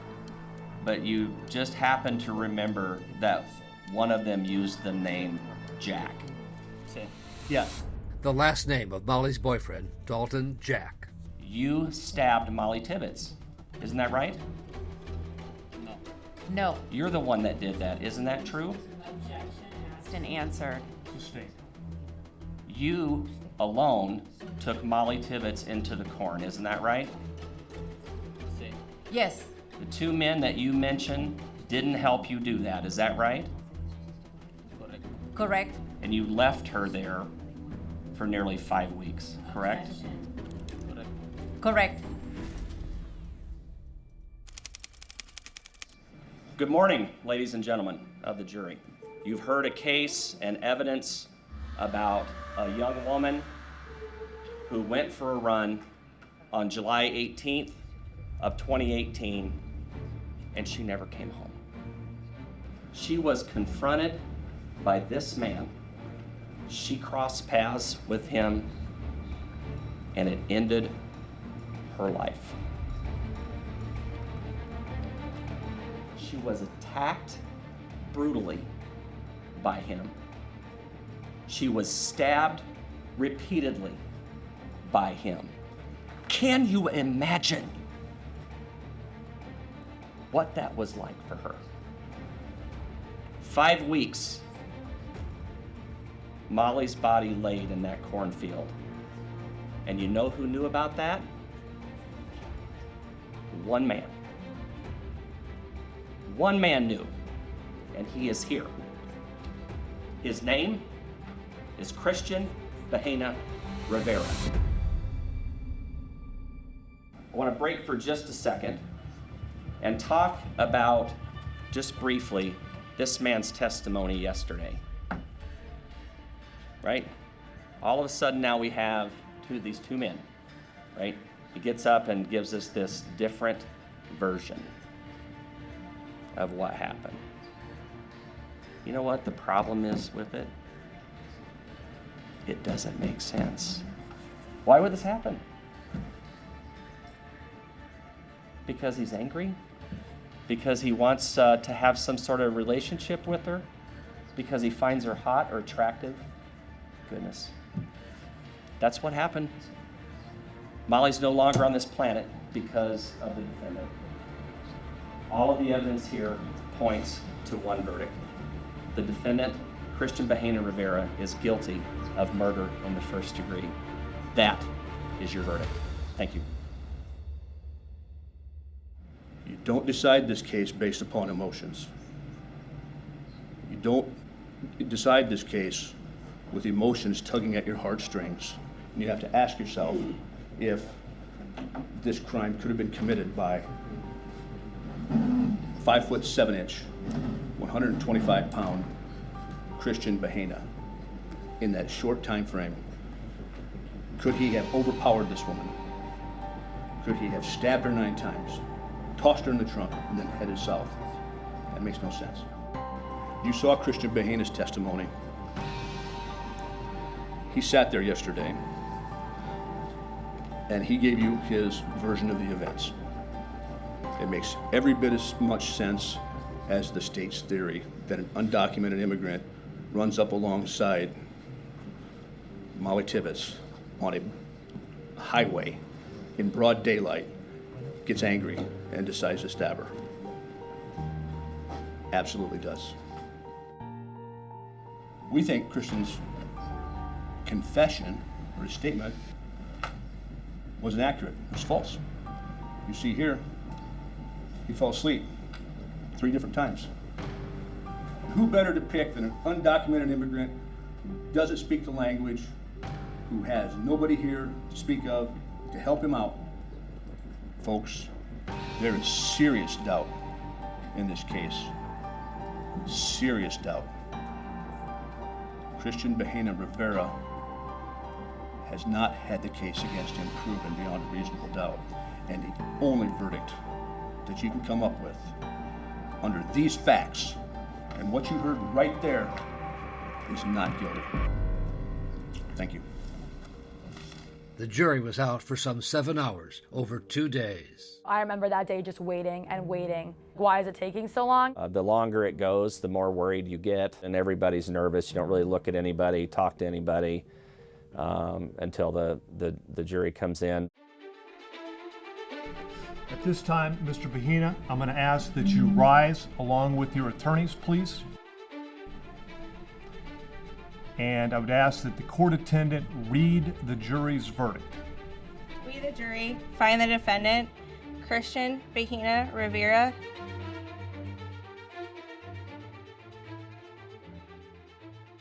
guilty of the crime of murder in the first degree.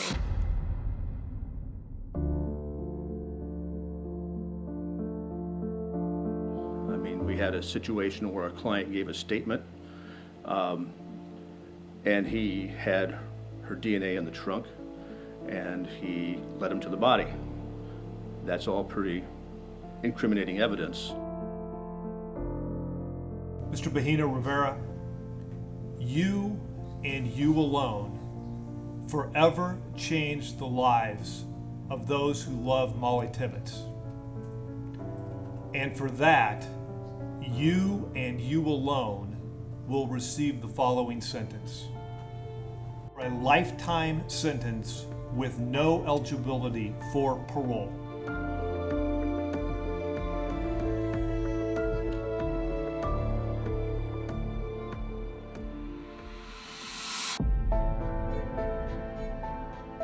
I think part of her legacy is the effect that her disappearance and her life that was cut short had on the nation and world.